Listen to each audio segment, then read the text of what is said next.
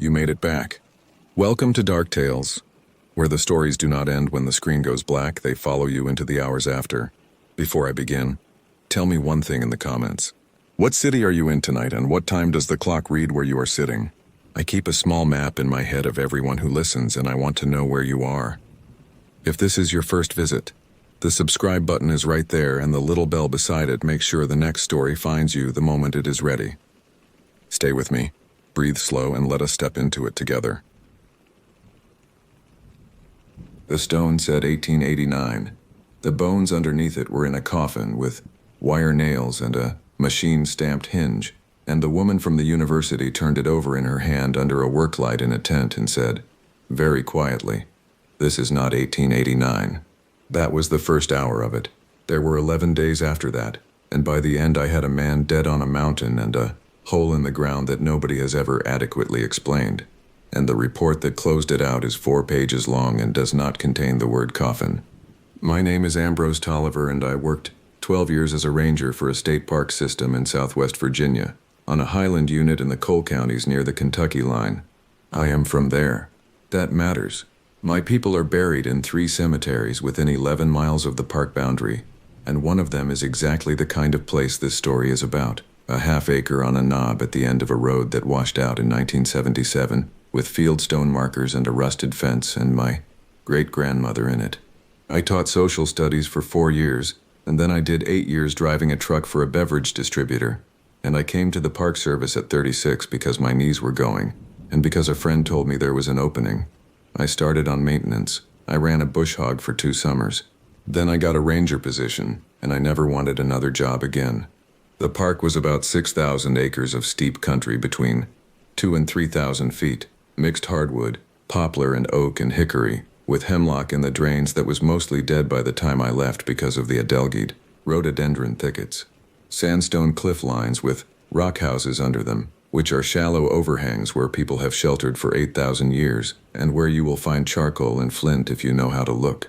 It rains 50 inches a year, and it fogs, and the hollows hold the cold so hard that there are places on the north side where frost sits in a low pocket in the middle of May.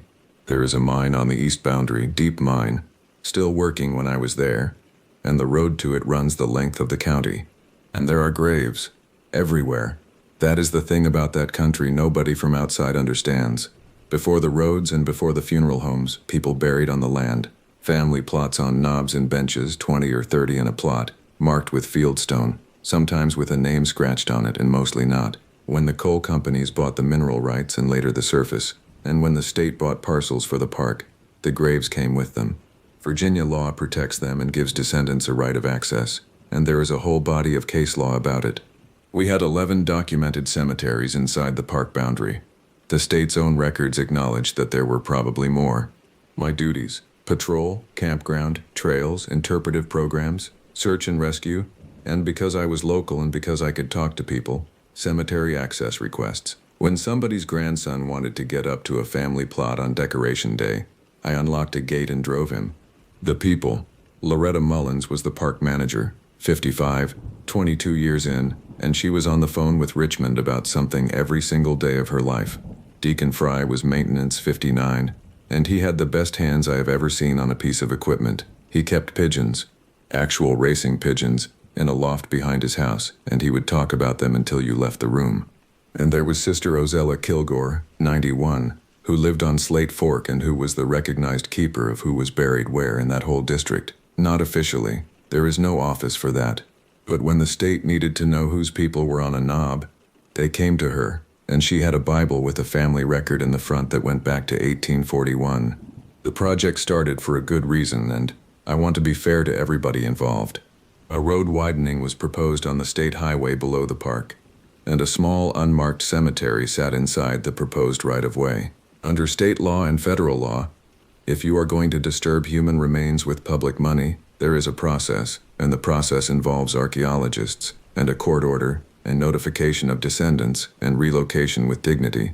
The state contracted a university team out of the central part of Virginia to do the archaeology.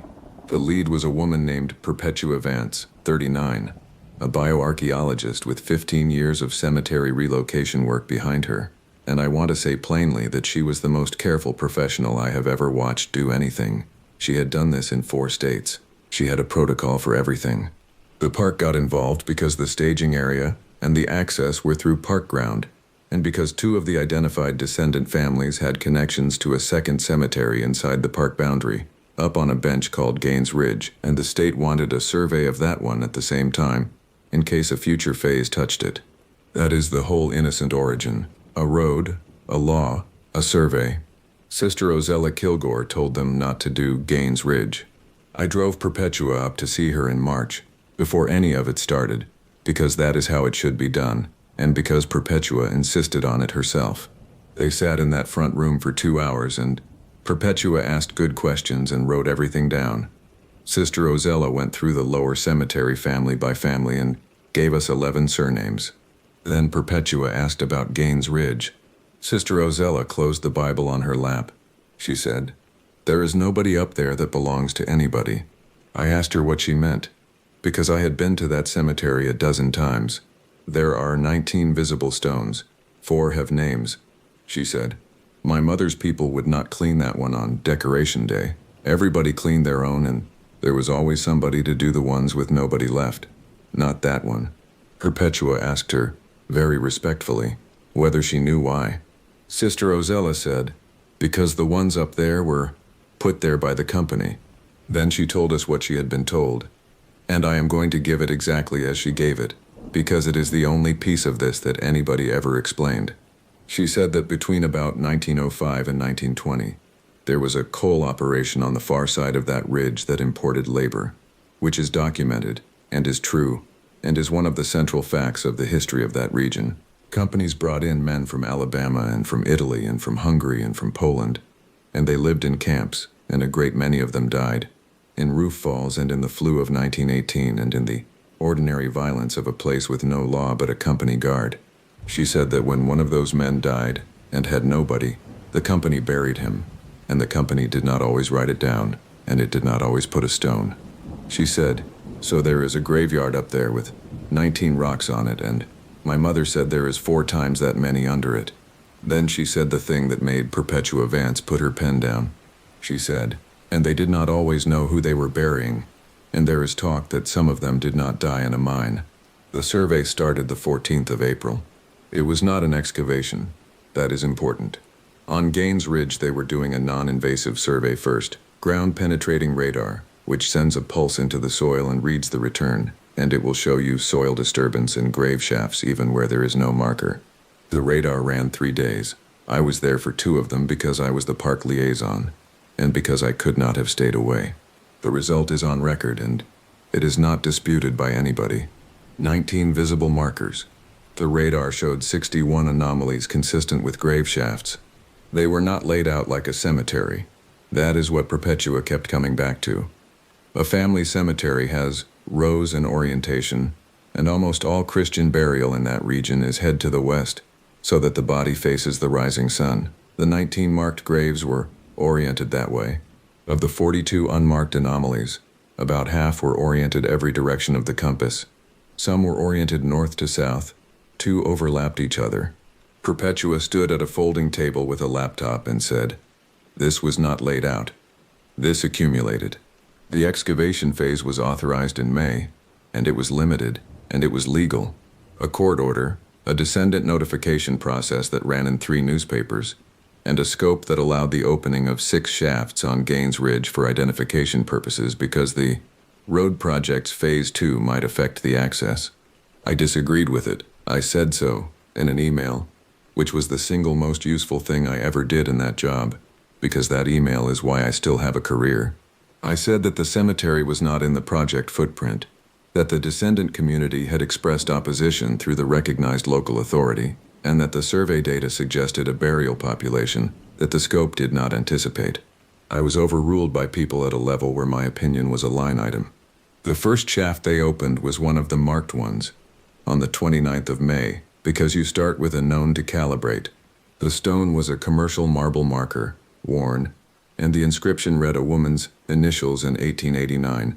They took it down in layers the way they do, with the shaft walls squared and photographed and everything screened.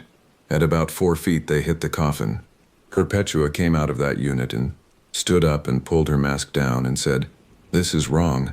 The coffin had wire nails.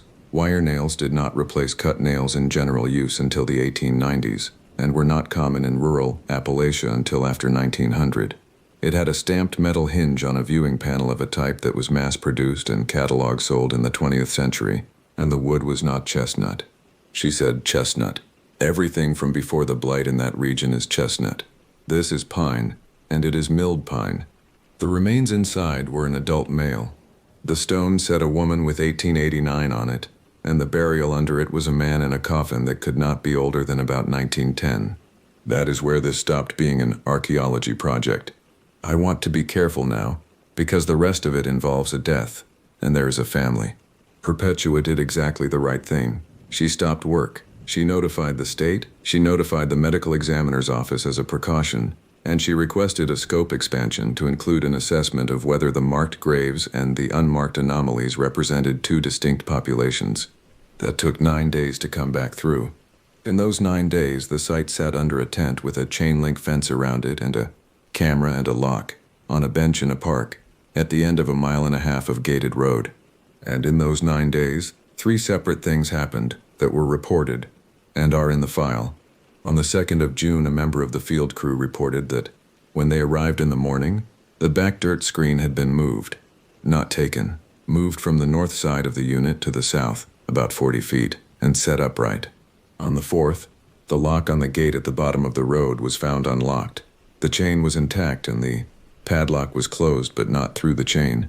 On the 6th, Deacon Fry, my maintenance man, who was up there checking on a water tank a 1/4 mile away, came down and found me in the shop and said, "Ambrose, there is somebody living on that ridge." I asked him why he thought so. He said, "I have been on this mountain 26 years, and I know what it smells like. There is a fire up there somewhere, and it has been going more than one night." We searched. Cyprian is not in this story. My law enforcement support was a conservation police officer named Purcell Rakes, and he and I and Deacon walked that whole bench and the 2 drainages below it over 2 days.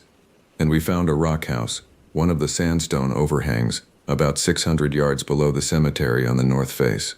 There was a fire ring in it that had been used repeatedly. There was a pallet of cardboard. There was a 5-gallon bucket. And there were, sitting on a ledge at the back of the overhang, in a row, 7 fieldstones.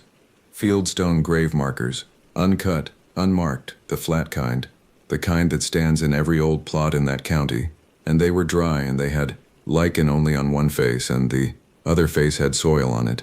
Purcell Rakes took photographs and we backed out and reported it, and the state police came the next day, and the theory formed immediately, and it was a good theory.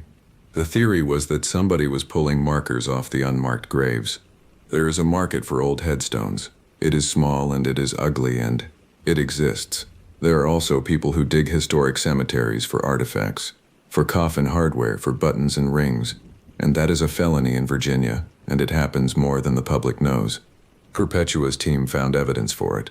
On the 7th, they walked the whole cemetery with the radar data on a tablet, and they found 4 places where a shaft anomaly existed, and there was a rectangle of disturbed leaf litter and no stone.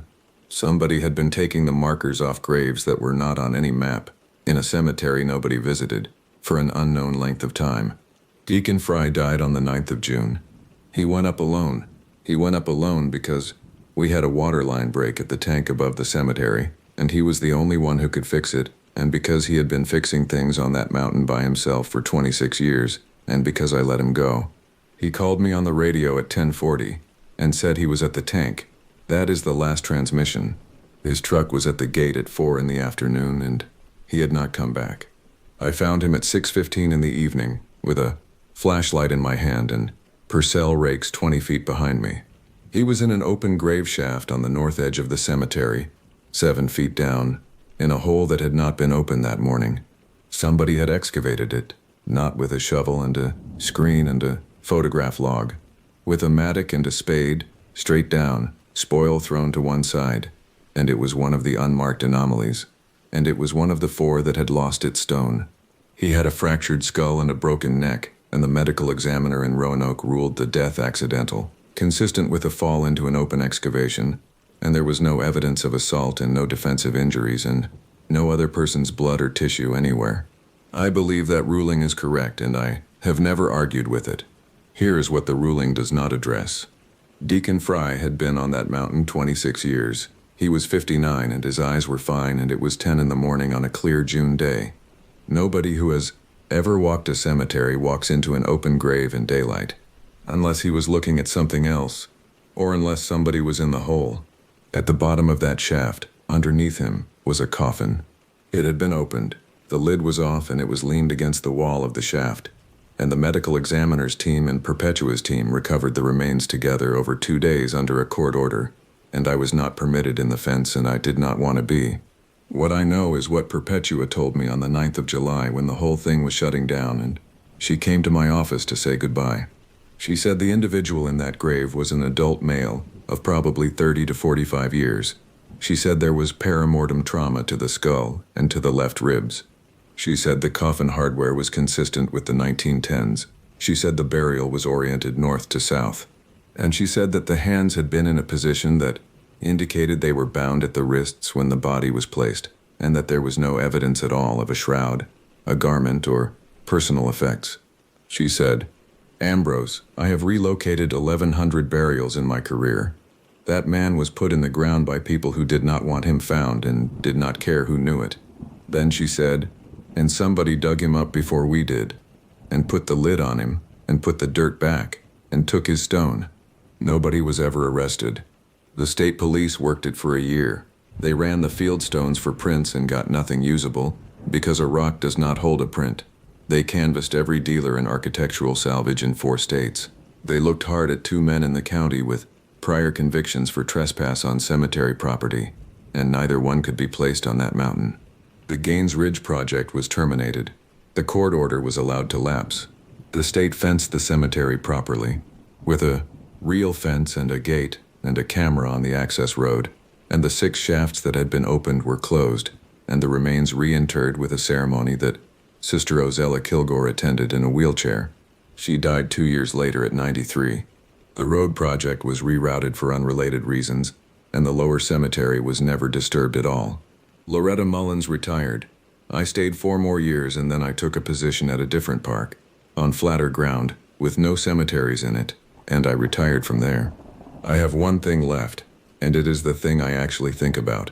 In the week after Deacon died, I went through the park's own files looking for anything about Gaines Ridge, because I could not do anything else, and because I needed a task. In a 1974 land acquisition folder, there is a memorandum from a state property agent about the parcel. It is 1 paragraph. It describes the boundary and the timber and the access. And there is a handwritten note in the margin, in pencil, unsigned, that says, "Seller states 60+ graves on ridge, unmarked, no records, wants no responsibility." 60+ in 1974, written by somebody who bought the ground for the Commonwealth of Virginia and then filed it in a folder. The radar in 2016 found 61. Somebody has known for 50 years exactly how many people are under that ridge. It has been in a filing cabinet the entire time, and in all those years, the only person who ever went up there and put their hands in that soil was somebody working at night with a mattock, taking the stones off the ones with no names. If you walk in the mountains of Virginia or Kentucky or West Virginia, you are going to find old graves. You will. There are more of them than there are marked roads. When you do not move anything. Do not lift a fallen stone to see if there is writing on the underside. Do not clear the brush to be helpful.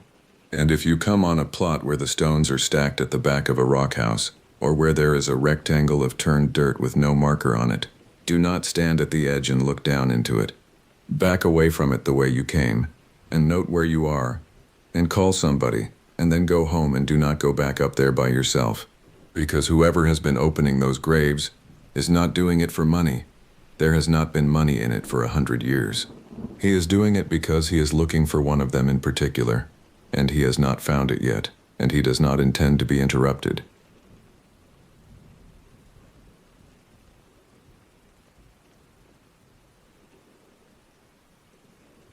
I never believed in monsters. 23 years as a park ranger in the Chequamegon-Nicolet National Forest taught me that the real dangers were hypothermia, bear encounters, and lost hikers who wandered off marked trails. The supernatural stories that campers whispered around their fires were just entertainment, folklore passed down to add mystery to the dark woods. I was wrong about all of it. My name doesn't matter anymore. What matters is what I saw, what hunted me, and what still walks those forests today. I'm writing this because someone needs to know the truth before they venture into those trees thinking they're safe. The Park Service won't tell you. They can't afford to lose the tourism revenue, and they definitely can't afford the lawsuits that would follow if people knew what actually lives out there. It started in late October 3 years ago. The autumn colors had peaked, and most of the tourists had cleared out, leaving just the hardcore backpackers and hunters. I was assigned to patrol the northern sector, a sprawling wilderness area that bordered the Menominee Reservation lands. The air had that sharp metallic taste that comes before the first real freeze, and the forest floor crunched under my boots with a carpet of dead leaves. I was checking on a remote campsite near Lost Creek when I found the deer. At first I thought poachers had killed it and left the carcass, but as I got closer my stomach turned. The animal had been torn apart with such violence that pieces of it were scattered across a 20-foot radius. The rib cage was split wide open, and the organs were gone. What disturbed me most wasn't the carnage itself, but the way it had been done. Bears are messy eaters, but they don't arrange their kills. This deer's head had been placed on a flat rock, facing the trail, its dead eyes staring at anyone who approached. The spine had been pulled out almost intact, and laid in a straight line pointing north, deeper into the forest. I radioed it in, photographed everything, and marked the area. My supervisor, a veteran ranger named Bill Hutchins, told me it was probably a bear that had been startled mid-meal, but Bill hadn't seen it. He hadn't felt the wrongness of that scene, or noticed the complete absence of normal forest sounds. No birds, no insects, no rustling of small animals in the underbrush. Just silence, thick and suffocating. That night, back at the ranger station, I couldn't sleep. I kept seeing that deer's head, those glassy eyes, and that spine pointing north like an arrow. Around 2 in the morning, I heard something outside. Living at a remote ranger station, you get used to nighttime noises, the wind in the pines, owls hunting, the occasional fox or raccoon. This was different. This was footsteps, heavy and deliberate, circling the building. I grabbed my flashlight and service pistol and went to the window. The footsteps stopped. In the beam of my flashlight, I could see the clearing around the station, the equipment shed, my truck, everything exactly as it should be. Except for the smell. A putrid, overwhelming stench of rot and musk flooded through the window screen, so powerful it made my eyes water. I've smelled dead things before, plenty of them, but this was worse. This was death mixed with something else, something animal and wrong. The footsteps started again, but now they were on the roof. Whatever was up there was heavy enough that I could hear the old shingles creaking under its weight. It walked from one end of the building to the other, then stopped directly above my head. I stood there, gun raised, flashlight beam shaking, staring at the ceiling and listening to something breathe. The breathing was wet and ragged, almost human but not quite, and it went on for what felt like hours but was probably only minutes. Then it stopped. The weight shifted, and I heard a sound like something large leaping from the roof. The impact when it hit the ground shook the whole building. I didn't go outside that night. I sat in the corner with my gun and waited for dawn, listening to the thing circle the station until the first light of morning drove it away. When I finally worked up the courage to investigate, I found tracks in the soft earth around the building. They looked almost human, elongated footprints with 5 distinct toes. But they were enormous, easily 16 inches long. Whatever had left them had to have weighed several hundred pounds, and it had been walking on 2 legs. The tracks disappeared after about 50 yards, vanishing into the rocky terrain near the tree line. I photographed them, measured them, and sent the images to Bill, along with a detailed report. He called me an hour later and told me to stop wasting time on hoaxes. Someone was messing with me, he said. Probably local kids trying to scare the ranger. I wanted to believe him. God, I wanted to believe him so badly. But the incidents didn't stop. Over the next 2 weeks, 3 more mutilated deer carcasses turned up within my patrol area, each one more disturbing than the last. The pattern was always the same. Extreme violence, missing organs, and body parts arranged in ways that felt intentional. Other rangers started finding similar scenes in their sectors. One discovered a deer that had been impaled on a broken tree branch 12 feet off the ground. There was no way a bear or mountain lion could have done that. The hikers and hunters started leaving early, cutting their trips short. The few who stayed reported strange things, howls that sounded like wolves but wrong, somehow, off-key and too long. Massive shapes moving through the trees at dusk. The feeling of being watched, followed, stalked. 2 experienced bow hunters from Michigan packed up their camp in broad daylight and drove straight to the ranger station, refusing to go back for their gear. They told me they'd heard something walking around their camp the previous night, something that stayed just outside the reach of their firelight. It had mimicked their voices, they said, calling to each other in perfect imitations, but with words slightly wrong, meanings twisted. One of them, a man named Marcus who'd been hunting these woods for 30 years, looked me dead in the eye and said, "That wasn't an animal. Animals don't play games like that." I started carrying extra ammunition and a high-powered spotlight on my patrols. I stopped going out after dark unless absolutely necessary. The forest had changed. During the day it seemed normal enough, but as soon as the sun started to set, the shadows grew longer and deeper than they should, and the silence returned. That horrible, unnatural silence that meant something was out there, something the other animals feared enough to hide from. On November 7th, I saw it for the first time. I was checking on a seasonal hiking trail about 5 miles from the station when my radio crackled with an emergency call. A family had gotten separated near Devil's Lake, and their 10-year-old son was missing. I headed that way immediately, calling out for the boy as I followed the trail. The sun was already setting, and I knew I had maybe 45 minutes of usable light left. I heard the growl before I saw it. It came from a dense stand of white pines to my left, a deep rumbling sound that I felt in my chest more than heard with my ears. I turned my flashlight toward the sound, and that's when I saw the eyes. They reflected my light with an amber glow, and they were positioned at least 7 feet off the ground. Whatever I was looking at was tall, much taller than any bear. The thing stepped out from between the trees, and my mind struggled to process what I was seeing. It walked on 2 legs with a gait that was almost human but wrong, too fluid and powerful. Its body was covered in dark, shaggy fur, and its arms hung down past its knees, ending in hands that had both fingers and claws.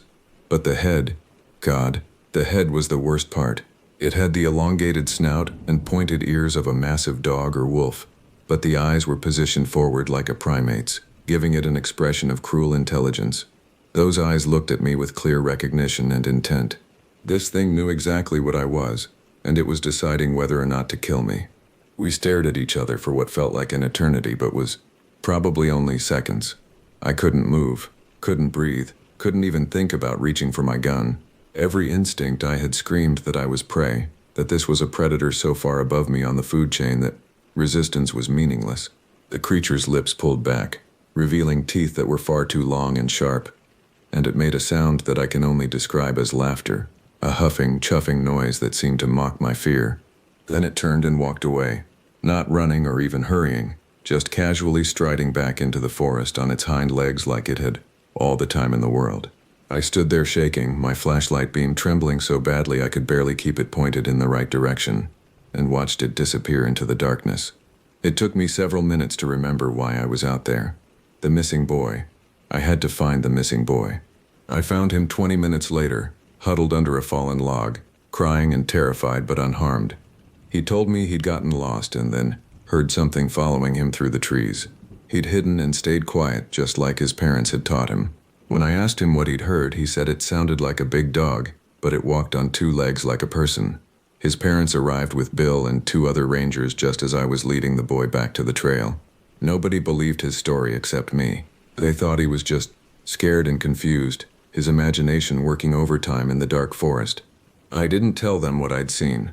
I knew they wouldn't believe me, and more importantly, I wasn't sure I wanted them to. Winter came early that year, dropping 8 inches of snow in the first week of December. The park officially closed to camping, but we still had to maintain the buildings and monitor for illegal activity. I requested a transfer to a different forest. Bill denied it, saying we were short-staffed and I was too valuable to lose. Looking back, I think he knew something was happening, but couldn't admit it, not even to himself. The Dogman sightings stopped after the snow fell, but something worse replaced them. The first incident happened at the old logging camp near the northern boundary, a historical site that we preserved as an educational exhibit. One of the seasonal rangers, a young guy named Luca Rodriguez, was supposed to check on the buildings after a heavy storm. When he didn't radio in by his scheduled time, I went looking for him. I found his truck still running, driver's door open, tracks leading away into the forest. The tracks were human at first, Luca's distinctive hiking boots leaving clear prints in the fresh snow. But after about 100 yards, they changed. They became longer, more spread out, as if he'd started running at impossible speeds. And between his boot prints, other tracks appeared, impossibly elongated footprints that looked almost human but stretched out to nearly 2 feet long, with stride lengths of 12 to 15 feet. Whatever these tracks belonged to had been running alongside Luca, or chasing him. The trail led deeper into the forest, the boot prints becoming more frantic and erratic, the long footprints staying steady and relentless. Then, abruptly, both sets of tracks vanished. Not faded away or became unclear, but literally ended in the middle of a clearing, as if both Luca and whatever was chasing him had simply ceased to exist. The snow around the spot where the tracks ended was disturbed, scuffed up in a wide circle, but there was no blood, no sign of struggle, nothing to indicate what had happened. We searched for 3 days. Dogs, helicopters, volunteers from town, the whole operation. We never found any trace of Luca except for his truck and that trail of impossible footprints that ended in nothing. The official report listed him as missing, presumed dead due to exposure. But I knew better. I'd seen those tracks, measured them, photographed them before the investigation team could arrive and dismiss them as anomalies. After Luca disappeared, I started researching. I spent my off hours in the local library and talking to the elders on the Menominee Reservation. That's when I first heard the word Wendigo. The Menominee people had stories going back centuries about a creature that hunted in the deepest winter, a spirit of hunger and cold that possessed people, or existed as its own terrible entity. The descriptions varied, but certain details remained consistent. Impossibly tall, skeletal or gaunt despite its size, capable of moving with supernatural speed, and always hungry. Some said it was created when a person resorted to cannibalism during times of starvation. Others said it was something older, something that had always existed in the darkest parts of the forest. An elderly man named Thomas Blackfeather, who'd known these woods all his life, told me that the Wendigo walked in winter because that's when people were weakest, when the cold and darkness made them vulnerable. He said his grandfather had seen one during the winter of 1923, during a particularly harsh season when game was scarce. The creature had followed their hunting party for 3 days, staying just out of sight but making its presence known through its terrible howling and the way it snapped large trees like twigs to mark its territory. They'd left the forest and refused to return until spring, and even then they'd burned sage and tobacco before entering, and showed proper respect to the spirits of the land. Thomas looked at me with eyes that had seen too much, and said something I'll never forget. The white men who came here thought they could own this land, control it, make it safe. But you can't own what won't be owned. Those things out there, they were here first, and they'll be here long after we're gone. The best you can do is respect them, avoid them, and pray they don't take an interest in you. The second disappearance happened 2 weeks later. A maintenance worker named Cameron Hayes was clearing snow from the roof of one of the visitor centers when he vanished. His supervisor found the ladder still propped against the building, the snow shovel lying on the roof, and a trail of those same elongated footprints leading from the roof into the woods. Cameron's footprints were nowhere to be seen. It was as if something had plucked him off the roof and carried him away. This time Bill couldn't ignore it. We had 2 missing people and clear evidence that something unusual was happening.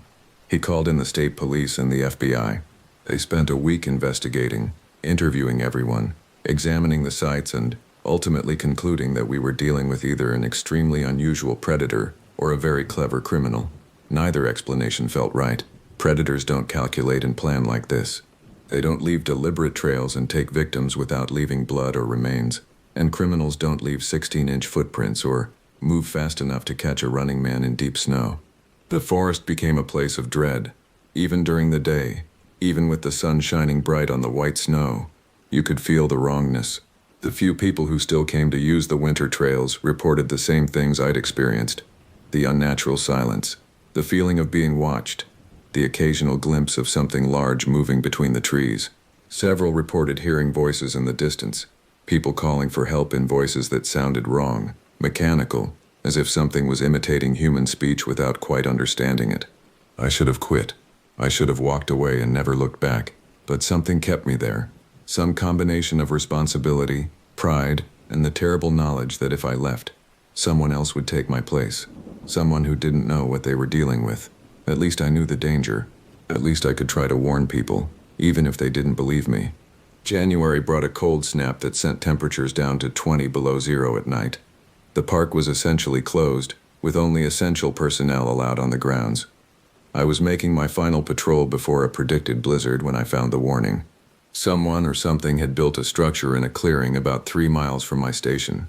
It was made from broken tree branches, all of them thick pines that would have required significant strength to snap, arranged in a 12-foot-tall teepee shape. Inside the structure, arranged in a circle, were 7 deer skulls, all of them bleached white despite the cold weather. And in the center of the circle, scratched into the frozen ground with such force that it had gouged through 6 inches of ice and soil, was a symbol I'd seen in my research, a simple stick figure with elongated limbs and antlers or branches growing from its head, the Wendigo symbol. I radioed Bill immediately and told him I was done. I was quitting, leaving, getting out. He tried to convince me to stay, told me I was just stressed and seeing patterns that weren't there. I told him about Luca's tracks, about Cameron's disappearance, about the dogman and the symbol in the clearing. He went quiet for a long moment, and then he said something that chilled me more than anything I'd experienced in those woods. "I know," he said. "I've always known. My father worked these forests, and his father before him. They all saw things, experienced things. We don't talk about it because what good would it do? Close the park? Abandon millions of acres of forest because something lives out there that we don't understand? The best we can do is be careful, be respectful, and try not to attract their attention." I asked him how many people had disappeared over the years. He wouldn't give me a number, but his silence told me everything. This had been going on for decades, maybe longer, and the Park Service had been covering it up, rationalizing it, explaining it away as accidents and natural causes. That night, I packed my things and prepared to leave at first light. The blizzard was moving in, but I figured I could make it to town before it hit. I was loading the last box into my truck when I heard the howl. It came from the north, from deep in the forest, and it was like nothing I'd ever heard before. It started low, almost subsonic, a vibration that made my bones ache, and then it rose in pitch to a shriek that sounded like 1,000 voices screaming in unison. The howl went on, impossibly long, and when it finally ended, the silence that followed was absolute. Then I heard the footsteps, not just one set, but many, coming from different directions, surrounding the station, heavy footfalls crunching through the snow, circling, closing in. I grabbed my gun and spotlight and swept the beam across the clearing. Eyes reflected back at me, dozens of eyes, positioned at different heights and distances. Some were low to the ground, the amber eyes of what I knew were the dogmen. Others were higher up, 7 or 8 feet off the ground, and these eyes glowed with a pale, sickly light that seemed to absorb rather than reflect my spotlight beam. They all stopped at the edge of the clearing, about 50 yards from the station, forming a complete circle around me. And then they waited. They didn't attack, didn't advance, just stood there in the darkness and watched. I could hear them breathing, huffing, snorting, and occasionally making sounds that might have been communication or might have been something else entirely. The dogmen occasionally dropped to all fours and back up again, restless and eager. But the tall things, the Wendigos, they didn't move at all. They stood perfectly still like dead trees, and somehow that was more terrifying than anything else. I don't know how long we stayed like that. It felt like hours, but it might have been minutes. Time seemed to stretch and compress, becoming meaningless. Then, just as suddenly as they'd appeared, they left. One by one, the eyes winked out, and the footsteps retreated back into the forest. The last to leave were the Wendigos, those tall, impossible things that stood at the very edge of my spotlight's reach. They turned away slowly, deliberately, as if to show me they were leaving by choice, not because they were driven away. I got in my truck and drove. I didn't stop to lock up the station or secure the equipment. I just drove through the beginnings of the blizzard, white-knuckling it all the way to town. I turned in my resignation the next day and left Wisconsin a week later. I never went back. That was 3 years ago. I work at a desk now, processing paperwork for a city parks department, where the biggest danger is aggressive geese. But I still can't shake the memory of those things surrounding me, watching me, deciding whether or not I was worth taking. I think they let me go because they knew I understood. I'd seen them, acknowledged their existence, and most importantly, I was leaving their territory. I'm writing this because people still go to that forest. Families camp there, hikers challenge themselves on those trails, and most of them come back fine because, most of the time, those things don't care about us. But sometimes they do. Sometimes they get hungry or curious or offended, and when that happens, people disappear. The official reports will say they got lost, died of exposure, or fell victim to wild animals. But if you find tracks that don't make sense, if you experience that unnatural silence, if you see something watching you from the trees or hear voices that sound almost right but not quite, then you need to leave immediately. Don't investigate. Don't try to rationalize it. Just leave and don't come back. The forests of America are older than our country, older than our civilization, and they hold things that we've forgotten or never knew. The indigenous peoples understood this. They had protocols and respect and boundaries. We've lost all of that in our arrogance, our certainty that we've mapped and named and understood everything. But we haven't. There are still mysteries out there, still things that hunt in the dark places, and the only reason most of us never encounter them is because they allow us that mercy. I learned that lesson in the Chequamegon Nicolet National Forest. I learned it from the dogman that stared me down and chose to let me live. I learned it from the Wendigos that could have taken me any time they wanted, but instead just watched and waited until I understood my place. And I learned it from the two good people who disappeared into those woods, taken by things that shouldn't exist but do. The woods are beautiful. They're majestic and ancient and worth protecting. But never forget that when you enter them, you're not at the top of the food chain anymore. You're a guest in a domain that belongs to things far older and more powerful than you. Show respect. Stay alert. And if you see something that doesn't belong, something that makes your hindbrain scream in warning even when your rational mind tries to explain it away, listen to that ancient fear. It exists for a reason. It's kept our species alive through countless generations, and it's trying to keep you alive too. I got out. Luca and Cameron didn't. Don't become another statistic, another unexplained disappearance that gets rationalized away in an official report. The monsters are real, and they're still out there, watching from the dark spaces between the trees, waiting for the next person who wanders too far from the light.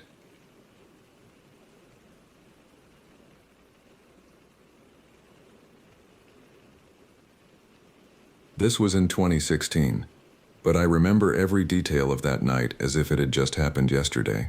The memory haunts me, visiting me in quiet moments when I least expect it.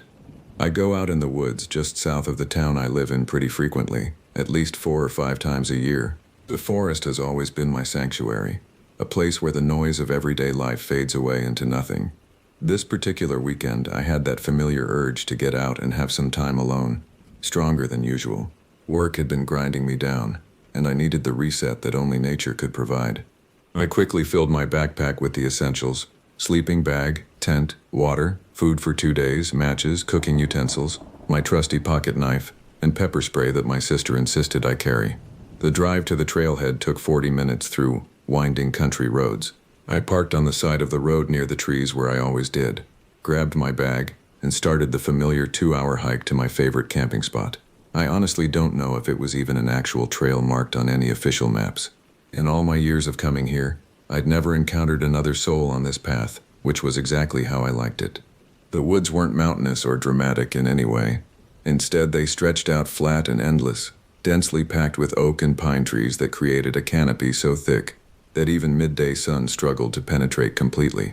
Perfect for a peaceful 1 or 2 day camping trip, though admittedly nothing more adventurous than that. The sameness of the trees could become disorienting if you wandered off the barely visible trail. I reached my usual campsite around 4 in the afternoon. The spot was unremarkable to anyone else but perfect to me. A small clearing where the trees opened just enough to see patches of sky, with a ring of stones I'd arranged years ago for a fire pit. There were still a few hours until sunset, so I took my time setting up camp. The tent went up easily, muscle memory guiding my hands through the familiar motions. I gathered dry wood, arranging the kindling and larger branches in the pit with practiced precision. The fire caught quickly, orange flames dancing upward as I settled onto my portable camping chair. I relaxed and ate some trail mix, savoring the mix of nuts and dried fruit while enjoying the warmth of the fire against my face. Birds chirped their evening songs. Squirrels rustled through the underbrush, and a woodpecker hammered somewhere in the distance. The forest was alive with its daily symphony. When the sun got lower, painting the sky in shades of amber and crimson, I added more sticks to the fire. I always found it fascinating how quickly the forest transforms from vibrant life to absolute stillness once darkness falls. The transition happened gradually, then all at once. First the birds quieted, then the insects, until finally, even the wind seemed to hold back. I sat there listening to this profound quietness for only about 25 minutes after full dark had settled, when a strange sound shattered the silence. Music. Not just any music, but something classical, formal, almost ceremonial in its composition. It drifted through the trees from somewhere far off, and it sounded exactly like an old record player, complete with the subtle crackling and slight warping that comes with aged vinyl. I stood up immediately, my body tense as I peered into the darkness toward the sound's origin. Was there another campsite nearby that I'd somehow never noticed? Maybe a group had decided to set up camp and was playing music, though the volume seemed excessive for casual listening. The melody continued, unchanging, repeating. I stayed at my campsite and just listened, trying to make sense of it. Minutes stretched on. 10, 20, 30 at least. And throughout it all, the song never changed. The same classical piece played on endless repeat, its notes carrying through the dead air of the forest with unnatural clarity. The repetition was maddening. Every note, every crescendo, every pause happened exactly the same way each time. No variation, no human touch to suggest someone was actually controlling the music. Just the same haunting melody cycling endlessly through the darkness. After those 30 minutes of listening to that hypnotic loop, curiosity overcame caution. I needed to know what was happening, if only to quiet the growing unease in my stomach. Grabbing my flashlight, I started walking toward the sound, leaving the safety of my campfire behind. The beam of light carved a narrow tunnel through the darkness ahead of me, tree trunks appearing and disappearing like sentries as I passed. The walk felt longer than it should have. The music grew louder with each step, but the source remained invisible. My heart rate increased steadily, and I became acutely aware of how isolated I was. The forest seemed to press in closer, branches reaching across my path like grasping fingers. I realized with a sick feeling that I'd only brought my flashlight. My knife and pepper spray were back at camp. A stupid, potentially fatal oversight. The music volume suggested I was nearly on top of it, maybe 30 or 40 feet away, yet I saw nothing. No light from a fire, no glow from lanterns, no silhouettes of tents. Then my flashlight beam caught something unnatural. A large speaker, partially hidden behind a thick oak tree. It was ancient by modern standards, a boxy monstrosity from the early 2000s, with a scratched LCD display and buttons worn smooth from use. No other equipment, no camping gear, no signs of human presence. Just this solitary speaker pumping classical music into the wilderness. I approached cautiously, found the power button, and pressed it. The silence that followed was somehow louder than the music had been. I didn't linger. Every instinct screamed danger as I hurried back through the darkness toward my camp. The forest felt different now, charged with malevolent potential. Branches I'd easily ducked under on the way out seemed to grab at my clothes and hair. Roots appeared beneath my feet where none had been before. My flashlight beam jumped erratically as I half walked, half jogged through the trees. Relief flooded through me when I spotted the orange glow of my campfire through the trees. But as I entered the circle of light, that relief curdled into dread. Something felt wrong, fundamentally altered about my campsite. My eyes darted around, cataloging my belongings, trying to identify what had changed. The tent was still there. My backpack remained where I'd left it. The fire continued to burn steadily. Then it hit me like ice water.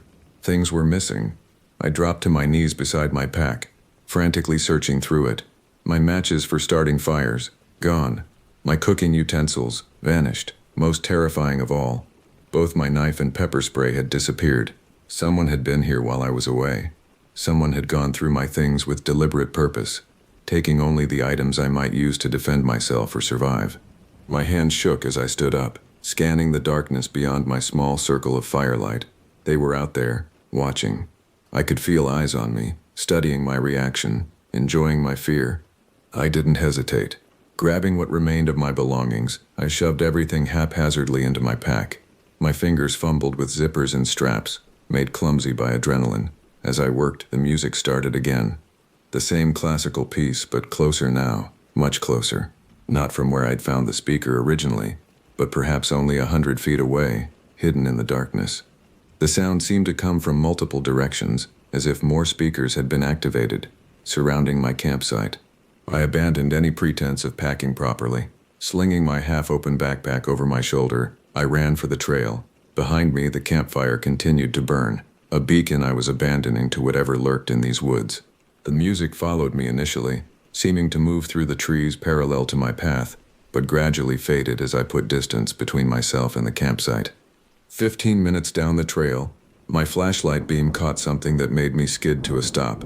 There, laid out in perfect alignment across the center of the path, were my missing items.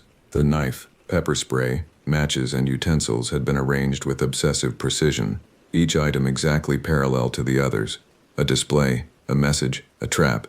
I stood frozen, staring at my belongings spread across the trail like an offering. My hand reached out instinctively toward the pepper spray, the thing I wanted most in that moment. But before my fingers could close around it, I heard them. Footsteps, mnuzistful of them, crashing through the underbrush behind me.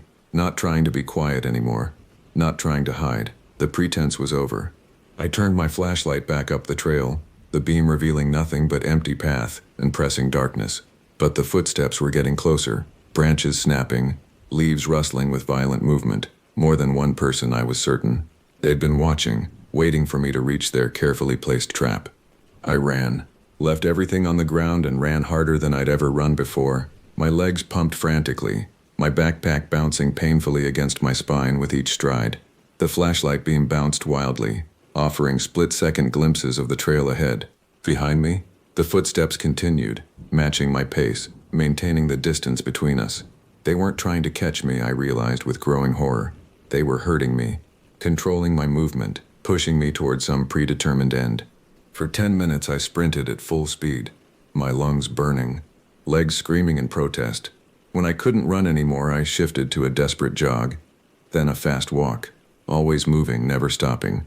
The footsteps had ceased at some point, but I didn't dare slow down or look back. Every shadow could hide a person. Every sound might signal an ambush. The 2-hour hike to my campsite took less than 45 minutes on the return journey, fear providing fuel my body shouldn't have had. When I finally burst out of the tree line onto the road, I nearly sobbed with relief. My car sat exactly where I'd left it, untouched, beautiful in its mundane normalcy. I threw myself inside, locked all the doors, and started the engine with shaking hands. As I pulled away, I allowed myself one glance in the rearview mirror. At the edge of the forest, barely visible in the red glow of my taillights, stood 3 figures. They didn't move, didn't wave, just watched as I drove away. I've never returned to that forest. Sometimes, late at night, I still hear classical music in my dreams, the same piece playing over and over. I've tried researching the area, looking for similar incidents, but found nothing. Whatever happened that night, whoever those people were, they're still out there, still setting their traps, still hunting their prey. I was lucky, I escaped, but I know, deep in my bones, that others haven't been so fortunate. The forest keeps its secrets, and I pray to God that those secrets stay buried in the darkness between the trees, far from the world of the living.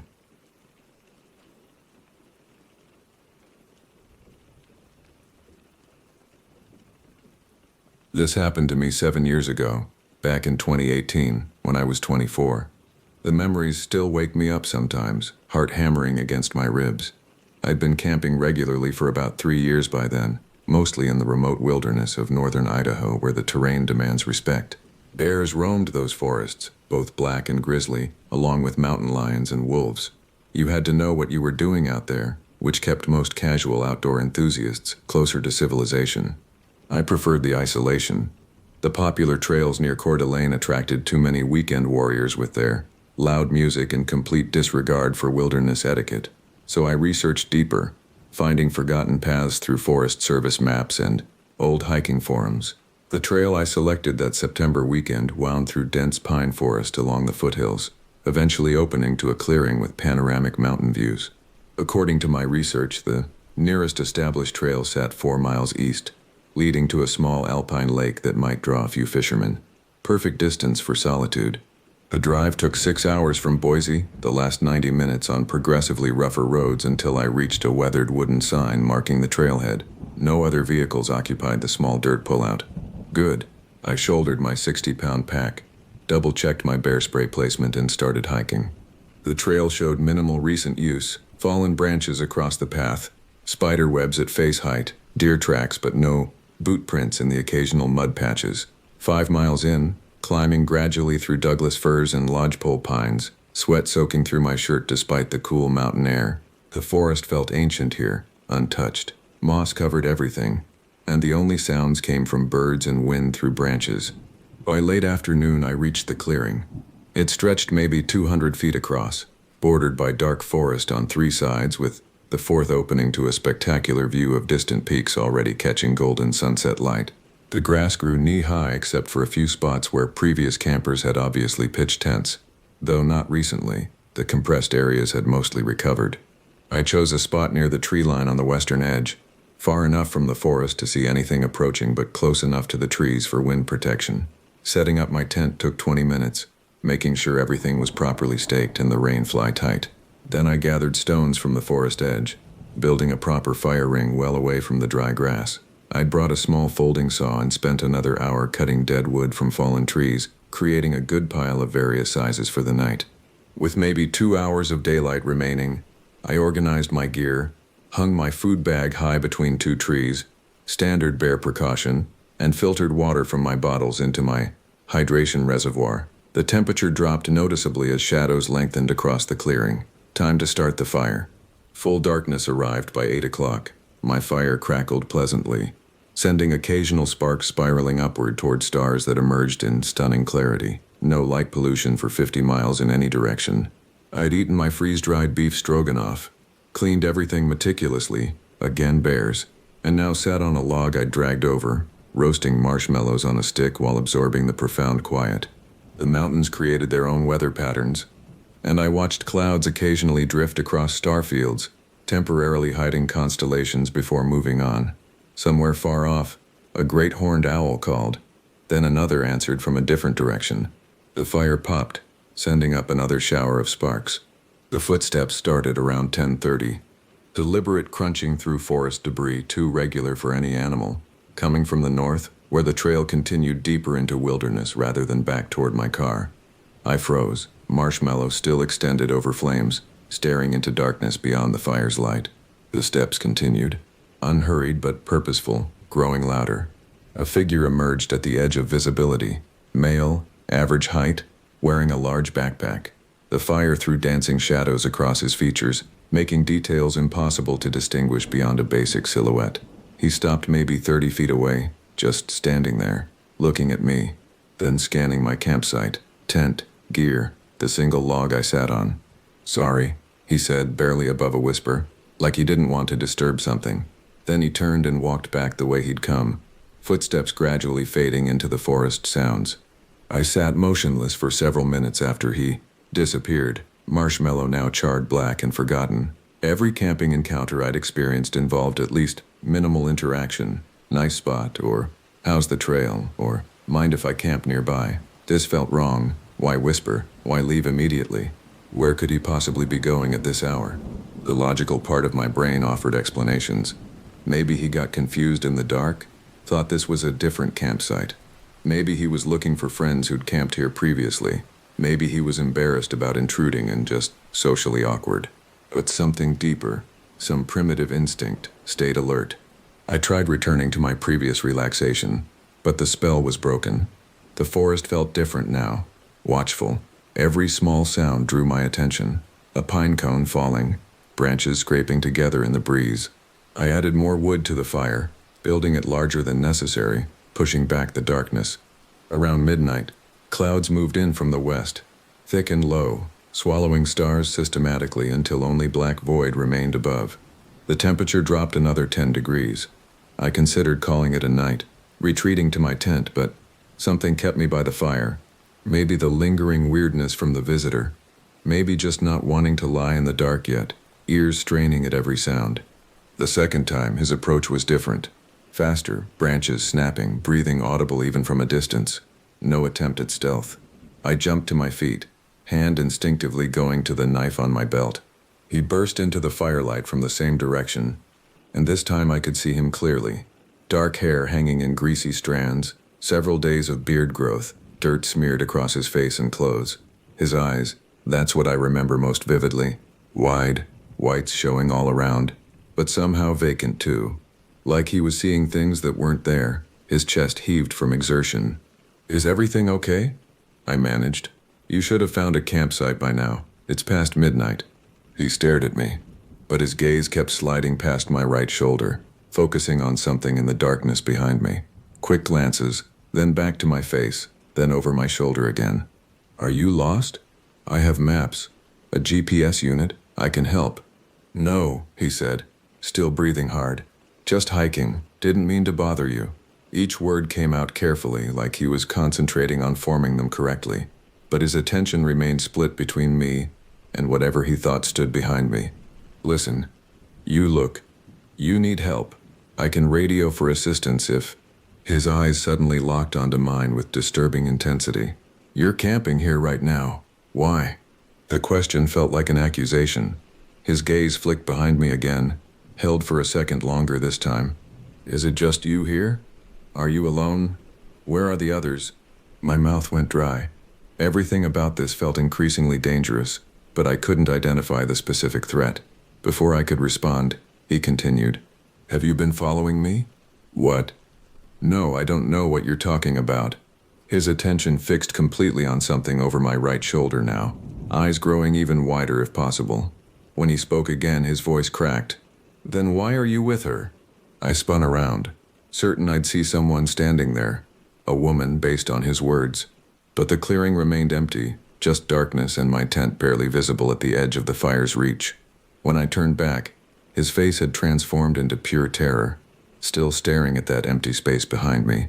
Then he ran, not back the way he'd come, but straight into the trackless forest to the east, crashing through undergrowth, branches snapping, the sounds growing fainter until the night swallowed them completely. He'd run directly into wilderness with no trails, no landmarks, nothing but miles of forest and mountains. I stood there, heart slamming, spinning in slow circles, trying to see whatever he'd seen. The fire had burned lower during our interaction, shadows pressing closer. Was someone out there? Had he actually seen something I couldn't? Or was he having some kind of breakdown, hallucinating from exhaustion or dehydration or something worse? I didn't even consider staying. Within minutes I'd kicked dirt over the fire, stuffed my sleeping bag into its compression sack, and collapsed my tent with shaking hands. I left the stakes. Too much time to pull them all. Everything else got crammed haphazardly into my pack. I strapped on my headlamp with fresh batteries and started down the trail. 5 miles had never felt longer. Every shadow could hide someone. Every sound might be footsteps. The man's terror had infected me, making me see potential threats everywhere. Twice I stopped, convinced I heard someone behind me, but saw nothing when I turned. The trail, so peaceful hours earlier, now felt like a tunnel through hostile territory. I reached my car at 3 in the morning, threw my pack in the trunk without organizing anything, and drove out on those rough roads probably twice as fast as safe. I didn't stop until I reached a 24-hour gas station an hour later. Fluorescent lights and other people finally letting me breathe normally again. The next morning, after a few hours of restless sleep in a motel, I called the local ranger station and sheriff's department. I gave them exact coordinates, described the man in detail, explained his behavior and apparent distress. They took it seriously. A search team went out that afternoon. They found my abandoned tent stakes. They found tracks leading into the forest where he'd run, but they never found him. Over the years since, I've discussed that night with experienced outdoorsmen, psychologists, even search and rescue personnel. The consensus is heartbreaking but logical. The man had likely been lost for days, possibly a week or more. Severe dehydration and starvation can cause hallucinations, paranoia, complete breaks from reality. He might have been hiking in circles, convinced someone was pursuing him, his mind creating phantoms in the darkness. When he found me, he was probably too far gone to recognize help. In his deteriorated mental state, I might have appeared as another threat, part of whatever conspiracy his dying brain had constructed. The woman he saw, she existed only in his exhausted, dehydrated mind, But to him, she was absolutely real, standing right there behind me. The alternative explanation haunts me differently. Maybe someone really was following him through those woods. Maybe his terror was justified, and I was simply lucky that whoever pursued him had no interest in me. Maybe when he ran into the forest that final time, he was running from something real that I couldn't see in the darkness. But I'll never know for certain. The man vanished into the northern Idaho wilderness and never emerged. The search teams found no body, no gear, no further traces. He simply disappeared, taking the truth of that night with him. I still camp, but never alone anymore. And I've never returned to that clearing in the mountains, where a terrified stranger saw something in the darkness that I couldn't, or perhaps something that wasn't there at all.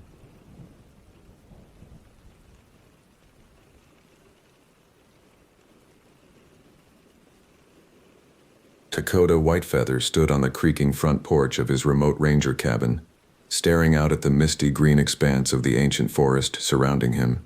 He took a long pull from his coffee mug, the bitter taste giving him a jolt as the first gray light seeped through the thick canopy of leaves. This was Dakota's favorite time of day, before the clamor of campers and hikers broke the profound stillness. Just him and the woods, and the whispers, those murmuring voices that curled on the edges of his consciousness. Sounds he told himself were just the wind in the trees. Another day, he sighed, stepping off the porch and trudging towards the ranger station a half-mile up the dirt path. Dakota had been working as a ranger in these remote woodlands for going on 12 years now.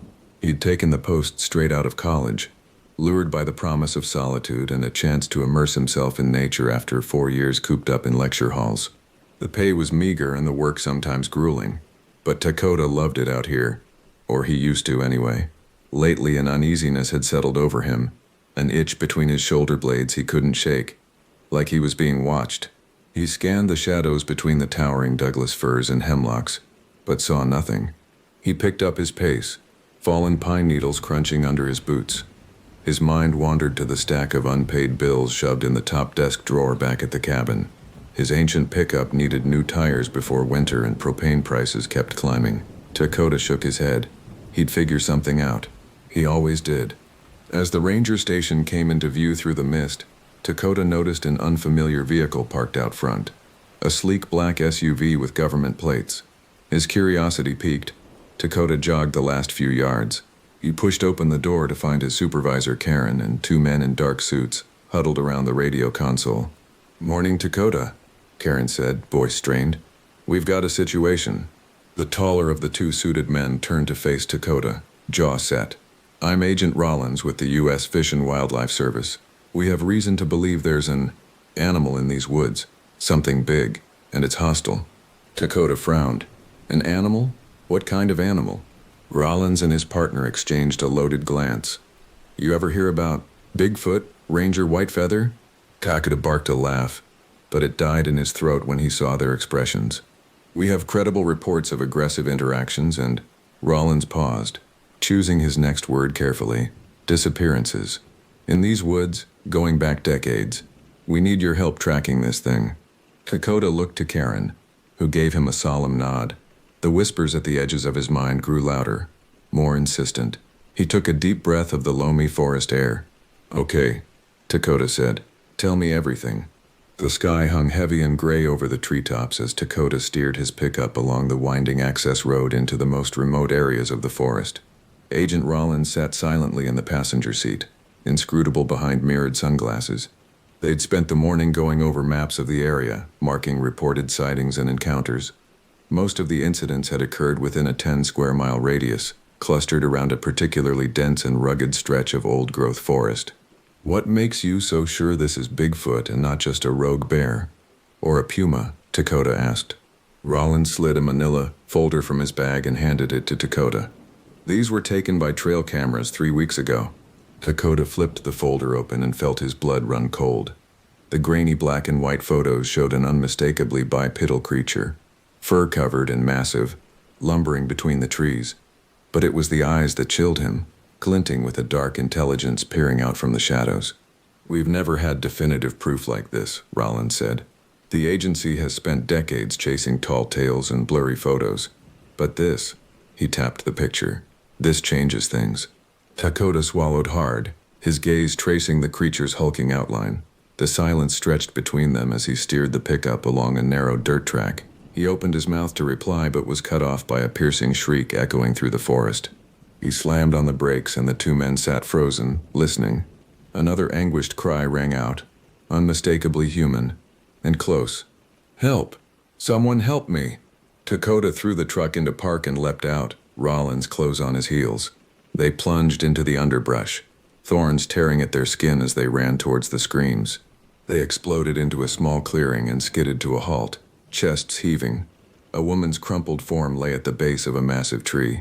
Deep gouges scored the trunk, fresh sap oozing from the wounds, but no sign of her attacker. Dakota dropped to his knees beside her, fingers flying to the pulse point at her neck. He exhaled sharply when he found it, thready but present. She's alive, barely.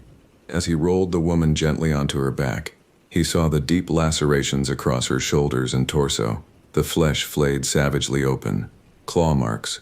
The hairs on the back of Dakota's neck prickled and he looked up slowly. There, at the edge of the clearing, a pair of dark eyes glinted from the shadows of the forest, watching, waiting. Rollins drew his sidearm, the click of the safety deafening in the stillness. "We need to move, now." The woman, who Dakota now knew was named Lyra, had been airlifted to the nearest trauma center after they'd carried her back to the pickup. The medic said it was a miracle she'd survived the blood loss. Dakota sat on the tailgate, staring at the rust-colored stains on his hands. Rollins paced in agitated circles, yelling into his cell phone. "I'm telling you, it was here," he shouted. "We've got a Vic headed to Mercy General who's lucky to be breathing, and you're telling me to wait?" Dakota tuned out the agent's diatribe, his mind reeling. He'd come to these woods seeking peace, solace, but now that tranquility had been shattered by a horror he was still struggling to comprehend.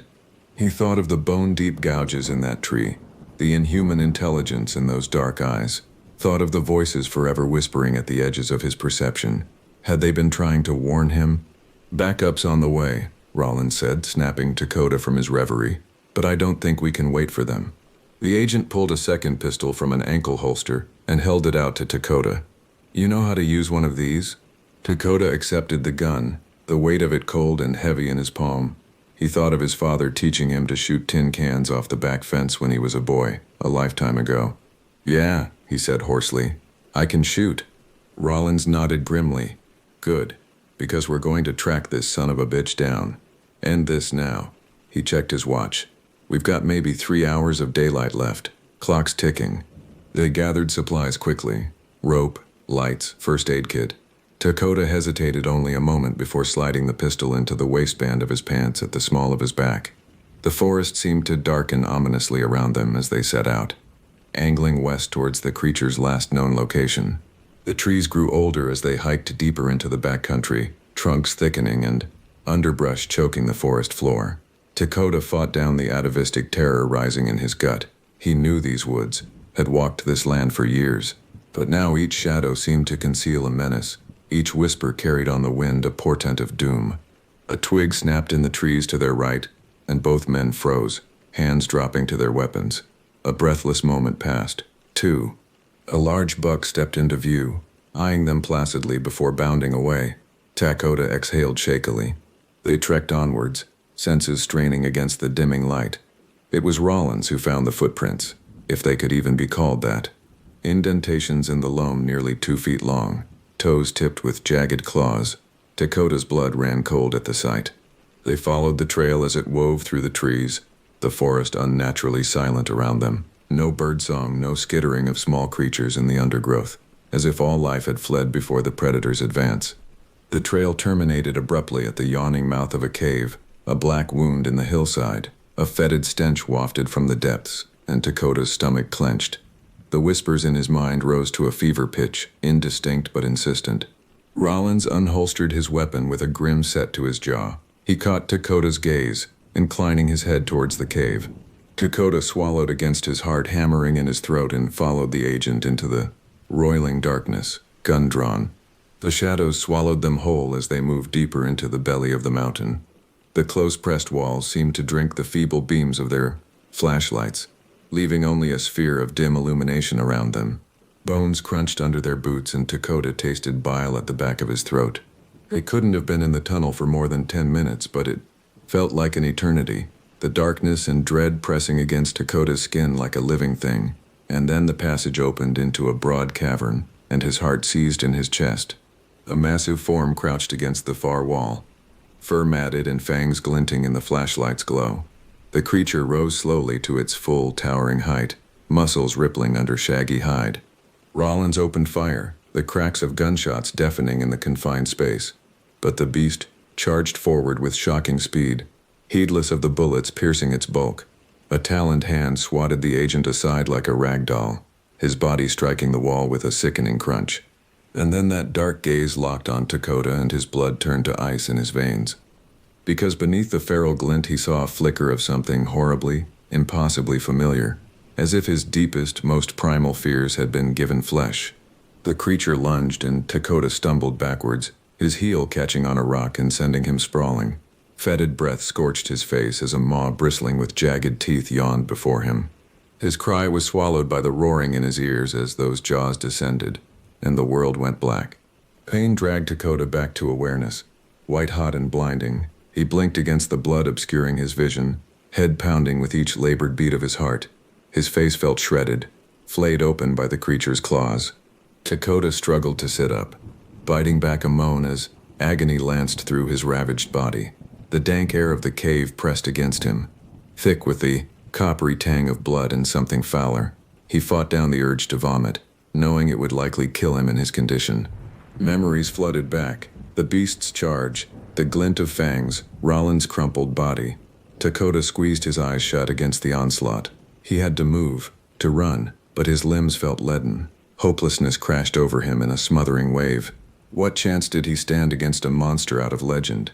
As if conjured by the dark turn of his thoughts, a low growl rumbled through the cavern. Dakota's head snapped up, adrenaline spiking. The creature crouched at the mouth of a branching tunnel, more sensed than seen, a hulking silhouette against a deeper darkness. "Okay, you bastard," Dakota rasped, rage kindling in his chest. "Let's dance." He fumbled for the gun at his back, joints screaming in protest. His questing fingers brushed cool metal, and he almost sobbed with relief. Dakota ripped the pistol free, swinging it up to aim at the beast with trembling hands. The creature regarded him, utterly still. Seconds stretched into a small eternity, and then it turned away, padding into the tunnel on silent feet. The darkness swallowed it whole. Confusion warred with fear in Dakota's battered skull. Was this some game to the creature? A twisted prelude to the kill? Anger surged through him, eclipsing his pain and terror. He'd be damned if he'd die cowering in this hole. If this was to be his end, he'd meet it head-on, like his ancestors. Gritting his teeth, Dakota hauled himself upright. He swayed alarmingly, stomach lurching, but locked his knees and remained standing. Inch by tortured inch, he staggered towards the tunnel. The passageway was narrow, the uneven floor treacherous under his stumbling feet. Dakota braced himself against the clammy wall, stone snagging on his torn flesh. He could feel the weight of the mountain above, cold and indifferent, waiting to become his tomb. The whispering voices in his mind had risen to a maddening susurros, just below the threshold of understanding. Time lost all meaning in that endless dark. There was only the rasp of his breath, the drum of his pulse in his ears, the next agonizing step and then the next, and the knowledge that the beast lurked ahead, drawing him ever deeper into its lair. After an eternity, or only minutes, the tunnel broadened into a chamber. Dakota nearly wept as a whisper of fresh air brushed his raw cheeks. An exit. His eyes strained against the gloom, searching for the telltale glimmer of daylight, but all he found was a seeping darkness too thick for even the wan beam of his flashlight to penetrate. A rumbling growl echoed from the shadows and dread knotted in his gut. Eyes glinted in the blackness, feral and unfathomable. The creature's bulk detached from the deeper dark, looming over Dakota's battered frame. He steadied his gun with numb fingers, muzzle wavering. Inhuman features twisted into something like a grin, a nightmare given flesh. And in that moment, staring into the abyss of the beast's gaze, Dakota understood. This hadn't been a hunt. It had been a test. The creature had weighed him, measured his resolve against the yardstick of his fear, and found him wanting. Shame scalded through him, chased by a foolhardy surge of defiance. Summoning the last dregs of his strength, Dakota spat a mouthful of blood at the creature's feet. "Do your worst, Hellspawn," he snarled, "but know that I die unafraid." Dark laughter shivered through the cavern, raising the hairs on Dakota's nape. The beast's form contorted, limbs elongating and snout shortening in a grotesque flux. Dakota's gun fell from slack fingers as a scream caught behind his teeth. Where the creature had loomed now stood himself, a perfect mirror image, from the fall of his dark hair to the familiar planes of his face. But the eyes, God, the eyes, depthless voids swallowing light and hope and sanity. The whispers in his mind crescendoed to a deafening roar, and in an instant of terrible clarity, he finally understood their words. "We are coming, Dakota Whitefeather. Your world will be ours." And then the darkness took him and he knew no more. Consciousness returned in fits and starts, a gradual surfacing from the depths of oblivion. Dakota groaned, the sound scraping like gravel in his parched throat. Mustering his strength, he cracked his eyes open, immediately squinting against the harsh fluorescent glare. Confusion swamped him as he took in the sterile white walls, the quietly beeping monitors. A hospital. How? Memory slammed into him like a freight train and he jackknifed upright, a strangled cry tearing from his throat. The creature, the cave, his doppelganger. Whoa. Easy there, Ranger. Dakota's head snapped towards the voice, heart thundering against his ribs. Agent Rollins sat slouched in a plastic chair beside the bed, one arm bound in a sling. "You're lucky to be alive," Rollins said, leaning forward with a wince. "Found you unconscious at the mouth of the cave. Thought you were dead at first." Dakota shook his head, immediately regretting it as pain spiked through his skull. What? What happened? The creature? Rollins' face shuddered. "Gone. Tracked it for a day after the rescue team airlifted you out. Trail went cold at the river." Ice slithered down Dakota's spine.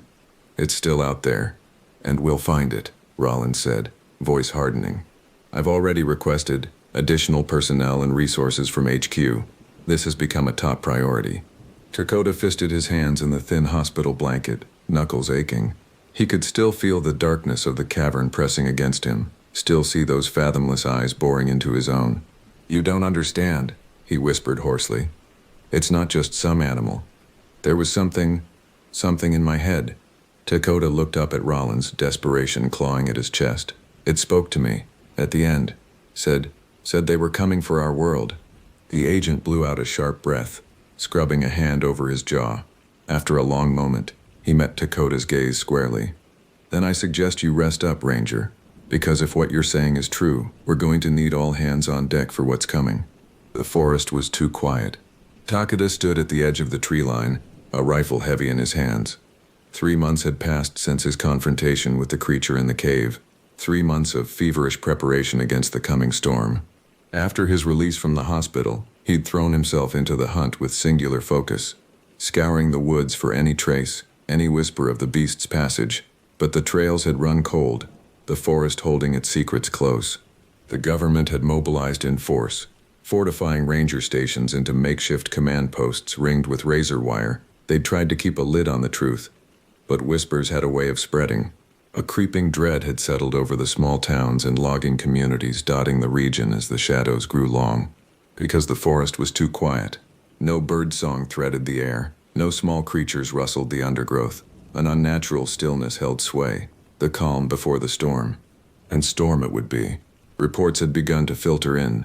Missing hikers, mutilated livestock, whole hunting parties vanishing into the green never to return. Each incident pushing the invisible border of the creature's domain outward. They were coming, just as the beast had promised in Dakota's darkest hour. An army of nightmares poised to crash over humanity like a black wave. He could feel it in his bones, in the atavistic dread prickling his nape in these two silent woods. The soft crunch of a footfall behind him had Dakota spinning, rifle snapping up to his shoulder. Agent Rollins stepped out from the shadow of an ancient spruce, hands raised in appeasement. "Any sign?" the agent asked quietly. Dakota lowered his weapon, the tension in his shoulders easing fractionally. "Nothing. You?" Rollins shook his head grimly. "Perimeter's secure for now, but only a matter of time," Dakota finished bleakly. The agent's lips thinned. The first refugees from Milburn just arrived. It's gone. Wiped off the map. Ice crystallized in Dakota's veins. Milburn had been a logging town some 50 miles distant. Hundreds of souls now lost to the hungry dark, the vanguard of the horde. What do we do? He asked softly, half to himself. Rollins looked out over the trees, granite jaw flexing. We fight. Hold the line as long as we can. Dakota swallowed past the tightness in his throat. He thought of the small cluster of houses tucked in the wood's embrace, full of civilians too stubborn or afraid to evacuate. Thought of Karen and the other rangers grimly manning their posts. They would be the first to fall when the wave broke. It's not enough, he whispered. We can't stop this. Can't even slow it down. Rollins turned to him, something bleak and resigned in the set of his shoulders. Then we make sure the world knows what happened here. Give them a chance to prepare for what's coming. And in that moment, staring out at the waiting trees, Dakota understood what they had to do. The terrible calculus of triage in the face of annihilation. They would be the sacrifice.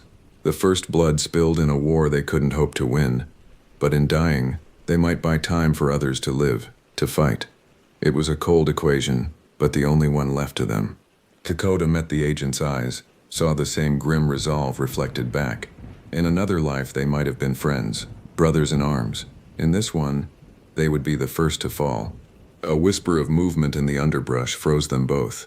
A shadow detached from the deeper gloom, massive and horrifyingly familiar. Dark eyes, far too knowing, found Dakota's, held them. The whispers in his mind surged to a screaming crescendo. We are here, Dakota Whitefeather. Your world is ours. The creature threw back its head in a soundless roar as the trees came alive with nightmare forms, the world fracturing at the seams. It had begun, and the forest would weep.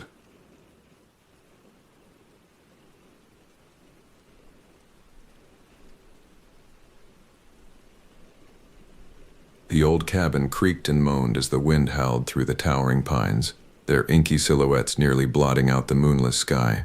Dakota Youngblood sat hunched over the flickering kerosene lamp, poring through yet another stack of missing persons reports. In his 5 years as a park ranger in the vast expanse of the Nantahala National Forest, he had never seen so many disappearances. Something was very wrong in these ancient woods. Dakota had taken this posting straight out of college, eager to escape the chaos and noise of modern life. He had grown up on the Cherokee Reservation not far from here, listening to his grandfather's tales of the great spirit animals and the wisdom they bestowed. But there were also stories of darker entities that lurked in the primordial forest, beings spoken of only in hushed whispers around dying campfires, beings like Sul Kalu, the ancient Bigfoot. As a kid, Dakota had shrugged off the Bigfoot stories as mere folklore, just scary stories to keep little kids from wandering too far into the woods. But now, after seeing the fear in the eyes of the grizzled old hunters who came to him with shaky voices and unbelievable accounts, he wasn't so sure. The missing person cases were piling up like autumn leaves, with no clues and no closure for the grieving families left behind. The ranger leaned back, rubbing his tired eyes. His gaze fell upon the faded photograph of a smiling couple that he kept taped above his desk. Mom and Dad, their faces full of so much hope and promise. 2 weeks after that photo was taken, they had died in a car crash, leaving Dakota an orphan at the age of 10. He had come to the forest seeking peace and purpose after so much loss, but now the forest only seemed to promise more heartache. The radio at his hip crackled to life, startling him out of his dark reverie. Dakota, come in. Over. It was the voice of Wally, the wildlife biologist from the ranger station about 10 miles away at the entrance to the park. Dakota reached for the receiver. I read you, Wally. Go ahead. There was an uncomfortably long pause filled with static. Then Wally's voice came through, tight with barely restrained emotion. We found another one. A body. You better get out here quick. Over. Dakota closed his eyes and swallowed hard.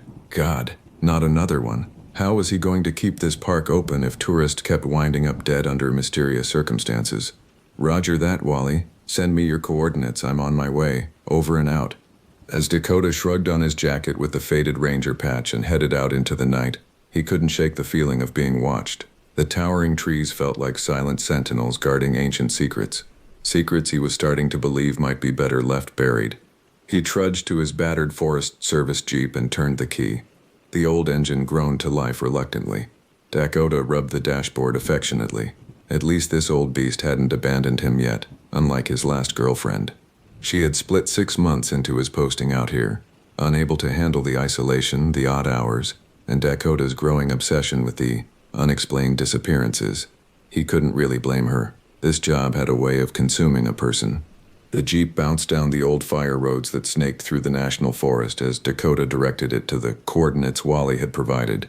His stomach churned and his mouth was dry as the white beam of his headlights sliced through the heavy veil of night. Up ahead, red and blue lights strobed against the thick canopy, signaling that he was nearing the crime scene. Dakota parked next to the other Ranger vehicles and took a deep breath before stepping out into the damp night air that hung thick with the loamy scent of leaves in various stages of decay. Wally was waiting for him at the edge of a ring of floodlights that lit up a patch of forest floor covered with a shock of crimson. The young woman had been savagely torn apart. "Damn shame. She's just a kid," Wally said grimly, handing Dakota a paper cup of coffee that had long since gone cold. "Some campers found her a couple hours ago. Looks like an animal attack, but..." The biologist paused, his lips pressed in a thin line as his flashlight beam played across the grotesque scene. "I've never seen wounds like this before, not from any creature that's supposed to live in these woods anyway." Dakota crouched down to inspect the deep, ragged lacerations that had nearly cleaved the poor girl in two. His heart seized in his chest and his blood ran cold as he noticed the enormous, humanoid footprints impressed into the blood-soaked soil around what was left of her body. This was the work of no ordinary animal. The stories were true. Sulkalu was real, and it was hungry. As Dakota stood up slowly on shaky legs, he wondered if he would be the next meal. The first rays of dawn were just starting to paint the sky in pastel shades of pink and orange by the time Dakota climbed back into his Jeep outside the county coroner's office. He had spent the past several hours dealing with the grim details that came with a murder investigation, helping bag evidence, giving statements, notifying the next of kin. But this wasn't a typical murder. He couldn't very well put out an APB on a homicidal Sasquatch. Still, the public needed answers, and the Forest Service couldn't afford any more bad press. Tourism was already down, and the budget was stretched thinner than an overused camping tarp. Dakota would have to come up with a plausible story, and fast. Animal attack was the obvious choice. Black bears or mountain lions weren't unheard of in these parts, but anyone who had seen those massive footprints would know that was a lie. Dakota rubbed his bloodshot eyes, gritty from lack of sleep and the adrenaline crash that always came after dealing with something so horrific. He knew he should drive back to his cabin and try to rest, but his mind was spinning. How was he supposed to track a creature that was only supposed to exist in myth and folklore? He was a park ranger, not Van Helsing. The radio crackled to life once more, Wally's voice even more haggard than before. "Youngblood. Come in. Over." Dakota sighed heavily as he picked up the handset. "I'm here. Go ahead, Wally. What now? Over?" "Got some campers that a search party just brought in. Couple of good old boys from out of state. Pretty shook up, babbling about seeing the monster that killed that girl. I figured you'd want to talk to him. Over." Dread settled like a stone in Dakota's gut. If civilians had seen the creature and lived to tell about it, all hell was about to break loose. "All right, I'll head over to the station. Sit tight and don't let them talk to anybody else. Over and out." The ranger station was a hive of activity when Dakota arrived, with various law enforcement personnel bustling about. He made a beeline for the small room in the back that they used for interviewing witnesses. Inside he found 2 very shaken men still wearing camo hunting gear, and the unmistakable expressions of people who had seen true terror. "I'm Ranger Youngblood," Dakota said, taking a seat across the battered metal table from them. "I know you fellas have been through a lot. I need you to tell me exactly what you saw out there. Don't leave anything out, no matter how crazy it sounds." The older of the two, a grizzled man with a salt and pepper beard, shook his head slowly. "Ranger, you'll think we're nuts, but I swear on my mama's grave it was Bigfoot. Me and Lester here been hunting these woods for years, and we ain't never seen nothing like it. It chased us for like 2 miles. The younger man, Lester, piped up, his eyes wide and haunted. "I ain't never run so fast in my life. It was huge. Had to be at least 8, maybe 9 feet tall, covered in shaggy fur. And the smell, oh God, the smell. Like wet dog and rotting meat," the old hunter finished, his weathered face pale. "Sounded like a pig being gutted alive when it roared." We only got away 'cause it stopped to. He swallowed hard, looking like he might be sick. To eat that poor girl. Dakota's blood ran cold at the thought of the creature messily devouring human flesh. This was so much worse than he had imagined. He had to find a way to stop this thing before it killed again. But how could he fight something he couldn't even begin to understand? Pushing down his growing sense of dread, Dakota thanked the hunters for their time and cooperation before stepping out into the main room of the station. He needed to develop a plan, and fast. The forest wasn't safe for anyone with that creature on the loose. But a nagging feeling told Dakota that nowhere would truly be safe until Sul Kalu was stopped or appeased. And Dakota had a sinking suspicion that a handful of park rangers would not be enough to subdue an ancient, mythological being. They were going to need help. But who could possibly be equipped to deal with a threat like this? As he stepped back out into the thick, misty air, Dakota knew deep in his bones that they were running out of time.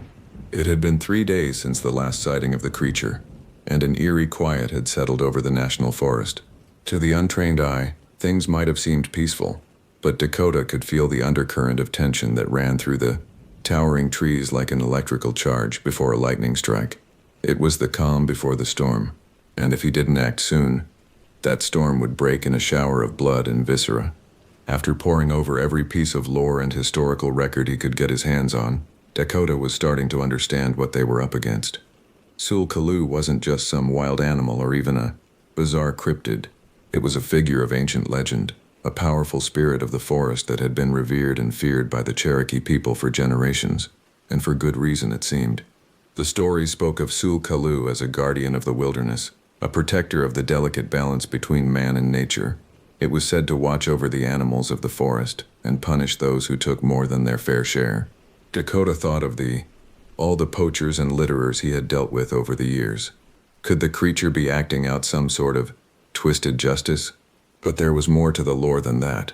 Darker tales of Sul Kalu's insatiable hunger for human flesh, of its ability to mimic the voices of loved ones, to lure unsuspecting people deep into the woods, where they would never be seen again. Dakota shuddered at the thought of the creature using his own mother's voice to entice him into its deadly embrace. No wonder the Cherokee had been so wary of this thing. What Dakota couldn't figure out was why it had waited until now to start openly attacking people. There had always been the occasional strange sighting or unexplained disappearance around the forest, but nothing on this scale. What had changed? Why was Sul Kalu suddenly so bold and so bloodthirsty? He knew he needed help, answers that couldn't be found in dusty library books or fading online databases, and there was only one place he could think to turn: the reservation. It had been years since Dakota had been back, not since his grandfather's funeral. The old man had been the last of his family, and the only one who had really understood Dakota's fascination with the ranger service. Dakota's chest ached with a sudden pang of longing for his grandfather's quiet wisdom. He would have known what to do, how to approach the tribal elders for guidance without overstepping cultural boundaries, but Dakota would have to muddle through on his own now. He just hoped his rusty knowledge of the proper protocols wouldn't offend anyone. The last thing he needed was to piss off both Sul Kalu and the Cherokee Nation. The drive to the reservation was achingly familiar. The winding mountain roads, a bittersweet reminder of childhood summers, spent chasing his cousins through the Emerald Hills and listening to his grandfather's seemingly endless fount of traditional stories. Had the old man known, even then, what slumbered in the forests of Dakota's future? He couldn't be sure, but he sensed that his grandfather's choice to teach him the ways of the woods had been deliberate, a way to prepare Dakota for the dark day that had now arrived. The weather-beaten sign welcoming him to the Qualla boundary, the official name for the Cherokee lands, filled Dakota with a strange mix of homecoming and dread. This is where he would find the key to stopping Sul Kalu, one way or another. He just prayed that the price wouldn't be more innocent lives or his own.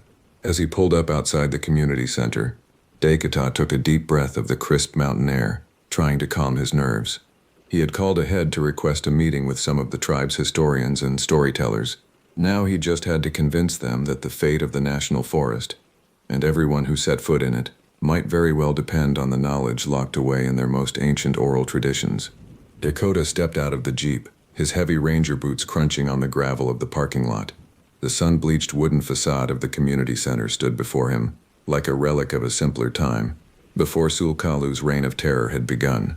With a silent prayer to the spirits of his ancestors, Dakota pushed open the weathered door, ready to face whatever truths awaited him on the other side. He would need their guidance now more than ever if he hoped to make it out of these woods alive. The air inside the community center was heavy with the scent of sage and cedar, a testament to the cleansing rituals that had taken place there over the decades. Dakota felt a strange sense of comfort wash over him, almost as if the spirits of his ancestors were welcoming him back into the fold after so many years away. But the tense expressions on the faces of the elders gathered in the large central room quickly chased away any feelings of warmth. Dakota Youngblood, a wizened old man with long silver braids, greeted him solemnly. "Your grandfather spoke of you often. He had high hopes for you, said you had a strong spirit. I am glad you have finally found your way back to us, though I wish it were under better circumstances." Dakota nodded respectfully, suddenly feeling like that awestruck little boy who had hung on his grandfather's every word again. "Thank you for agreeing to see me," he said, his voice rough with emotion. "I know I have been away too long, but I need your help. We all do." The elders exchanged heavy glances before the old man spoke again. "You have come about Sul Kalu, haven't you? About the missing people, the bodies found in the woods." Dakota's heart leaped into his throat. So they did know something.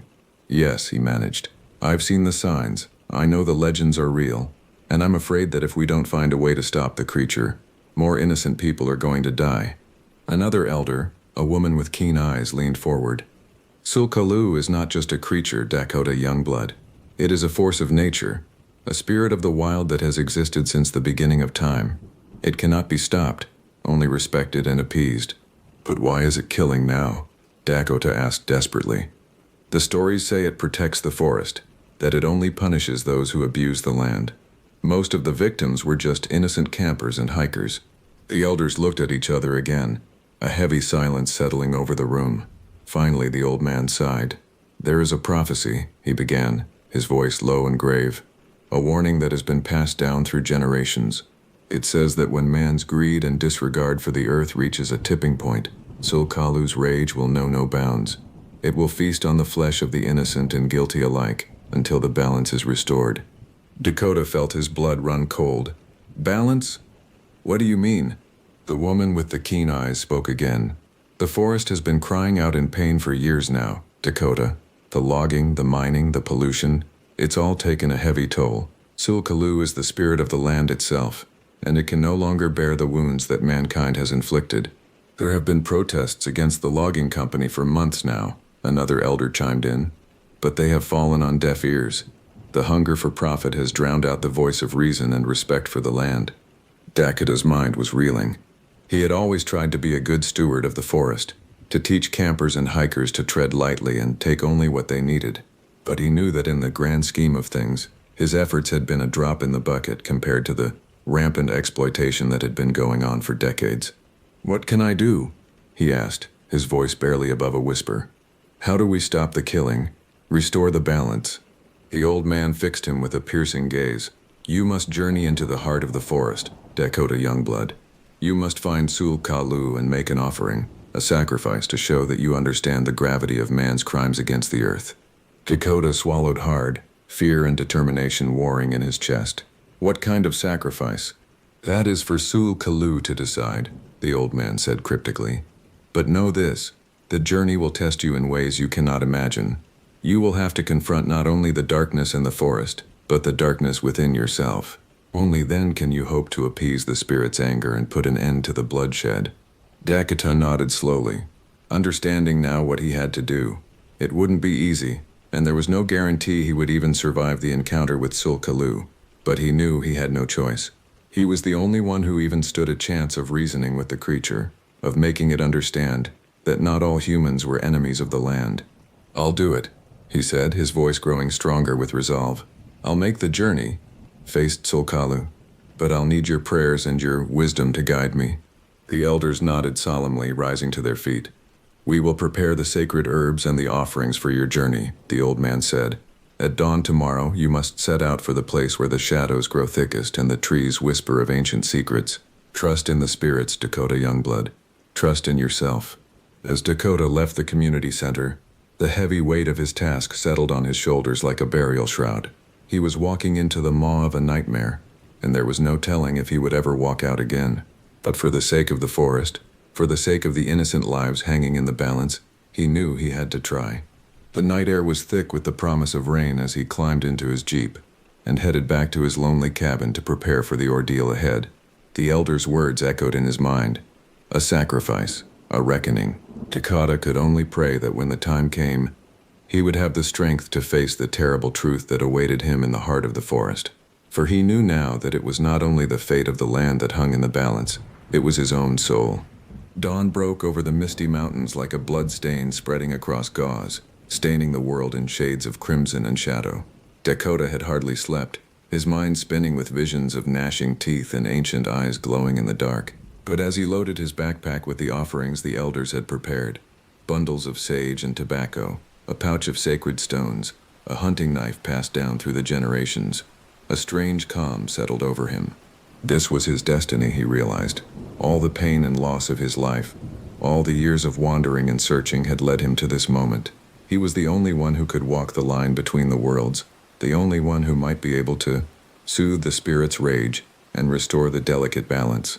It was a heavy burden, but one he knew he had to bear. With a final glance at the faded photograph of his parents, Dakota set out into the waiting forest.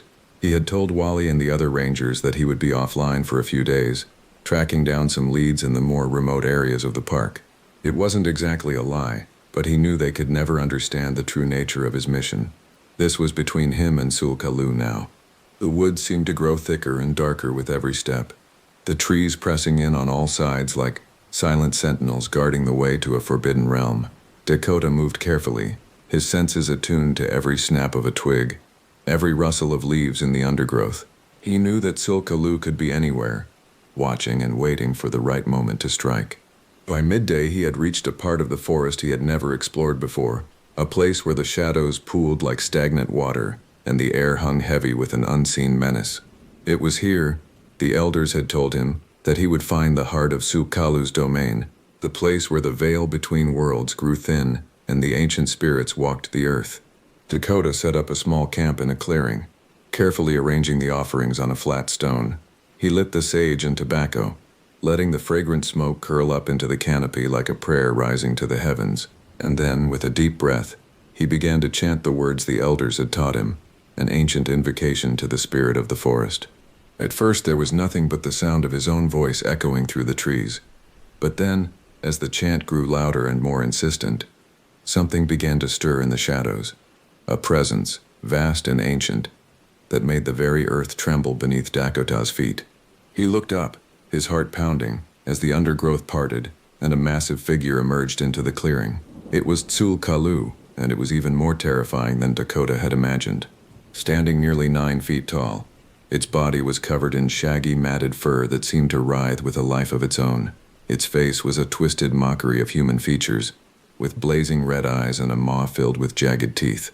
But it was the smell that hit Dakota like a physical blow, an overwhelming stench of decay and rotting flesh that made his eyes water and his gorge rise.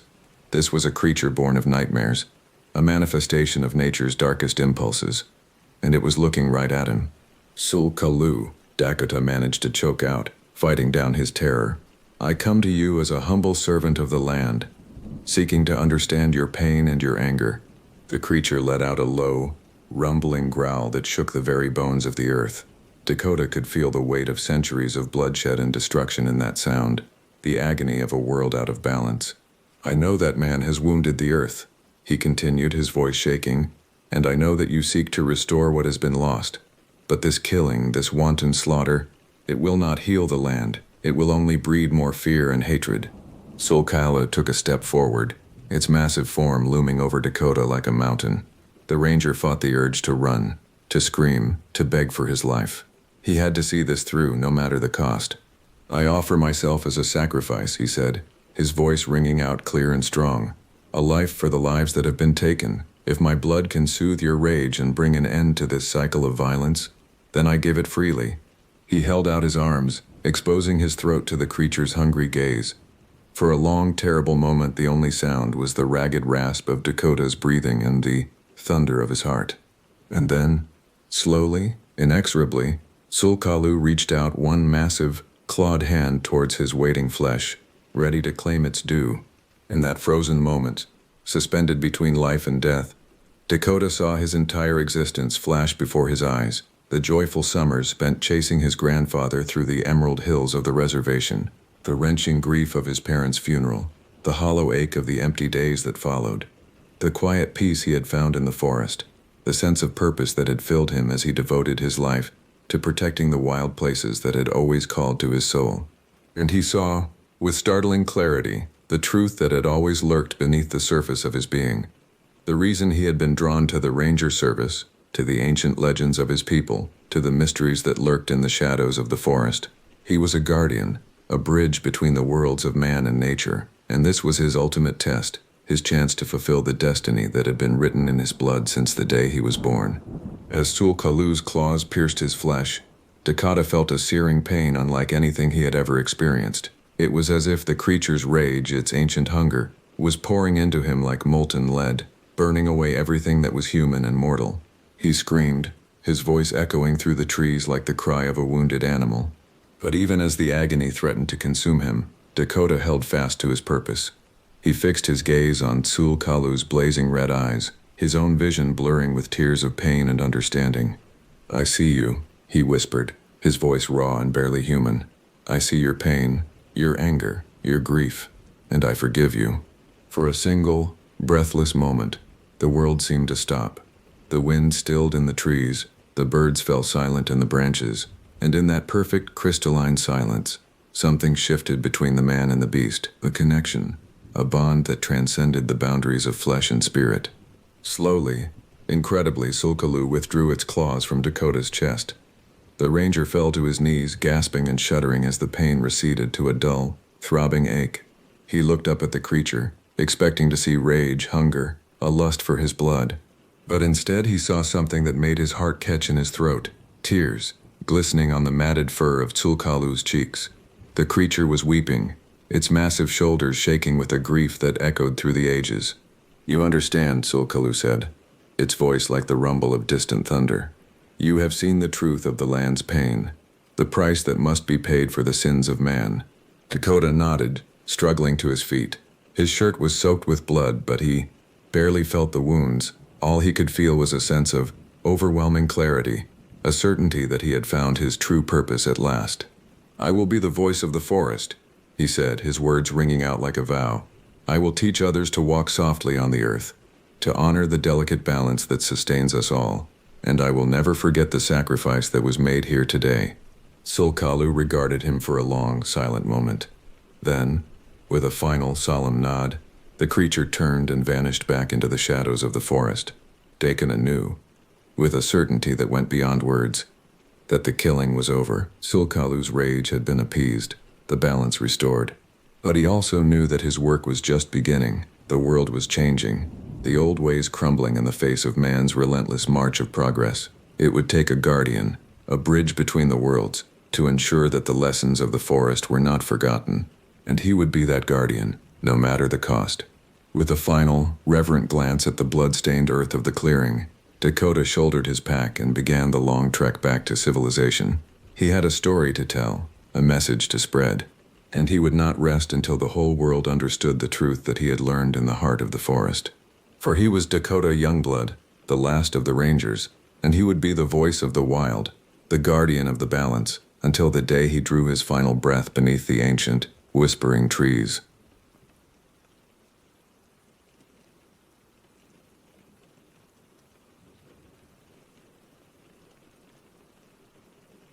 You never really know silence until you've spent your first night alone in the Nicolet Chickamauga National Forest. I'm telling you this now because you need to understand that what happened to me, what I saw, what hunted me, it all started with that silence, the kind that presses against your eardrums and makes you hear your own heartbeat like thunder. My name doesn't matter much anymore, but the story does. This happened during my transfer from the relatively tame parks of Montana to northern Wisconsin in the fall of 2023. I'd been a ranger for 8 years by then, mostly dealing with lost hikers, illegal campers, and the occasional black bear getting too comfortable with human food. I thought I'd seen everything the wilderness could throw at me. I was wrong. The district supervisor, a weathered man named Thomas Griffith, met me at the ranger station on my first day. The building sat at the end of a gravel road, surrounded by towering pines that seemed to swallow the autumn sunlight. Thomas was in his late 50s, with deep lines around his eyes that spoke of too many years squinting at horizons. He didn't smile when he shook my hand. "You read the incident reports I sent?" he asked, skipping any pleasantries. "Most of them. Seems like standard stuff. Some poaching complaints. A few missing persons cases that resolved themselves." Thomas studied me for a long moment.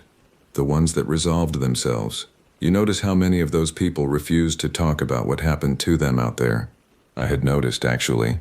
3 hikers in the past 2 years had been found wandering the forest roads, dehydrated and scratched up, but none would give a clear statement about what happened. The reports listed exposure and disorientation as the cause. "People get scared when they're lost," I offered. "Sometimes they don't want to admit how panicked they were." "Maybe." Thomas turned and walked toward the station door.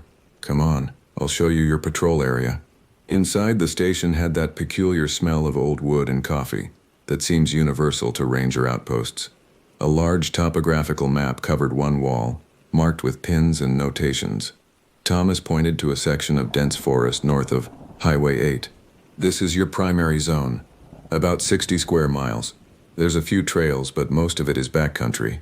We've had more activity up here than anywhere else in the district." "Activity?" He pulled out a file folder, thick with papers. "Unusual reports. Started about 3 years ago. Got more frequent last winter. Campers hearing things, seeing things." He handed me the folder. "Look, I know how this sounds. I've been doing this job for 30 years. I'm not some superstitious old man, but something's happening in these woods." I opened the folder. The first report was from a camper named Dylan Torres, dated March 2022. His statement described hearing a screaming sound that wasn't quite human, but not quite animal either, coming from the tree line around 2 in the morning. He packed up his camp and left at first light. The next report, from May 2022, came from 2 brothers, Ezra and Carter Vaughn.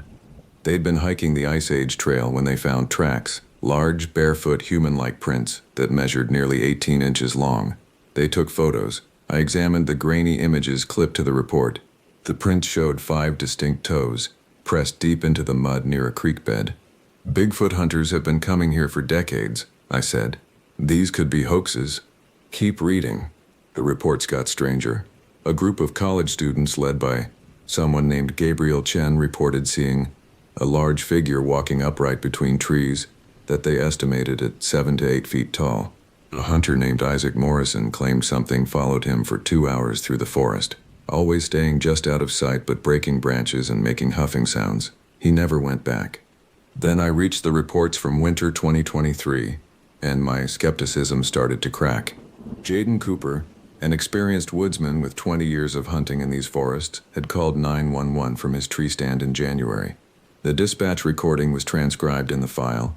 His voice shook as he described something circling his position, something that looked like it was starving, with skin stretched over bones, but it moved wrong, too fast. He'd stayed in that tree stand for 6 hours until the state police pulled him out. When they searched the area, they found tracks. Not bear tracks, not wolf tracks, something else. "What did they find?" I asked Thomas. "Tracks that shouldn't exist." Animal control came out, brought a wildlife biologist. No one could identify them. The closest match was canine, but the stride length was wrong, too long, and the pattern suggested something that moved on 2 legs and 4 legs interchangeably. A chill ran down my spine that had nothing to do with the temperature. "There's one more thing you need to see," Thomas said. He led me to a back room where evidence from various incidents was stored. He unlocked a cabinet and pulled out a plastic bag containing what looked like tufts of fur. "Found this caught on a barbed wire fence near where Jaden Cooper made his call. We sent it to the state lab. And the DNA came back as canine, specifically wolf. But wolves don't grow this long." He held up the bag. The fur inside was at least 4 inches long, coarse and dark brown with gray tips. And wolves don't stand 7 feet tall on their hind legs. I took the bag, examining the fur in the fluorescent light. It looked real enough, but there had to be an explanation. Maybe a wolf-dog hybrid? Some illegal breeding operation in the woods? "That's what I want to believe," Thomas said quietly. But I've been out there at night. I've heard the sounds, and I'm telling you, whatever's in those woods, it's not something that should exist. He assigned me to night patrols, starting that very evening. The logic made sense. Most of the incidents occurred between dusk and dawn. I'd be driving the logging roads, checking campsites, watching for poachers and whatever else might be lurking in the darkness. I spent the afternoon familiarizing myself with my patrol area, driving the maze of forest roads in daylight. The woods here were different from Montana, denser. The trees grew closer together, their branches interlocking overhead to create tunnels of vegetation. Even in October, with many leaves fallen, the forest felt claustrophobic. Cell service was non-existent in most of the patrol area. I'd be relying on the ranger station's radio system, which Thomas admitted was temperamental at best. As sunset approached, I felt the first real flutter of nervousness. I loaded my gear into the patrol truck. Flashlight, first aid kit, flares, and a Remington 870 shotgun that Thomas insisted I keep within reach. "We're authorized to carry for dangerous wildlife," he said, "and I'm classifying whatever's out there as dangerous wildlife until someone tells me different." The sun dropped below the tree line at 6:47 p.m. I started my patrol at 7 o'clock, pulling out of the station onto the dark gravel road. My headlights cut through the gathering darkness, illuminating the endless corridor of trees on either side. The radio crackled. "Unit 7, this is base. Radio check." "Base, this is Unit 7. I read you clearly." "Good. Stay alert out there.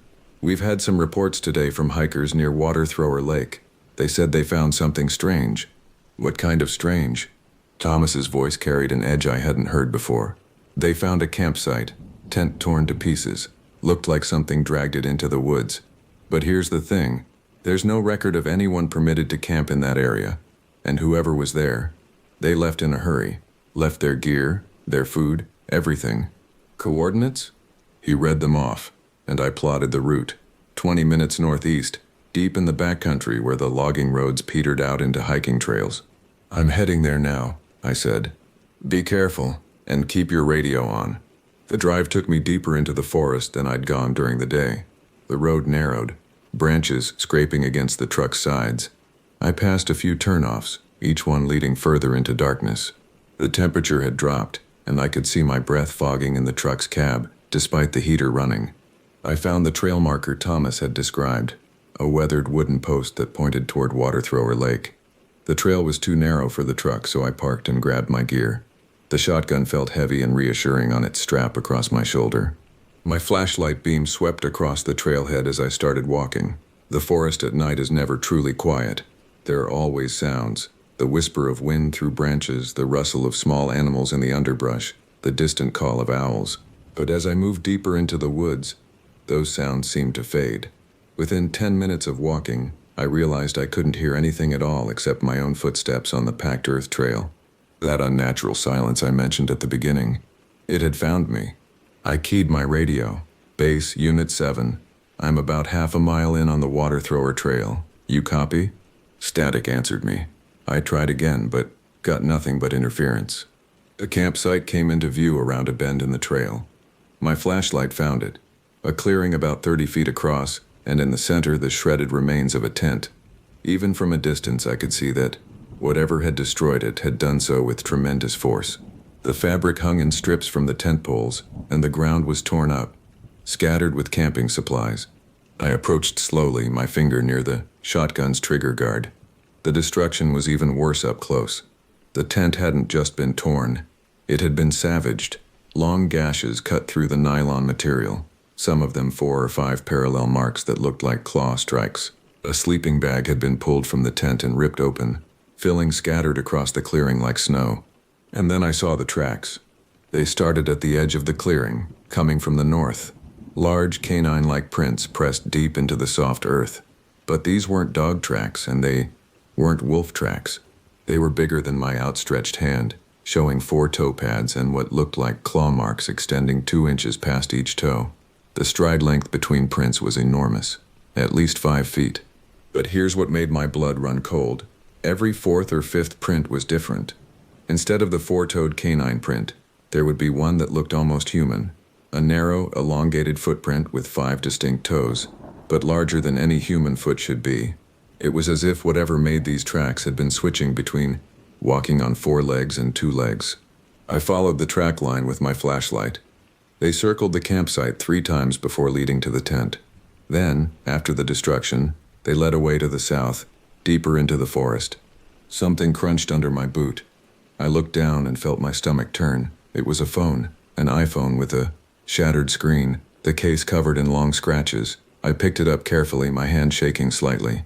The screen was dead, but when I turned it over, I could see a sticker on the back, a university logo. A branch snapped somewhere in the darkness beyond my flashlight's reach. I froze, sweeping the beam toward the sound. Nothing. Just trees and undergrowth, the shadows thick and impenetrable. Another snap, closer this time, to my left. I unslung the shotgun, keeping the flashlight trained on the tree line. My heart hammered against my ribs. "This is the Park Service," I called out, my voice sounding thin and hollow in the dead air. "Identify yourself." Silence. Then, from perhaps 20 yards away, came a sound I'd never heard before and hoped never to hear again. It started as a low huffing, like a large dog panting, but it rose in pitch until it became a whining sound that made my teeth ache. The whine broke into a series of sharp yips and barks, but underneath them, I could swear I heard something else, a sound that was almost like laughter. The hair on the back of my neck stood up. Every instinct screamed at me to run, but I forced myself to stay still, the shotgun raised. "I am armed," I shouted, and I hated how my voice cracked. "Show yourself or leave the area." The barking stopped. In the sudden silence, I heard something moving through the underbrush, circling around my position. I spun, trying to keep my light on the movement, but whatever it was stayed just beyond the reach of the beam. I caught glimpses, a shape, too large to be a wolf, moving between trees with unsettling fluidity. Then, for just a second, my light caught it full on. I saw a shape that my brain couldn't immediately process. It was tall, at least 6 feet at the shoulder, covered in dark fur. The body was canine, like a wolf, but massively oversized and wrong in its proportions. The front legs were too long, almost like arms, and as I watched in frozen horror, it rose up onto its hind legs, standing fully upright like a man. The head was the worst part. It was wolf-like, with a long snout and pointed ears, but the eyes caught the flashlight and reflected back with an intelligence that no animal should have. And it was looking directly at me. We stared at each other for what felt like an eternity, but was probably only 2 or 3 seconds. Then it dropped back to 4 legs and bounded away, moving with impossible speed through the dense forest. I could hear it crashing through the undergrowth, the sound fading rapidly into the distance. I stood there, the shotgun still raised, for a full minute after it had gone. My hands were shaking so badly I nearly dropped the flashlight. When I finally lowered the gun, I realized I was breathing in short, rapid gasps. I'd just seen something that shouldn't exist, something the old stories called by different names. The Dog Man, the Beast of Bray Road, the Michigan Dog Man, legends I'd always dismissed as misidentified bears or hoaxes. But I'd just seen it with my own eyes. I grabbed the phone from the ground and ran back toward my truck, no longer caring about procedure or investigating the campsite. I needed to get out of these woods. I needed to tell Thomas what I'd seen. The trail seemed longer on the way back, and every shadow looked like it might be hiding something with yellow eyes and too many teeth. When I finally reached my truck, I locked the doors immediately and started the engine with trembling hands. The radio crackled to life as soon as I got closer to the main road. "Unit 7, this is base. We've been trying to reach you. What's your status?" I keyed the mic, and for a moment I didn't know what to say. How do you report something like this? "Base, I found the campsite. It's destroyed, and I saw what did it." "Say again, Unit 7? I took a deep breath. "Thomas, there's something in these woods. Something big. I saw it. The old stories, they're real." A long pause. Then, "Get back to base, now. We need to talk." As I drove back through the dark forest roads, my headlights occasionally catching the reflected eyes of normal animals in the tree line, I couldn't shake the feeling that I was being watched, that somewhere in the darkness behind me, something was keeping pace with my truck, running on 4 legs that could become 2, watching me with eyes that were far too human for comfort. I'd been a ranger for 8 years. I'd spent countless nights in the wilderness. But that night, My first night in the Nicolet-Chequamegon National Forest taught me that I didn't know these woods at all. And the woods knew things about fear that I was only beginning to understand. I didn't sleep that night. After my return to the ranger station, Thomas and I sat in his office until 3 a.m., going through every report, every incident, every scrap of evidence collected over the past 3 years. The phone I'd recovered from the campsite sat on the desk between us, accusatory in its silence. In 1936, Thomas said, pulling out a yellowed newspaper clipping from his files, a logger named Luca Brennan reported seeing a wolf that walked like a man about 40 miles northwest of here. The local paper ran a story, treated it like a joke.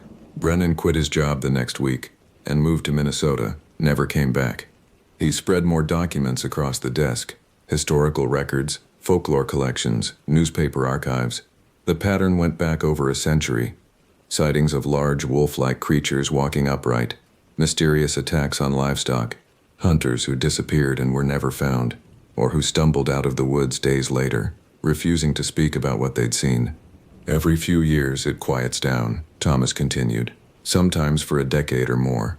Then it starts again. We're in an active period now. He looked at me with tired eyes. And you just became one of the few people to see it up close and live to talk about it. What about the people who don't live to talk about it? I asked quietly. He didn't answer right away. Instead, he pulled out another file, this one marked restricted in red letters. These are the cases that don't get solved. Missing hikers whose bodies are never found. Hunters who vanish without a trace. He opened it, revealing a stack of missing person reports. 17 people in the last 5 years in this forest alone. The official explanation is always the same. Lost in the wilderness. Probably fell into ravines or ravines. Exposure. Animal scavenging preventing recovery of remains. But you don't believe that. No, because every single one of them disappeared at night. And most of them were experienced outdoorsmen who knew better than to go wandering after dark. I picked up one of the reports at random. Anthony Zhao, age 32, experienced backcountry camper, last seen on a solo trip in October 2021. His tent was found intact, his supplies undisturbed, but Anthony himself had vanished. No tracks leading away, no signs of struggle, just gone. We need to close this section of forest, I said. Put out warnings. This thing is hunting people. Thomas shook his head. I've tried. Every time we have an incident, I file reports with the regional office. They send someone to investigate, they find nothing, and life goes on. The state can't shut down thousands of acres of forest because of unverified animal sightings. The economic impact alone would be massive. Logging operations, hunting permits, tourism. Without a body, without clear evidence of a threat, they won't act. I saw it, Thomas. I looked it in the eyes. I believe you. But your eyewitness account of something that officially doesn't exist isn't enough for the State Wildlife Board. He leaned back in his chair. So we do what we can. We patrol more frequently. We try to keep people out of the high-risk areas. And we hope that we can prevent another disappearance. The next morning I drove to the nearest town, a small community called Cassidy Ridge, about 20 miles south of the forest. The local sheriff, a man named Elias Parker, had worked with the Forest Service for years. Thomas thought he might have information that wasn't in the official reports. Sheriff Parker met me at a diner on Main Street. He was in his 50s, with graying hair and the solid build of someone who spent more time outdoors than behind a desk. We ordered coffee and found a booth in the back, away from the early breakfast crowd. Thomas called me, Parker said after we'd settled in. Said you had a close encounter last night. I told him everything. The destroyed campsite, the tracks, the creature I'd seen. He listened without interrupting, his expression neutral. When I finished, he was quiet for a moment, stirring his coffee. My grandfather was a ranger in these woods back in the 60s, he finally said. He told me stories when I was a kid. Stories I thought were just tall tales meant to scare children. Stories about the dogman. What did he tell you? That it's old. Older than the towns, older than the logging operations, maybe older than the native tribes who first lived here. That it's territorial, and when people push too far into its territory, it pushes back. Parker looked up at me. He said it's intelligent. That's the scariest part. It doesn't just react on instinct like a normal predator. It thinks, it plans, it hunts. A chill ran through me, remembering those two intelligent eyes in my flashlight beam. There's something else, Parker continued. The attacks, they're not random. Look at when they happen. Late fall, winter, early spring, when food is scarce. Like it gets desperate when natural prey becomes hard to find. So it turns to humans.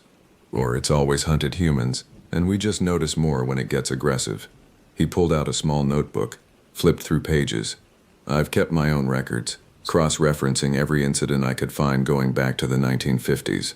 There's a pattern. Every sighting, every attack, every disappearance, they all happen in roughly the same area, about 30 square miles of the deepest forest. He showed me his map. Red dots marked incident locations, and they formed a rough circle in the heart of the forest, right in the center of my patrol area. That's its territory, I said. That's what I think, and here's the concerning part. He pointed to the outer edge of the circle. The incidents used to be contained to this core area, but over the last 2 years they've been spreading, moving outward, like it's expanding its territory. Or like its population is growing, I thought, but didn't say. We spent another hour going over Parker's research. He'd documented dozens of incidents that never made it into official reports. Farmers who'd lost livestock to something that could tear through chain-link fences, hunters who'd heard the distinctive howl scream in the night and left their camps immediately, truck drivers on the forest highways who'd seen large shapes crossing the road on 2 legs. You want my advice? Parker said as we prepared to leave. Don't patrol alone at night. I know that's not always possible, but when you can, bring another ranger and trust your instincts. If something feels wrong, get out. Don't try to be a hero. As I drove back toward the forest, I called Thomas on the radio. I need to talk to some of the witnesses, the ones who survived encounters. Most of them won't talk. I've tried. There's got to be someone who'll tell me what they experienced. Thomas was silent for a moment. There's one. Guy named Jaden Cooper, the hunter who called from his tree stand last winter. He still lives up here, about 10 miles west of the station. I can give you his address, but I can't promise he'll talk to you. He's pretty shaken up still. Jaden Cooper lived in a small cabin set back from the main road, surrounded by pine trees. His property had a different feel from the deep forest, more open, with cleared sight lines in every direction. I noticed security lights mounted on poles around the cabin, and what looked like game cameras positioned to cover all the approaches. This was a man who no longer felt safe. He answered the door on the 3rd knock, a hunting rifle visible in his hand held low. He was younger than I expected, maybe late 20s, with dark circles under his eyes that spoke of too many sleepless nights. Ranger? He asked. Yes, sir. I'm the new ranger assigned to the Northern Patrol area. I was hoping I could ask you some questions about your experience last winter. His jaw tightened. I gave my statement to the police, to Thomas, to anyone who asked. I'm done talking about it. I understand, but I saw it last night. The same thing you saw. That got his attention. His grip on the rifle relaxed slightly, and I saw his expression shift from defensive to something closer to relief. The relief of knowing someone else had witnessed what he had. You actually saw it? He asked. Close enough to look it in the eyes. He studied my face, perhaps looking for signs that I was mocking him or doubting his story. Whatever he saw there must have satisfied him, because he stepped back and opened the door wider. Come in. Inside, the cabin was neat but lived in. A wood stove provided heat, and the walls were decorated with hunting trophies. Deer, turkey, a black bear. But I noticed that all the windows had heavy curtains, and there were deadbolts on both the front and back doors. Jaden poured us both coffee, and we sat at his kitchen table. He stared into his cup for a long moment before speaking. I've been hunting these woods my whole life, he said. 20 years. I know every trail, every creek, every ridge. I know how animals move, how they sound, how they smell. That thing. He stopped, collecting himself. That thing isn't an animal. Not any animal that should exist. Tell me what happened. He took a breath. January 14th. I had a tree stand set up on the northern edge of the forest, watching a game trail. Good spot, I'd taken deer there before. I climbed up around 3 p.m., planning to wait until dusk. The woods were quiet that day. Too quiet, but I didn't think much of it at first. When did you first notice something was wrong? Around 5:30, just as it started getting dark. I heard something moving through the underbrush, heavy footfalls, breaking branches. At first I thought it was a bear, maybe looking for a den site. But bears don't move in straight lines like that. This thing was walking with purpose, like it knew exactly where it was going. Did you see it? Not at first. It stayed in the thick brush, just out of sight. But I could hear it circling my position, around and around, getting closer each time. That's when I realized it wasn't hunting deer, it was hunting me. The fear in his voice was real and fresh, like he was reliving that afternoon. I stayed quiet, stayed still. That's what you're supposed to do with predators. Don't make yourself a target. But it didn't matter. This thing knew I was there. It kept circling, and then it started making sounds. What kind of sounds? At first huffing and snorting, like a dog. Then it started howling, but not like any wolf or coyote I've ever heard. It was too deep, too loud, and it had this weird quality to it, almost like it was trying to form words. He looked at me. I know how crazy that sounds. I believe you. It got dark, and I thought about trying to climb down and make a run for my truck, but I could still hear it out there, moving through the trees. Then, around 7 o'clock, it came into a clearing about 30 yards from my stand, and I saw it. His hand shook slightly as he raised his coffee cup. It was huge, 7, maybe 8 feet tall when it stood up, covered in dark brown fur, almost black in the twilight. The body was wrong, like a wolf, but the proportions were all messed up. The front legs looked almost human, with these long, grasping fingers at the end. And the face, he shuddered. The face looked starved, skin pulled tight over the skull, ribs showing through the fur. But the eyes were alert, intelligent. It looked at my tree stand like it was trying to figure out how to get up to me. How long did it stay? Hours. It circled the tree, scratched at the trunk. At one point it stood on its hind legs and reached up. Its claws were about 10 feet off the ground. I'm up at 15 feet, and I swear it was trying to calculate if it could jump high enough to reach me. That's when you called 911? Around 9 p.m. My phone had been dying all day, and I knew I might not get another chance. I told them where I was and that something was trying to kill me. The dispatcher probably thought I was drunk or having a mental breakdown, but she sent state police anyway. When did it leave? Not until I heard the sirens. The thing's ears pricked up, and it looked toward the sound of the approaching vehicles. Then it dropped to 4 legs and ran, moved fast, faster than any wolf or bear. It disappeared into the forest like a shadow. We sat in silence for a moment. Finally, I asked the question I'd been dreading. Have you seen it since? No, but I hear it sometimes at night. That howling. It's out there, in the deep woods, and I think, he paused, I think there's more than one. What makes you say that? Because that howl I heard, sometimes I hear it answered, from different directions, like they're communicating. He looked at me with haunted eyes. I used to love these woods. Now I won't go in after dark. I won't even walk to my mailbox without my rifle. Before I left, Jaden showed me something else. Photos he'd taken from his tree stand using a telephoto lens. They were grainy, taken in low light, but they showed a large shape moving between trees. In one image, you could make out a profile, something that looked canine but walked upright. The proportions were wrong for any known animal. I shared these online once, he said, posted them to a cryptozoology forum. Half the people said they were fake. The other half said I'd probably seen a bear standing up. But I know what I saw, and now you know too. As I drove away from Jaden's cabin, the afternoon sun casting long shadows through the forest, I felt the weight of knowledge settling on me. This wasn't a case of mistaken identity or exaggerated tales. Something was hunting in these woods, something that walked the line between animal and something else entirely. And I had 5 more nights of patrols ahead of me that week, alone in the dark, in its territory. That evening before my next patrol, I sat in the ranger station cleaning my shotgun. Thomas watched me from across the room. Load it with slugs, he said. Not buckshot.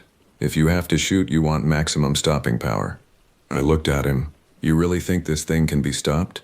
I don't know, but I'd rather you have the best chance possible if it comes to that. He handed me a box of shells. And keep your radio on no matter what. If something happens, I want to know about it before. He stopped. Before what? Before you become another missing person report. The next 3 nights passed in tense routine. I patrolled the forest roads, checked campgrounds, investigated reports of suspicious activity, but I saw nothing unusual, No tracks, no destroyed campsites, no glimpses of anything that shouldn't exist. The forest seemed normal, almost peaceful, and that worried me more than anything. Predators don't just disappear. They watch, they wait, they learn their prey's patterns. On the fourth night, everything changed. I'd started my patrol at 8 p.m., later than usual because of a department meeting that ran long. The October air had turned bitter, promising an early winter. My breath fogged in the truck's cab as I drove north on Logging Road 347, a rutted track that wound deep into the forest. This road led to several primitive campsites that were technically closed for the season, but we'd had reports of squatters camping illegally in the area. The radio crackled. Unit 7, base. We've got a 911 call about screaming heard near the old fire tower on Branson Ridge. Can you respond? I checked my map. Branson Ridge was about 20 minutes northwest of my current position, in the heart of what Sheriff Parker had called the creature's territory. Copy that, base. Responding now. Be careful. Caller said it sounded like someone in distress. The old fire tower dated back to the 1950s, a wooden structure that had been abandoned for decades after newer technology made it obsolete. It stood on one of the highest points in the forest, accessible only by an overgrown trail that was barely passable even in a four-wheel drive vehicle. I followed the winding road up the ridge, my headlights cutting through the darkness. The trees here were older, larger, their branches forming a canopy that blocked out even the starlight. Twice I had to stop and clear fallen branches from the path. The forest felt oppressively close, like it was trying to swallow the road entirely. The trailhead to the fire tower appeared in my headlights, a weathered sign and a chain barrier that was supposed to keep vehicles out. The chain had been cut. Fresh tire tracks led up the trail. I keyed my radio. Base, Unit 7. Someone's driven up to the fire tower. Chain barrier has been cut. Proceeding on foot. Copy. Keep your radio on. I grabbed my gear, flashlight, shotgun, first aid kit, and started up the trail. The beam of my flashlight swept back and forth, illuminating the narrow path through the trees. The tire tracks were clear in the soft earth, made by something with large, knobby treads. A truck or SUV, probably within the last few hours. The trail climbed steeply, switching back and forth up the ridge. My breath came hard from the exertion and the altitude. Around me the forest was absolutely silent. No night birds, no small animals rustling in the undergrowth. Just the sound of my footsteps and my own breathing. After about 15 minutes of climbing, the trees opened up into a clearing, and I saw the fire tower. It was a skeletal structure of weathered wood, rising about 50 feet above the ground. A ladder led up to an enclosed observation platform at the top, and parked at the base of the tower was a black Jeep Wrangler, its engine still ticking as it cooled. I approached carefully, the shotgun held ready. The Jeep's doors were unlocked, the interior empty except for some camping gear and fast food wrappers. I checked the registration in the glove box. The vehicle belonged to someone named Lincoln Walsh, with an address in Madison. Base Unit 7. I found a vehicle registered to Lincoln Walsh. Madison address. No sign of the owner yet. Copy. We'll run the name. I circled the tower, my flashlight revealing nothing unusual at ground level. Then I looked up at the observation platform. A pale glow flickered up there. Candlelight or a flashlight, moving behind the dusty windows. Hello, I called out. Park Ranger, is everything okay up there? No response, but the light stopped moving. Sir or ma'am, I need you to come down. This structure is off limits and dangerous. Still nothing. I approached the ladder and looked up. The rungs were old and weathered, some of them showing signs of rot. This tower hadn't been maintained in decades. I had a bad feeling about this, but I couldn't just leave. I keyed my radio one more time. Base, I'm going up to check on whoever's in the tower. If you don't hear from me in 10 minutes, send backup. Copy. Be safe. I slung the shotgun across my back and started climbing. The ladder creaked under my weight, and I tested each rung before putting my full weight on it. The higher I climbed, the more the tower swayed in the wind. About halfway up, I made the mistake of looking down and immediately regretted it. The ground seemed impossibly far away, and the darkness made it hard to judge distances. I focused on climbing, on the next rung, on reaching the platform. When I finally pulled myself up onto the platform, I found myself in a small enclosed room with windows on all sides. The floor was littered with debris, old papers, broken glass, animal droppings. And in the center of the room, set up on a makeshift table made from crates, was a laptop computer connected to a portable battery pack. Next to it were notebooks, cameras, and recording equipment, but no person. I swept my flashlight around the room. There was nowhere to hide in the small space. Whoever had been up here was gone. Then I saw the trap door. On the far side of the platform, a section of the floor had been cut away, creating an opening about 3 feet square. I approached carefully and shone my light down into it. The opening led to the interior of the tower structure, a hollow space between the outer walls and the support beams, and descending down through that space was a rope, disappearing into darkness below. "What the hell?" I muttered. I examined the laptop. It was still running, the screen showing what looked like audio analysis software. Multiple waveforms were displayed, and I could see timestamps going back several days. Someone had been recording sounds from up here. I noticed a video camera mounted on a tripod pointing out one of the north-facing windows. Its screen showed it was actively recording. I rewound the footage and watched. The timestamp showed 7:45 p.m., just 20 minutes ago. In the grainy low-light footage, I could see the clearing below the tower and the forest beyond. For about 30 seconds, nothing happened. Then, something moved at the edge of the frame. A large shape emerged from the tree line, walking on 4 legs. Even in the poor-quality video, I could see it was huge, easily the size of a bear, but the proportions were wrong. It moved with a strange, loping gait, its front legs swinging forward almost like arms. It circled the jeep below, sniffing at the doors and tires. Then it stopped and looked up, directly at the camera. The low-light sensor caught a glint of reflected light from its eyes, and I felt my stomach drop. Those eyes looked too human, too aware. The creature stood up on its hind legs, and in that position it was easily 7 feet tall. It tilted its head, studying the tower above. Then it dropped back to 4 legs and disappeared into the forest as quickly as it had arrived. The timestamp showed 7:48 p.m. 3 minutes later, someone had cut out of the tower through the trapdoor and descended via rope, abandoning all their equipment. Whatever Lincoln Walsh had come here to document, he'd finally seen it, and it had scared him so badly he'd fled without even grabbing his laptop. I needed to find him. I keyed my radio. Base Unit 7. Subject may be on foot in the forest near the fire tower. He left all his equipment behind and exited via emergency means. I'm going to search the area. Negative Unit 7. It's too dangerous. Come back down and we'll organize a search at first light. Base, this guy could be injured or lost. I can't just leave him out there. Thomas's voice came on, more forceful. That's an order. Return to your vehicle now. We'll use the helicopter at dawn. I looked at the laptop screen again, at that frozen image of the creature looking up at the tower, at me, somewhere out there in those dark woods. Lincoln Walsh was running from the same thing I'd seen, running in panic, probably without a flashlight or proper gear. And that thing was out there with him. I'm sorry, Base. I can't comply. I'm going after him. Unit 7. I turned off the radio. Using the rope that Walsh had left behind, I descended from the tower platform down into the internal structure. It was a tight fit, and several times I scraped my shoulders against the support beams. About 30 feet down, the rope ended at a support platform, and I could see where Walsh had kicked out a panel in the tower's siding to create an exit. Smart. It put him on the side of the tower away from the clearing, hidden from view. I squeezed through the opening and dropped the last few feet to the ground, landing in thick underbrush. My flashlight revealed scuff marks in the dirt leading east, away from the trail I'd used to ascend the ridge. I started following the trail, moving as quickly as I dared in the darkness. Walsh had been running.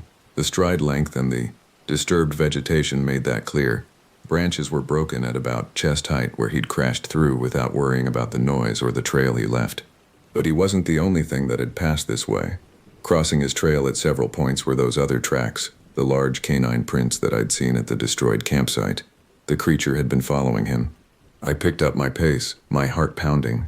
The trail led down the eastern slope of the ridge, through increasingly dense forest. I called out as I ran, "Lincoln Walsh, can you hear me? I'm a park ranger. I'm here to help."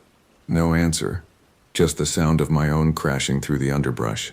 The trail opened into a ravine, where a small creek cut through the landscape. In my flashlight beam, I could see disturbed mud at the water's edge, and blood, not much, but enough to show that Walsh had fallen here, probably cutting himself on the rocks. The tracks continued on the far side of the creek, but they were confused now, doubling back and crossing over themselves. Walsh had been lost, disoriented, stumbling through the dark forest. And then I found him. He was huddled under an overhang of rock about 100 yards downstream, his back pressed against the stone. When my flashlight found him, he screamed and tried to scramble away, slipping on the wet rocks. "It's okay," I shouted. "I'm a ranger. You're safe." He stared at me with wild eyes, and I could see he was in shock. His pants were torn, his hands were bleeding, and he was shaking violently from cold and fear. I approached slowly, keeping my voice calm. "My name is... well, that doesn't matter. I'm with the Park Service. I found your Jeep at the fire tower. We need to get you out of here." "It's out there," he whispered. "It knows I saw it. It's been following me." "I know. I saw your footage. But we're going to get back to my truck, and then you'll be safe. Can you walk?" He nodded shakily, and I helped him to his feet. He was in his early 30s, wearing what had probably been expensive outdoor gear before his panicked run through the forest had shredded it. He leaned heavily on me as we started back up the ravine. "How long have you been researching it?" I asked, partly to keep him talking and focused, partly because I wanted to know. 6 months, he said through chattering teeth. "I'm a wildlife cryptozoologist. I document evidence of unknown species. I'd heard the reports from this forest, so I came up to investigate. Set up cameras, audio recorders, spent nights watching. Last week I finally caught something on camera. Just a shadow, but it was enough to make me think the stories were real. They are. Tonight was supposed to be my last night. I was packing up my equipment when I saw it. It came right into the clearing, right up to my Jeep. It looked up at me, and I swear it smiled, like it was playing with me." His voice broke. "I just ran. I didn't even think. I just knew I had to get away from there." We climbed back up toward the ridge, following the trail of broken vegetation. The forest was still eerily silent around us, and every shadow seemed to hide something threatening. We'd almost reached the base of the fire tower when I heard it, that distinctive huffing sound, somewhere off to our left. I froze, bringing up the shotgun. Lincoln grabbed my arm. "Oh God, it found us." The huffing grew louder, joined by the sound of something large moving through the underbrush. In the beam of my flashlight, I caught glimpses of movement, a dark shape pacing parallel to our position, staying just out of clear view. "Keep moving," I said. "Don't run, don't look at it, just keep walking toward the tower." We continued forward, but the shape kept pace with us. Then, ahead on the trail, another shape emerged from the darkness. It stood on the path, blocking our way, and in the harsh LED light, I finally saw one clearly. It was exactly as Jaden had described, a massive wolf-like creature, but wrong in every proportion. The head was too large, the front limbs too long and almost arm-like. It stood about 6 feet tall at the shoulder on all fours, its dark fur matted and streaked with scars, and when it looked at us, those eyes reflected the light with an intelligence that froze my blood. Behind us, the other one emerged from the trees. We were caught between them. "Stay behind me," I told Lincoln, shouldering the shotgun and centering it on the creature ahead. "And whatever happens, don't run." The creature in front of us tilted its head, studying the weapon pointed at it. I had the unnerving sense that it understood what the gun was, what it could do. The one behind us let out a low growl that I felt in my chest. For a long moment, nobody moved. We all stood there in the darkness, me and Lincoln, two creatures from nightmares, and the narrow trail between them. The wind picked up, carrying a smell of wet dog and something else. Something rotten and wild. Then, from somewhere in the distance, I heard an engine, a vehicle, coming up the logging road toward the fire tower. Thomas had sent backup, despite my cutting off communication. The creature in front of us heard it too. Its ears swiveled toward the sound, and it exchanged what I can only describe as a look with its companion behind us.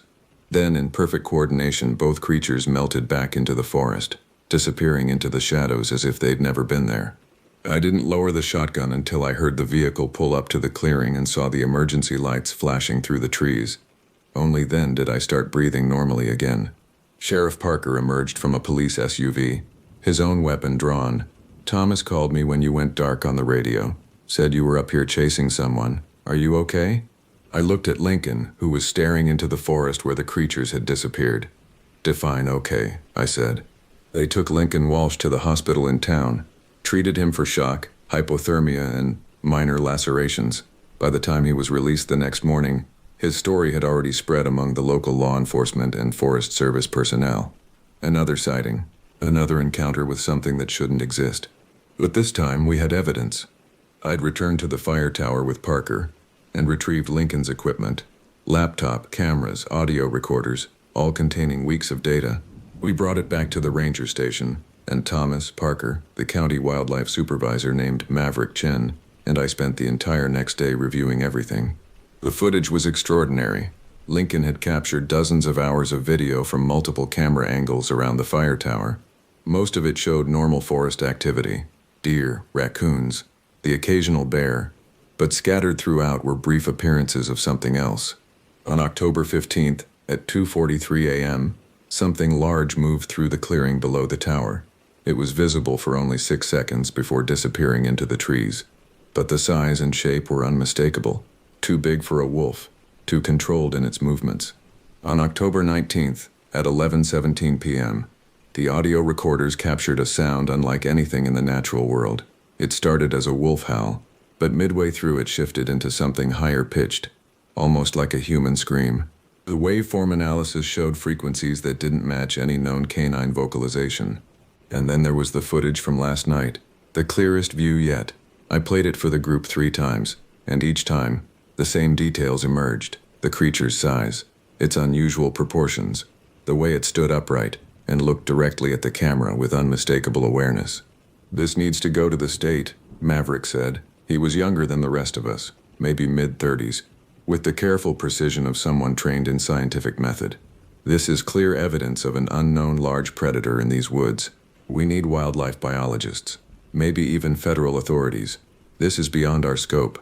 "No," Thomas said flatly. "What do you mean, no? We have proof now. We can't keep sitting on this." "And say what, exactly? That we have videos of a cryptid? Do you know what happens when you bring this kind of evidence to state wildlife boards?" "I do, because I've tried.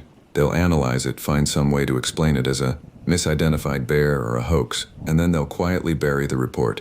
Meanwhile, the story leaks to the media. We get flooded with cryptid hunters and Bigfoot researchers, and the actual problem, whatever these things are, gets worse because we've drawn attention to them." "So what's your solution?" Maverick challenged. "Keep pretending they don't exist while they hunt people in our forest?" "My solution is to handle this carefully. Document everything, yes, but we need to understand what we're dealing with before we escalate this to people who won't believe us anyway." The argument continued for another hour.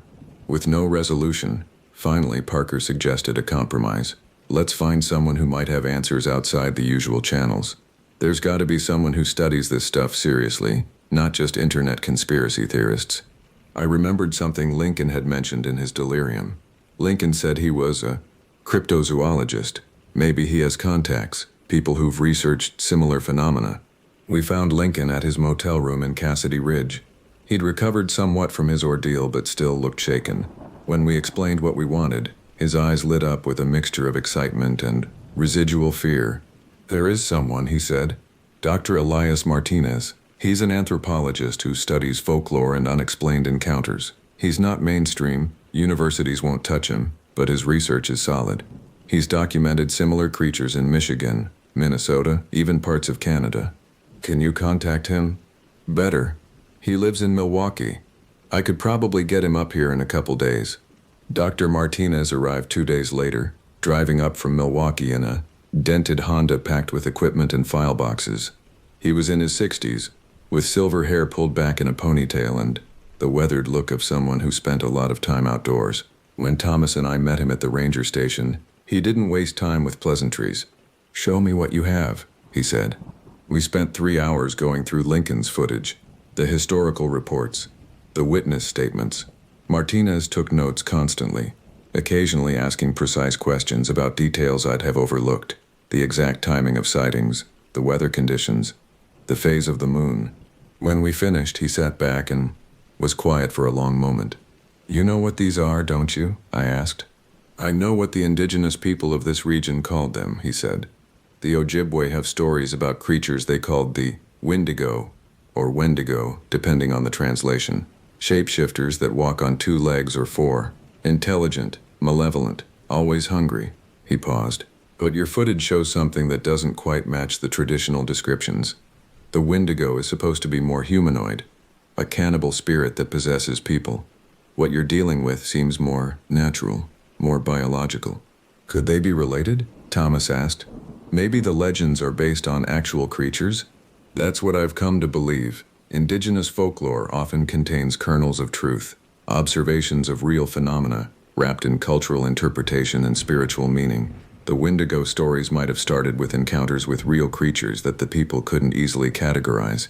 He pulled out one of his file boxes and spread documents across the table. Maps, news clippings, hand-drawn sketches from witnesses. I've been tracking reports of similar creatures across the Great Lakes region for 20 years, Martinez explained. Michigan, Wisconsin, Minnesota, Ontario. There's a pattern. The encounters cluster in certain areas, typically deep wilderness with minimal human presence. The descriptions vary, but certain elements are consistent. Large size, bipedal capability, canine features, unusual intelligence, and aggressive territoriality. So what are they? I asked. I don't know for certain, but I have a theory. He pulled out a scientific paper, yellowed with age. In 1960, a paleontologist discovered fossil remains of a large canid species in the La Brea tar pits. Canis dirus, the dire wolf. They were bigger than modern wolves, more robust, with bone-crushing jaws. Official science says they went extinct about 10,000 years ago. You think these are dire wolves? Thomas sounded skeptical.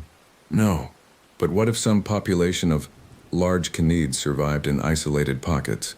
What if they adapted to human presence by becoming more clever, more cautious?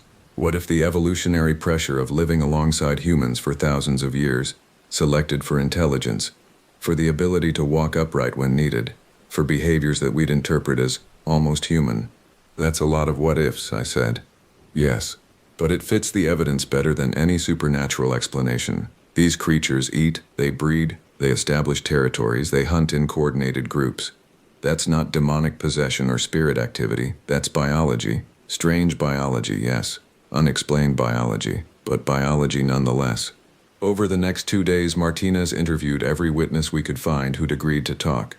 He visited the destroyed campsites, examined the plaster casts of tracks, listened to the audio recordings. He set up camera traps of his own in strategic locations, and spent one whole night in the forest with thermal imaging equipment. On the 3rd night, he came back to the station with footage that made everyone in the room go silent.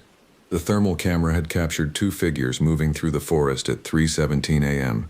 They showed up as bright shapes against the cold background, heat signatures of large living creatures. The footage was shaky, shot from Martinez's position behind a blind, but the detail was incredible. The creatures moved with perfect coordination, one following about 20 yards behind the other. They were clearly hunting something, heads low, occasionally stopping to scent the air. And as we watched, the lead creature stopped, stood upright on its hind legs, and scanned the area. In the thermal image, you could see the temperature gradients of its body, warmth concentrated in the core and head, cooler at the extremities, just like any mammal. But the shape was wrong for any known mammal. They're real, Martinez said quietly. Not spirits, not folklore. Real, biological creatures that have been living in these forests for who knows how long, and we've just been too blind or too scared to acknowledge it. So what do we do? I asked. That's the real question, isn't it? Martinez turned to face us. These creatures are predators. Apex predators, from the look of it. They've learned to avoid humans for the most part. But when their territory gets pressured, by development, by too many people, by competition for resources, they become aggressive. The attacks, the disappearances, their defensive responses to territorial intrusion.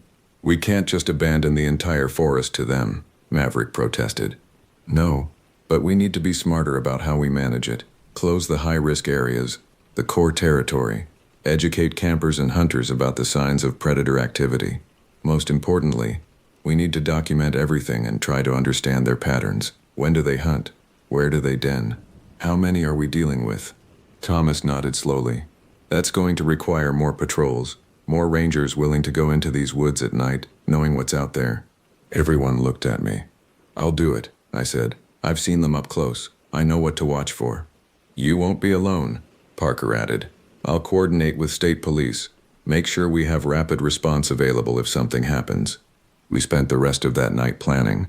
Martinez would stay in the area for another week, setting up a proper research protocol.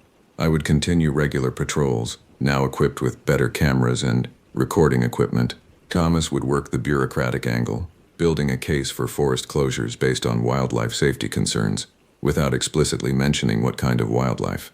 It wasn't much, but it was something. The following week brought an early cold snap, temperatures dropping into the teens at night. Martinez said this was actually good for our research. Cold weather made the creatures more desperate, more likely to take risks for food, which meant more opportunities for documentation. It also meant more danger. On November 3rd, I was assigned to patrol the northern perimeter of what we'd started calling the Red Zone, the core territory where most sightings had occurred. Martinez was with me, along with a ranger named Colton Reed who'd transferred in from Minnesota specifically to help with this situation. Colton had his own encounters with strange creatures in the Boundary Waters, and unlike most rangers, he'd believed the reports from the start. We'd set up a series of camera traps and monitoring stations throughout the Red Zone, checking them every 2 days. Tonight's run would take us to 3 different locations, all deep in the backcountry, accessible only by ATV or on foot. We took 2 ATVs, traveling in tandem with full communication gear. Martinez rode with Colton, while I led on my own vehicle. The plan was simple: check each station, download data from the cameras, replace batteries, and get out before dark. The first 2 stations were uneventful. The cameras had captured the usual array of wildlife: deer, foxes, a few bears preparing for hibernation, nothing unusual. The 3rd station was different. It was located near an old logging clear-cut, about 8 miles into the forest on what was barely a trail anymore. When we arrived, I immediately noticed something wrong. The camera trap had been knocked over, its mounting bracket torn from the tree. The solar panel that powered it was shredded, hanging in strips. Something didn't like being watched, Colton said, examining the damage. Martinez was already scanning the area with his handheld thermal camera. I'm getting readings. Multiple heat signatures, maybe 100 yards north. Not moving, but they're there. Could be deer bedded down, I suggested, though I didn't believe it. The thermal profile is wrong. Too large, too warm. These are big mammals, carnivore-sized. We stood there in the fading afternoon light, trying to decide what to do. Every instinct told me to leave, to get back to the vehicles and return with more backup, more daylight. But Martinez was already walking toward the heat signatures, his camera raised. "Doctor, wait," I called out. "That's not smart. This is what I came here for," he said without turning around. "To see them in their natural environment, to understand them." Colton and I exchanged a glance, then followed. We couldn't let him go alone. The terrain sloped downward, leading into a small ravine thick with undergrowth. Martinez moved slowly, checking his thermal camera constantly. The heat signatures hadn't moved, which was almost more concerning than if they'd fled. It meant whatever was ahead of us either didn't perceive us as a threat or didn't care that we were approaching. The smell hit us first, a rank, musky odor mixed with the stench of decay, like a large predator's den. Martinez stopped at the edge of the ravine, and I moved up beside him. Below us, in a natural hollow formed by fallen trees and earth, was a den site. 3 of them were there. 2 were lying down, resting, while a 3rd stood watch near what looked like a cache of food: dead deer carcasses, raccoons, even what might have been a wild turkey. The standing one was massive, easily 8 feet tall when upright, its fur so dark it was almost black. The other 2 were smaller but still larger than any wolf I'd ever seen. And they weren't alone. Near the back of the den, partially hidden in shadow, I could see movement. Smaller shapes, more awkward in their movements. "Pups," Martinez whispered. "They're breeding here." The standing creature's head snapped toward us. It had heard Martinez's whisper from 50 yards away. Those yellow eyes fixed on our position, and I saw its lips pull back from teeth that were far too large for any canine. "Back away," I said quietly, slowly. "Don't run." We retreated step by step, keeping our eyes on the den. The standing creature watched us but didn't advance. It was protecting its den, its family. As long as we left, it would let us go. We'd made it about 30 yards when I heard Colton swear. I turned to see what he'd found, and my blood went cold. On a tree at the edge of the clearing, about 8 feet off the ground, were marks. Deep gouges in the bark, running parallel, claw marks, but they were fresh, made within the last few hours. And they were on the path we'd used to get here. Something had marked this territory while we were examining the den. Something had been watching us while we watched them. "Run," I said.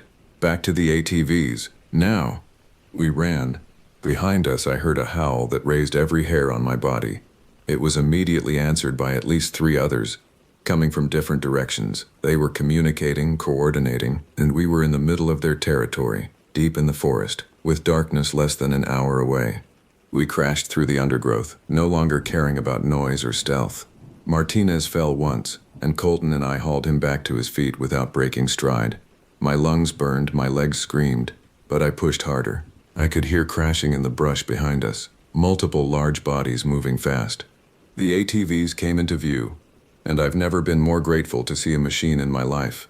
We threw ourselves onto the vehicles, started the engines, and accelerated down the trail without looking back. Something burst from the tree line behind us, a dark shape running on 4 legs, easily keeping pace with our ATVs even at full speed. I caught a glimpse of it in my mirror. Massive, powerful, its jaws open in what looked like a grin. It was playing with us, showing us that it could catch us if it wanted to. Then, as suddenly as it appeared, it veered off into the forest and was gone. We didn't stop until we reached the main logging road, and even then we kept moving until we were completely out of the red zone. Only when we reached the ranger station, with its lights and other people, did we finally allow ourselves to breathe. "We can't go back there," Colton said, his hands still shaking. "Not on foot, not without serious backup." Martinez was examining the footage from his camera, the thermal images of the den site. They have a breeding population. This isn't just a few scattered individuals. This is an established species, living and reproducing in these woods. Do you understand what that means? "It means we're in more danger than we thought," I said. "Yes, but it also means they can be studied. Protected even. These creatures, whatever they are, they're part of this ecosystem. They've survived here for thousands of years, probably. They deserve." "They killed 17 people in 5 years," Thomas cut him off. He'd been listening to our report with growing alarm. "Maybe more that we don't know about. I'm all for scientific discovery, but we have a responsibility to public safety." "Then we close the area," Martinez argued. "Make it a restricted zone. No camping, no hiking, minimal ranger presence. Let them have their territory. And when they expand that territory, when they get bolder because we've ceded ground?" Thomas shook his head. "I need solutions, not just observations." The argument continued long into the night, but no one had good answers. We couldn't kill creatures we barely understood, that seemed both ethically wrong and probably illegal once they were officially documented. We couldn't completely abandon the forest to them. We couldn't even prove they existed to authorities who might have resources to help. We were stuck. Over the next 3 days, we had 5 more sightings. Campers reported strange howling and left the area immediately. A hunter's trail camera captured one of the creatures walking upright across a frozen creek. 2 hikers came running out of the woods, swearing they'd been followed by something huge and hairy. The activity was increasing, and I knew why.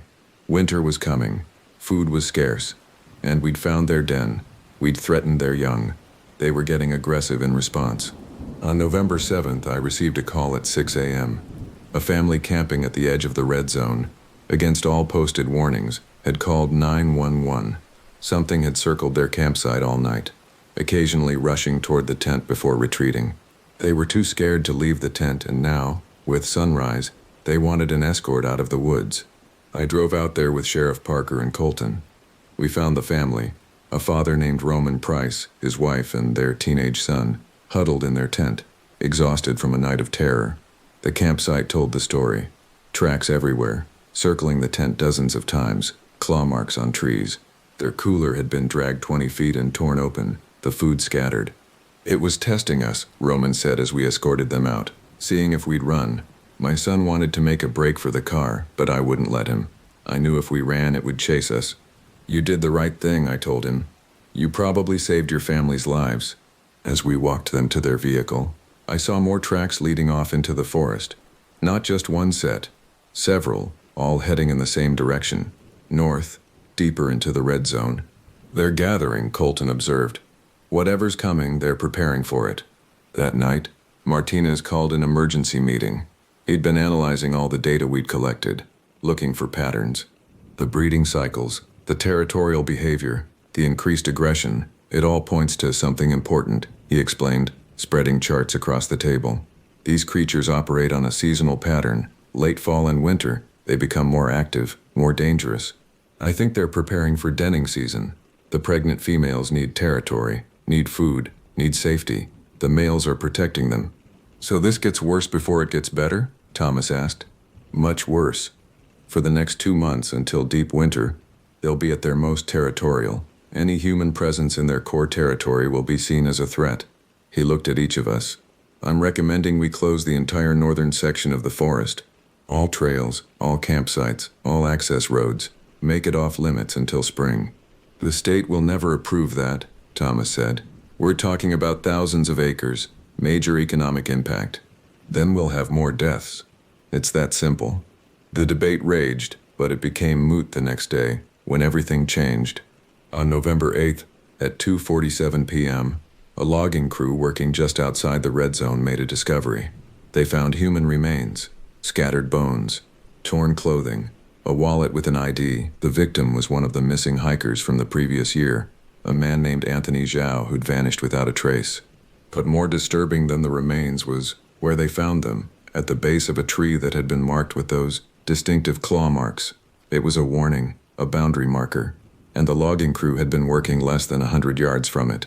State police arrived, forensic teams, wildlife officials. The forest was suddenly crawling with people who'd previously dismissed the reports. Now they had a body, or what was left of one, and evidence of large predator activity that couldn't be explained away. The formal closure of the northern forest came 2 days later. Over 50,000 acres declared off limits to all public access, with heavy fines for violations. Law enforcement patrols were increased. Warning signs went up on every access road. But I knew it wouldn't be enough. The creatures were still there, still breeding, still defending their territory. And now they knew we knew about them. On my last patrol of the season, before the snow got too deep for vehicle access, I drove up to the edge of the red zone one more time. I parked my truck at a locked gate and stood looking into the dark forest beyond. Somewhere in there, in dens hidden deep in ravines and caves, a species that shouldn't exist was preparing for winter. Mothers with pups, males standing guard, all of them living according to patterns that predated human settlement of this continent. And I'd been one of the few people to see them and survive. A howl echoed through the forest, distant but clear. It was answered by others, a chorus of voices that sent chills down my spine. They were out there, calling to each other in the gathering darkness. I got back in my truck and drove away, leaving them to their wilderness. But I knew I'd be back when spring came, because someone had to watch. Someone had to understand. Someone had to stand between the human world and whatever lurked in the deep woods. But someone was me now, and this was just the beginning. I'm writing this 6 months later, in May 2024. The snow has melted, the trails have reopened, and campers are returning to the Nicolet-Chequamegon National Forest. The northern section remains closed, but people are already complaining, already finding ways around the barriers. Martinez returned to Milwaukee, but he calls me weekly for updates. He's writing a book about what he calls remnant megafauna, large animals that survived extinction and adapted to human civilization by becoming invisible. He thinks there might be populations in other forests, other wilderness areas. He might be right. Thomas retired last month. The stress, he said, but we both knew the real reason. He'd spent 30 years in these woods, and learning what they truly contained had broken something in him. The new district supervisor doesn't believe the reports. He thinks the closures are overreaction, that we'll reopen the red zone by next year. He's wrong. Last week, Sheriff Parker called me. A hiker had disappeared in the red zone, someone who'd ignored all the warnings and gone in alone. They found her 3 days later, alive but traumatized, huddled in a cave. She wouldn't talk about what happened, but her camera told the story. Photos of tracks, of distant shapes in the trees, of yellow eyes reflecting her flash in the darkness. And one photo, taken accidentally when she dropped the camera while running, a clear image of something massive and impossible, standing upright on two legs, watching her with what could only be described as curiosity. They're still out there. They'll always be out there, and every fall, when the temperatures drop and food becomes scarce, they'll remind us that these forests were theirs long before they were ours. I'm scheduled for night patrol tonight, like I am every night now. I'll drive those dark logging roads, check those remote campsites, and watch for signs of activity that most people will never believe exists. Because I've seen them. I've looked into eyes that shouldn't exist, heard howls that don't belong to any known animal, walked away from encounters that should have killed me. I know the truth about what stalks the northern forests, and that knowledge has changed me forever. The old stories, the dogman, the wendigo, all the legends whispered around campfires, they're not stories, they're warnings, passed down through generations by people who knew what lived in the deep woods. I just wish I'd understood that before I took this job. The sun is setting now. Time to start my patrol. Time to drive into the darkness and see what's waiting there. I'll leave you with this advice, from someone who's learned it the hard way. Respect the wilderness. Stay on marked trails. Never camp alone in isolated areas. And if you hear something moving through the forest at night, something too big to be a wolf but too quiet to be a bear, don't investigate. Just leave. Because some things in these woods are older than we can understand, stranger than we can accept, and far more dangerous than we're prepared to face. And they're always watching, always waiting, always hungry.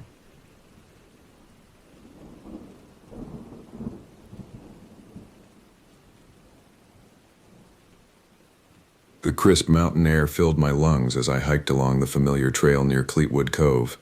It was early September 2005, and I had been a park ranger at Crater Lake National Park for just over 4 years. My name is Ryan Holloway, and at 32 years old I thought I had seen it all in my time patrolling these majestic woods. Little did I know that the events about to unfold would shatter my perception of reality and leave an indelible mark on my psyche.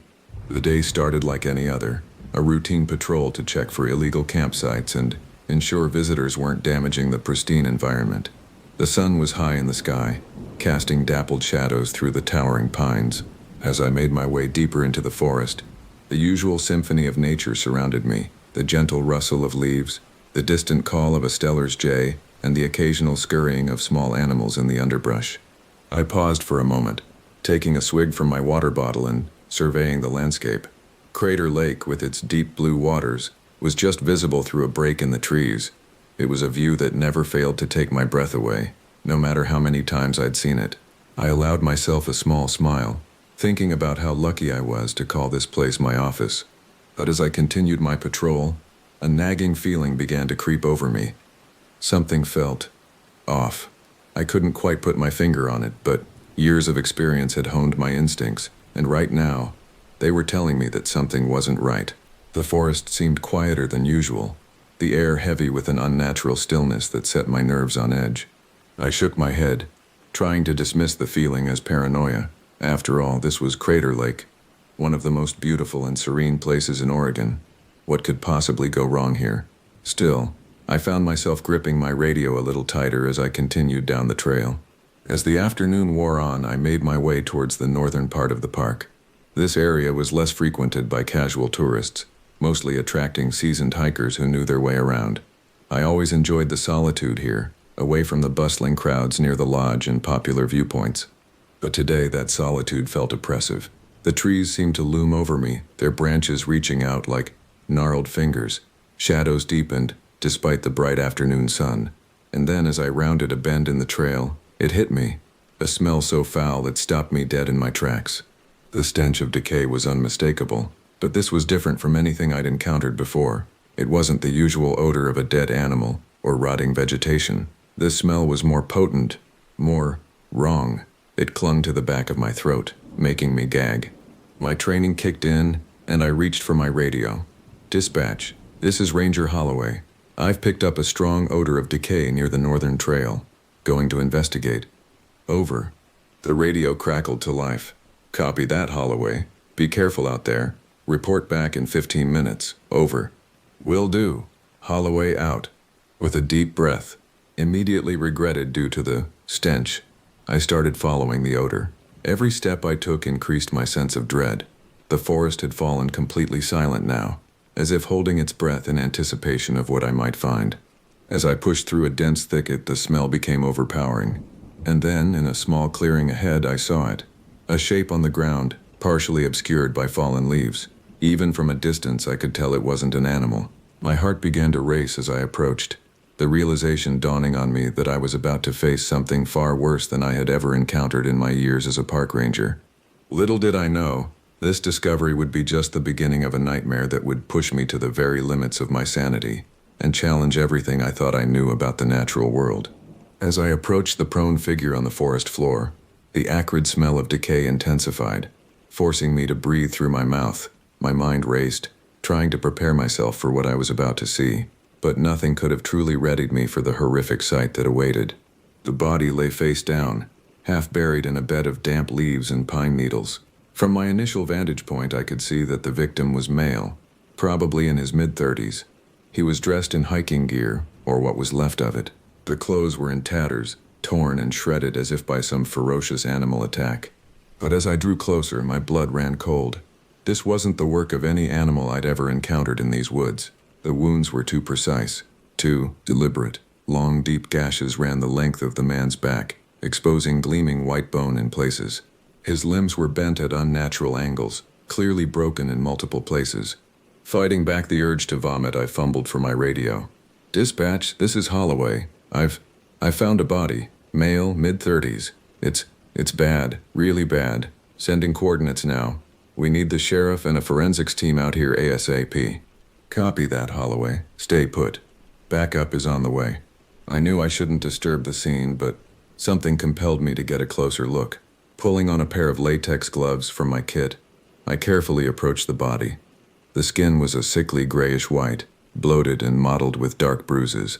This poor soul had been out here for days, maybe even weeks. With a deep breath to steel myself, I gently rolled the body over. The face that greeted me would haunt my nightmares for years to come. What was once a human visage was now a mangled mess of torn flesh and exposed muscle. The eyes were gone, leaving behind dark, empty sockets that seemed to stare accusingly at me. The mouth was frozen open in a silent scream, teeth bared in a grotesque rictus of fear. But it was the wounds that truly chilled me to the bone. The face and neck were covered in dozens, maybe hundreds, of small, precise cuts.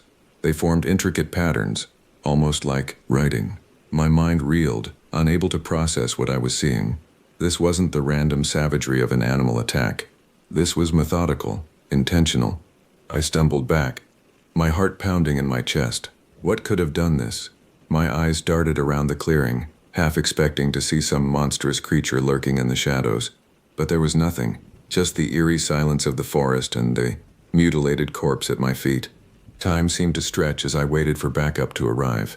Every snapping twig, every rustle of leaves, sent a jolt of adrenaline through my system. I found myself gripping my sidearm, a weapon I'd never had to use in all my years as a ranger. But now, faced with evidence of such brutality, I felt woefully unprepared. After what felt like an eternity, I heard the sound of approaching vehicles. Relief washed over me as Sheriff Donovan and his deputies arrived on the scene.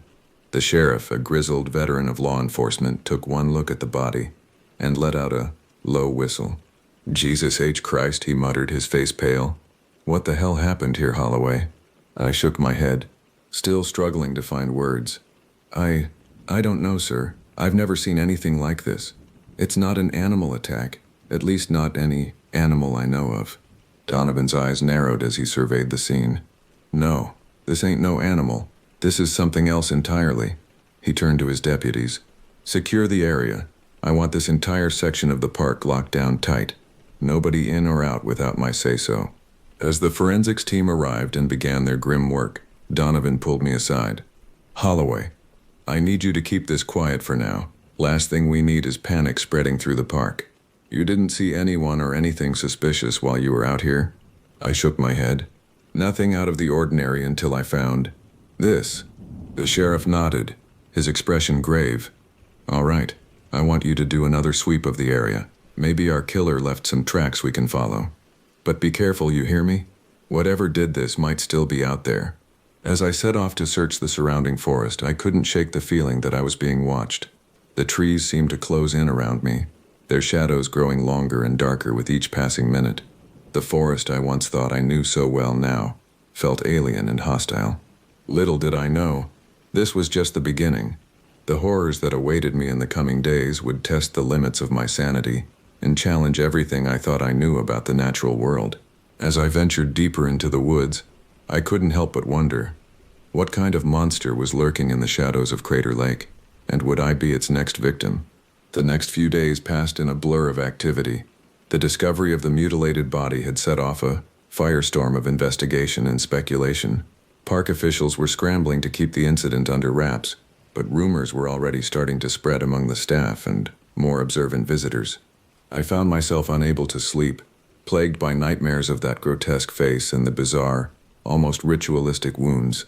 Every time I closed my eyes, I saw those empty sockets staring back at me, accusing me of some unknown crime. On the third night after the discovery, I was on late patrol. The moon hung low and heavy in the sky, casting an eerie glow over the landscape. The forest seemed different now, no longer the familiar, welcoming place I'd come to love. Every shadow held potential danger, every rustle of leaves a possible threat. As I made my way along the shoreline of Crater Lake, my flashlight beam dancing across the obsidian waters, I heard something that made my blood run cold. A scream, distant but unmistakable. It was a sound of pure terror, abruptly cut short. My heart racing, I radioed in. "Dispatch, this is Holloway. I just heard a scream near the eastern shore, requesting backup. I'm going to investigate." "Copy that, Holloway. Backup is on the way. Be careful out there." I knew I should wait for support, but something drove me forward. The memory of that mutilated body spurred me on. If there was someone out there in danger, I couldn't just stand by and do nothing. I plunged into the forest, my flashlight beam cutting through the darkness.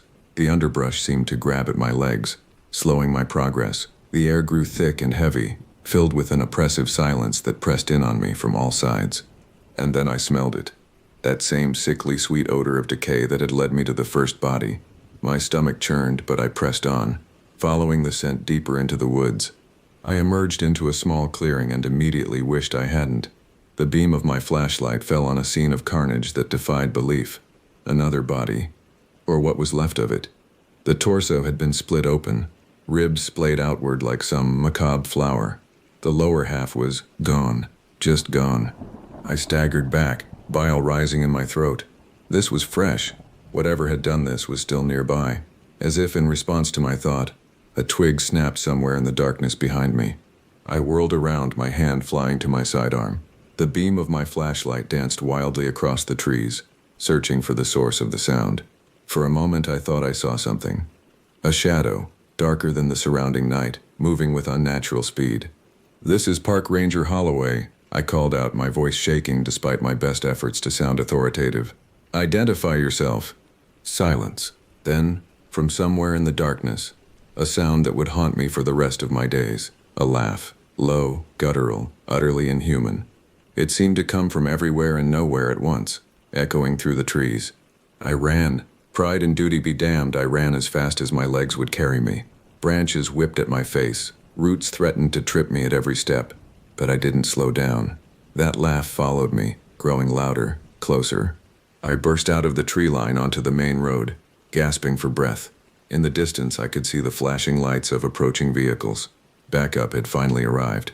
As Sheriff Donovan and his deputies piled out of their cars, I tried to explain what I'd seen, what I'd heard, but the words seemed inadequate, unable to convey the sheer horror of what I'd experienced. Donovan's face grew grimmer with each passing moment. "All right, Holloway, we're going to check it out, but you're staying here. You've been through enough tonight." As the search party disappeared into the woods, I slumped against a patrol car, my mind reeling. What was out there? What kind of creature could do such things? And why did I have the sickening feeling that this was far from over? The night wore on, and eventually, the search party returned. They had found the second body, just as I'd described it, but there was no sign of the thing I'd heard. No tracks, no trace of its passage. It was as if it had simply vanished into thin air. As dawn broke over Crater Lake, casting a deceptively peaceful light over the landscape. I couldn't shake the feeling that we were dealing with something far beyond our understanding. Something ancient, something evil, had awakened in these woods, and I had a terrible feeling that it was just getting started. The days that followed were a blur of increased patrols, tense meetings, and sleepless nights. The park remained open, but with heightened security measures in place. We couldn't close it entirely without raising too many questions, but we did our best to steer visitors away from the areas where the bodies had been found. I threw myself into my work, pushing myself to exhaustion in an attempt to keep the nightmares at bay. But even in my waking hours, I couldn't escape the feeling of being watched. Every time I ventured into the forest, I felt eyes on me, boring into the back of my skull. More than once, I caught myself jumping at shadows, my hand flying to my sidearm at the slightest provocation. It was on one such patrol, about a week after the second body was discovered, that things took an even stranger turn. I was deep in the northern part of the park, an area we had largely cordoned off from the public. The day was overcast, a heavy mist clinging to the treetops and obscuring the distant peaks. As I made my way along a narrow game trail, I noticed something odd. The forest had fallen silent again, but this time it was different. Instead of the oppressive, threatening silence I'd experienced before, this felt expectant, as if the very trees were holding their breath, waiting for something to happen. And then I heard it, a whisper so faint I almost missed it. I froze, straining my ears to catch it again. There, barely audible but unmistakable, words in a language I didn't recognize. The sound seemed to come from everywhere and nowhere at once, carried on the wind itself. "Hello?" I called out, my voice sounding thin and weak in the eerie stillness. "Is someone there?" The whispering intensified, growing louder but no more intelligible. It was joined by other voices, a cacophony of unintelligible murmurs that seemed to press in on me from all sides. I spun in place, trying to locate the source, but it was futile. The voices were all around me, in the trees, in the ground, in the very air I breathed. And then, as suddenly as it had begun, it stopped. The silence that followed was deafening. I stood there, heart pounding, sweat beading on my forehead despite the cool air. What the hell had just happened? As I tried to collect myself, I noticed something on the ground a few feet away. Approaching cautiously, I saw that it was a small, intricately carved wooden figurine. It depicted some kind of creature, vaguely humanoid but with elongated limbs and a head that was decidedly not human. The craftsmanship was exquisite, every detail rendered with painstaking care. I reached down to pick it up, but as my fingers brushed its surface, a jolt of electricity seemed to surge through my body. Images flashed through my mind.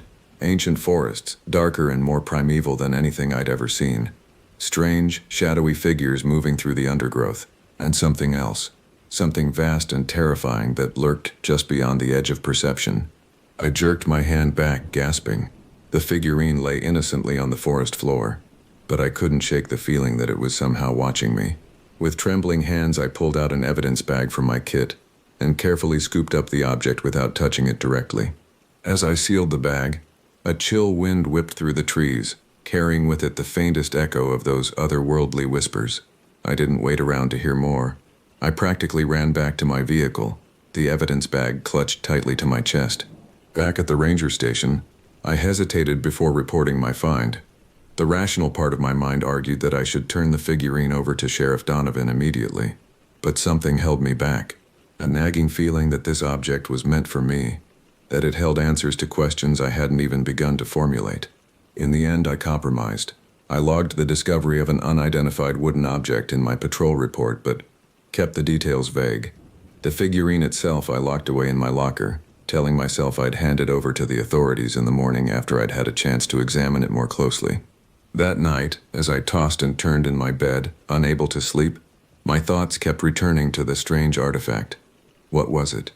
Where had it come from? And why did I feel so drawn to it? At around 2 a.m., I gave up on sleep. Dressing quickly, I made my way back to the ranger station. The night was eerily still, the usual chorus of nocturnal creatures conspicuously absent. Inside the station, I retrieved the figurine from my locker. Under the harsh fluorescent lights, it seemed even more intricate, more alien. I found myself tracing the contours of the carved creature with my eyes, marveling at the craftsmanship. And then, almost without realizing it, I was reaching out to touch it again.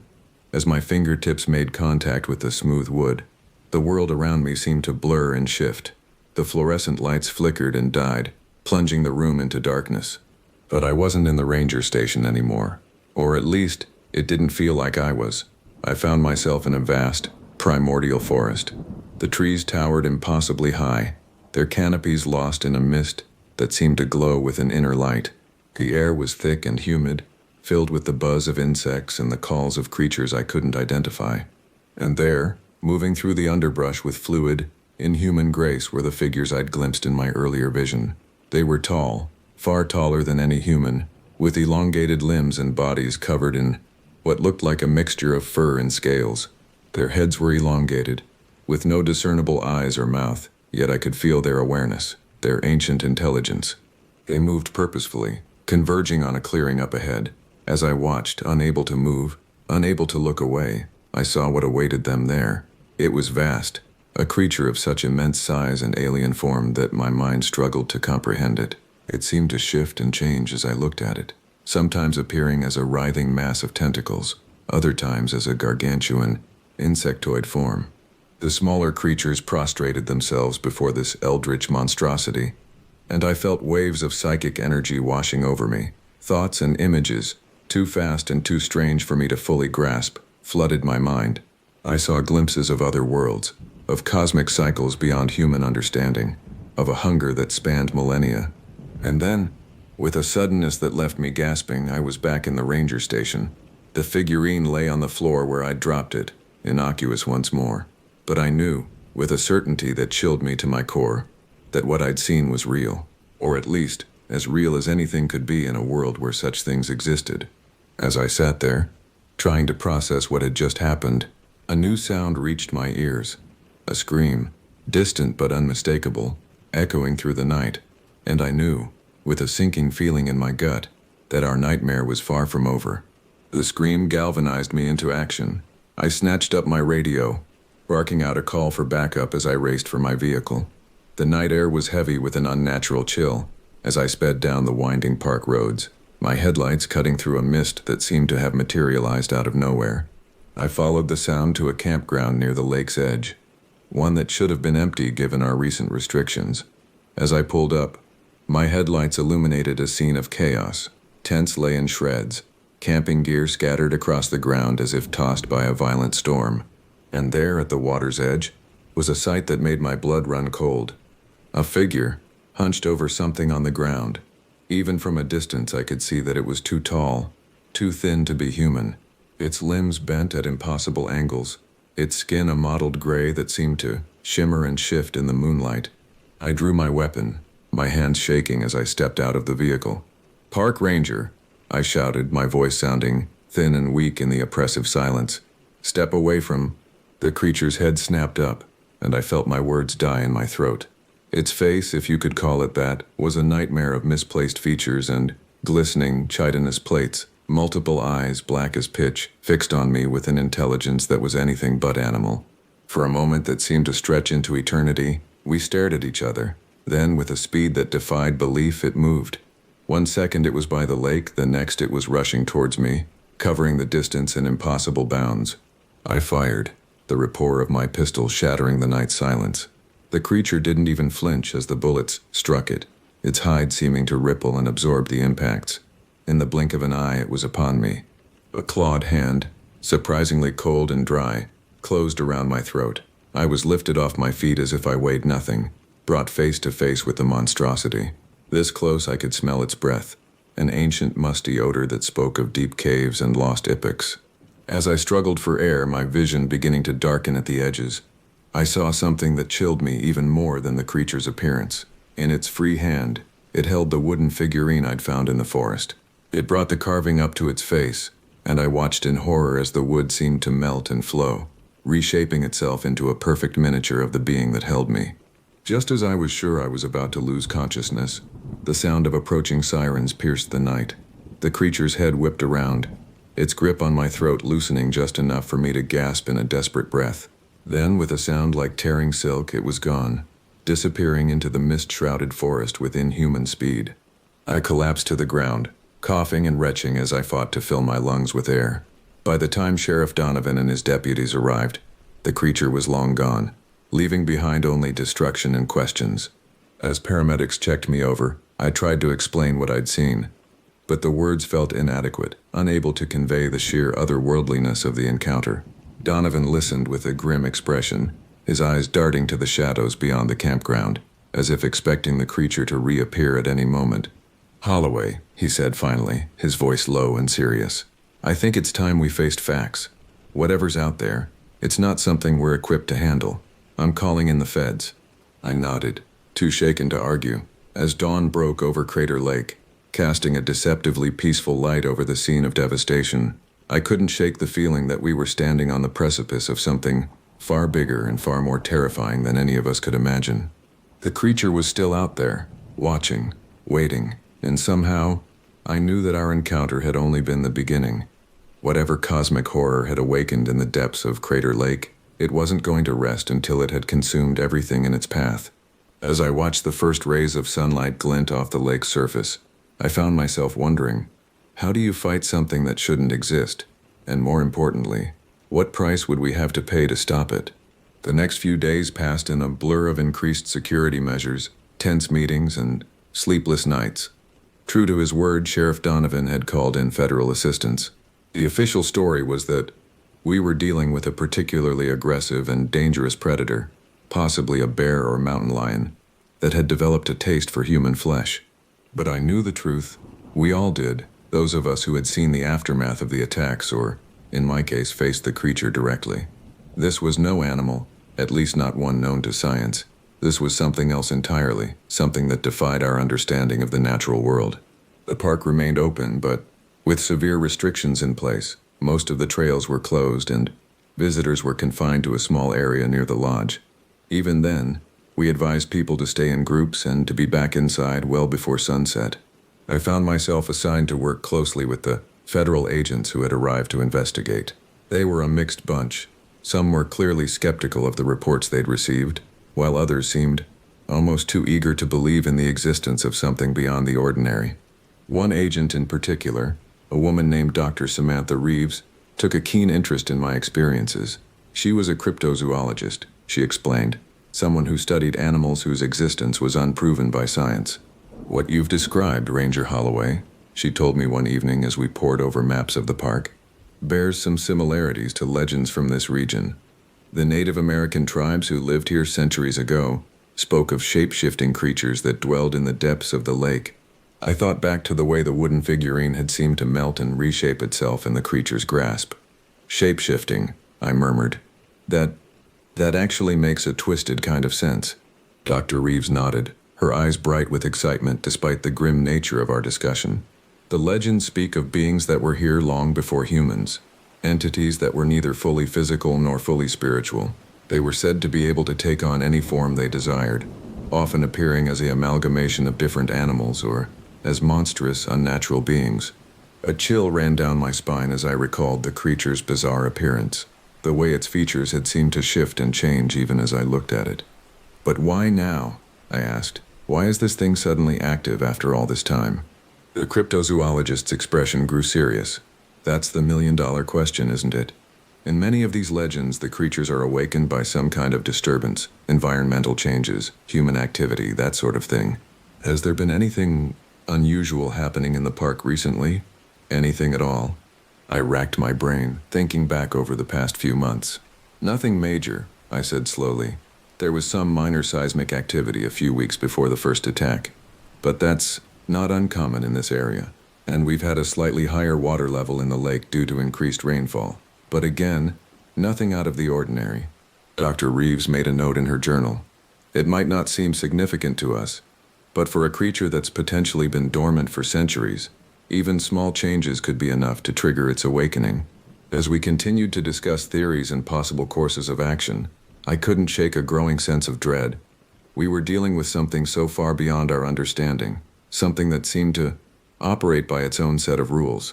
How could we hope to stop it?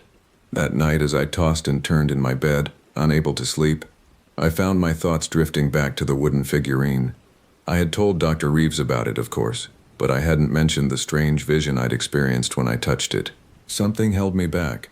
a nagging feeling that there was more to that experience than I had yet realized. Just before dawn, I made a decision. I needed to see that figurine again. Maybe, just maybe, it held the key to understanding what we were up against. As the first light of day began to creep over the horizon, I made my way to the evidence locker where the figurine was being kept. My heart was pounding as I signed it out, citing the need for further examination.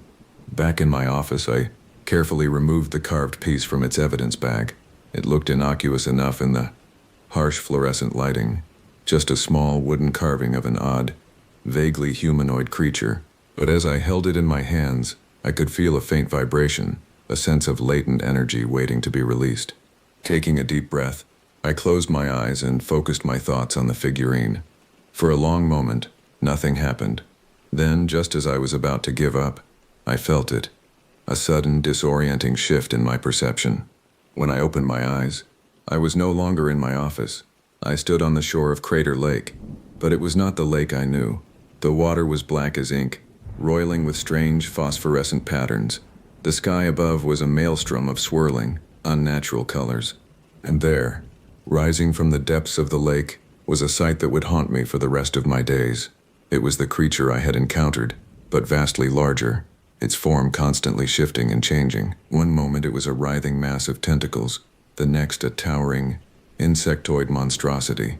As I watched, frozen in a mixture of awe and terror, I realized that this wasn't just a single entity. It was many, perhaps countless beings merged into one vast, incomprehensible whole. And it was awakening, stirring from an aeons-long slumber. With a gasp, I found myself back in my office, the figurine clutched tightly in my trembling hands. As the first rays of sunlight began to filter through my window, I knew with a chilling certainty that we were running out of time. Whatever cosmic horror had made its home in Crater Lake, it was fully awake now, and it was hungry. The revelation from my vision left me shaken to my core. I knew I had to act, to share what I'd seen with Dr. Reeves and the others. But how could I explain something so utterly beyond the realm of normal experience? Would they even believe me? As I wrestled with this dilemma, reports began to come in of increased seismic activity around the lake. Tremors, barely noticeable at first, were growing in intensity. The lake itself seemed to be changing, its usually placid surface now roiling with unexplained currents and strange, luminescent patterns that appeared and disappeared in the blink of an eye. It was Dr. Reeves who first made the connection. "The lake," she said, her voice tight with a mixture of fear and excitement. "Whatever's down there, it's not just awake, it's trying to get out." A hastily convened meeting of park officials, law enforcement, and the federal agents quickly reached a grim consensus. We needed to evacuate the park immediately. As sirens blared and rangers went door to door, urging visitors and staff to leave as quickly as possible, I found myself drawn back to the lakeshore. Standing there, watching the unnaturally disturbed waters, I felt a presence behind me. Turning, I saw Dr. Reeves, her face pale but determined. "You're going down there, aren't you?" she asked, though it wasn't really a question. I nodded, my throat tight. "I have to. Whatever this thing is, it's connected to me now. I can feel it." She held out a hand, and I saw that she was holding a small, sleek device. "It's a specialized underwater camera," she explained, "waterproof to extreme depths and equipped with low-light imaging. If you're really going to do this, at least let us see what you find." As I took the camera, our eyes met. In that moment, I saw that she understood not just the danger, but the irresistible pull of the unknown. She squeezed my hand briefly, then turned and walked away without another word. I made my way to the boat dock, commandeering a small motorboat. The lake, usually so still and peaceful, was now a maelstrom of churning water and eerie lights. As I guided the boat towards the center of the lake, I could feel a vibration through the hull, a deep subsonic rumble that seemed to come from the very depths of the earth. When I reached what I judged to be the deepest part of the lake, I cut the engine. The silence that followed was oppressive, broken only by the lapping of waves against the boat and the distant muffled sounds of the evacuation on shore. With trembling hands, I attached the camera to my belt and checked my scuba gear one last time. I knew what I was about to do was madness, a likely death sentence, but I also knew, with a certainty that defied explanation, that I had no choice. Taking a deep breath, I plunged into the icy waters of Crater Lake. The descent was like entering another world. The waters of Crater Lake, usually crystal clear, were now murky and filled with swirling patterns of bioluminescence. As I sank deeper, the light from the surface faded, replaced by an eerie, pulsating glow that seemed to emanate from the lake itself. The pressure increased as I descended, my ears popping painfully despite the equalization techniques I'd learned in my basic scuba training. But it wasn't just the physical pressure that was affecting me. There was something else, a psychic weight that grew heavier with every foot I dropped. Images flashed through my mind, fragmented visions of ancient forests, of vast cities built by inhuman hands, of cosmic vastness that made me feel infinitesimally small. I realized with a start that these weren't hallucinations. They were memories, but not my own. As I approached the bottom of the lake, the terrain began to change. The smooth volcanic rock gave way to strange organic structures. Massive, coral-like growths twisted upwards, their surfaces pulsing with an inner light. Between them I could see movement, shapes that defied description, fluid and ever-changing. And then I saw it. Rising from the lake bed was a structure that dwarfed everything around it. It was like a temple, but built on a scale that boggled the mind. Its architecture was alien, all non-Euclidean angles and impossible geometries that hurt to look at directly. As I approached, drawn by an irresistible force, I saw that the surface of the structure was covered in intricate carvings. They depicted scenes of cosmic horror, vast, tentacled entities descending from the stars, reshaping entire worlds to their will. And with a shock of recognition, I realized that some of the carvings matched exactly the visions I'd experienced when touching the wooden figurine. I was so engrossed in the carvings that I almost didn't notice the change in the water around me. It had become thicker, more viscous, and it was moving, swirling around me with purpose. With growing horror, I realized that the water itself was alive, or rather it was part of something alive, something vast beyond comprehension. Panic gripped me, and I tried to swim away. But it was like moving through molasses. The living water coiled around my limbs, pulling me towards the temple. As I struggled, my hand brushed against the carved surface of the structure. The moment my skin made contact, my mind exploded with sensation. I was no longer just Ryan Holloway, park ranger. I was everything and nothing, experiencing countless lifetimes in the span of a heartbeat. I saw the birth of stars and the death of galaxies. I witnessed the rise and fall of civilizations on worlds so alien they defied description. And through it all, I sensed a presence, ancient beyond imagining, vast beyond comprehension. It was the entity that dwelled within Crater Lake, but it was also so much more. It was a fragment of something even larger, a cosmic being that existed across multiple dimensions and countless worlds. As my consciousness expanded, I began to understand. This entity, this elder god, hadn't just awakened. It had always been awake, always been aware. What we had interpreted as attacks, as violence, was simply the entity trying to communicate in the only way it knew how. The realization hit me like a physical blow.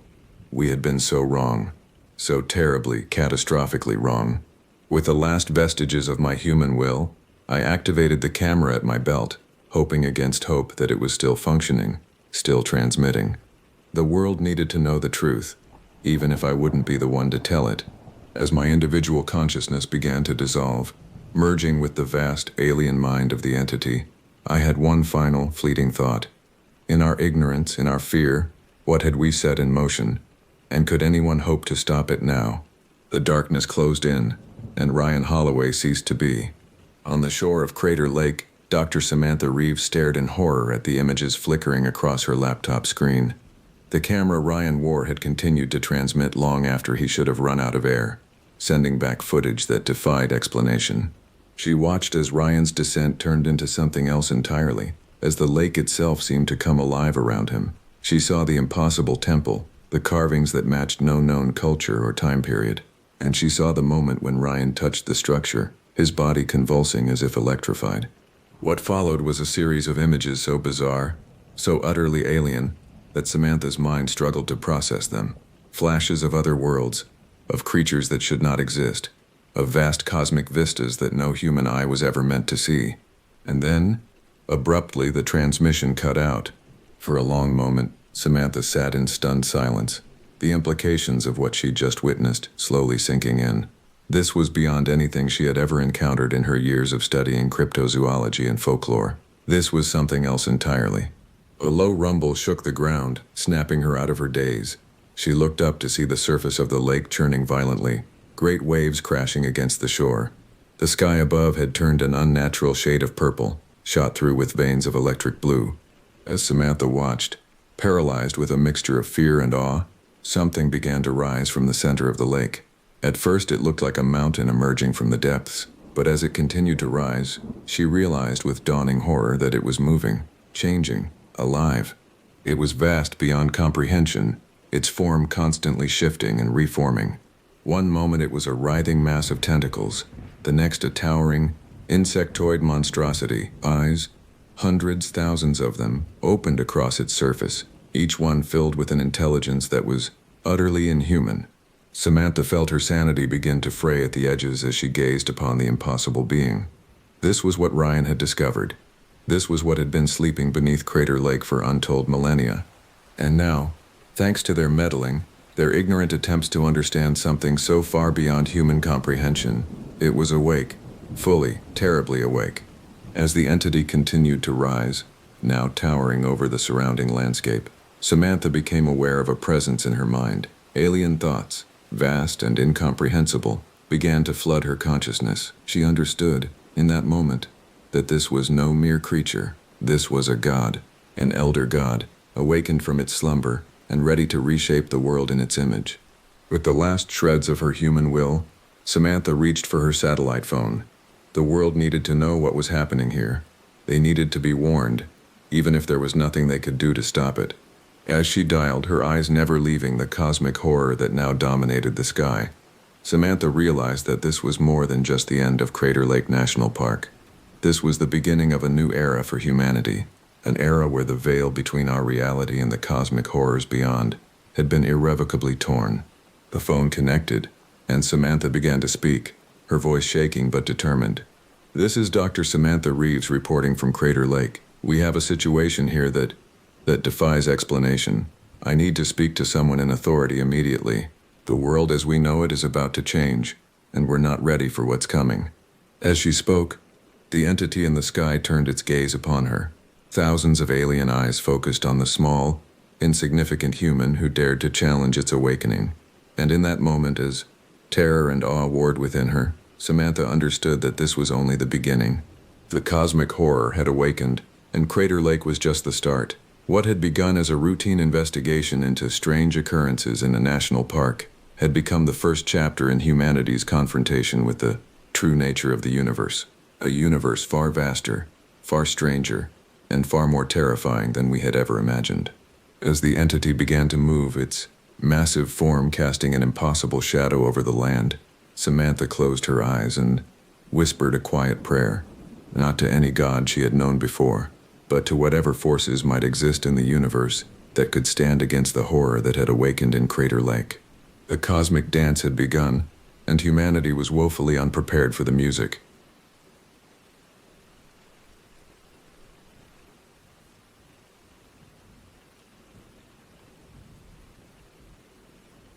I never believed in monsters until I became a park ranger. That probably sounds naive now, given what I've seen. But back then I thought the real dangers were exposure, dehydration, maybe a bear attack if you were careless. I was wrong about everything. My name doesn't matter anymore. What matters is that you understand what's out there, waiting in the spaces between the trees where the light doesn't quite reach. I worked for 8 years in the forests of northern Michigan, in a stretch of wilderness so remote that cell service was a fairy tale, and the nearest town was a 40-minute drive on unpaved roads. The park covered over 200,000 acres of dense pine, hardwood forests, and swampland that hadn't changed much since the last ice age. I was 26 when I started, fresh out of college with a forestry degree and romantic notions about protecting nature.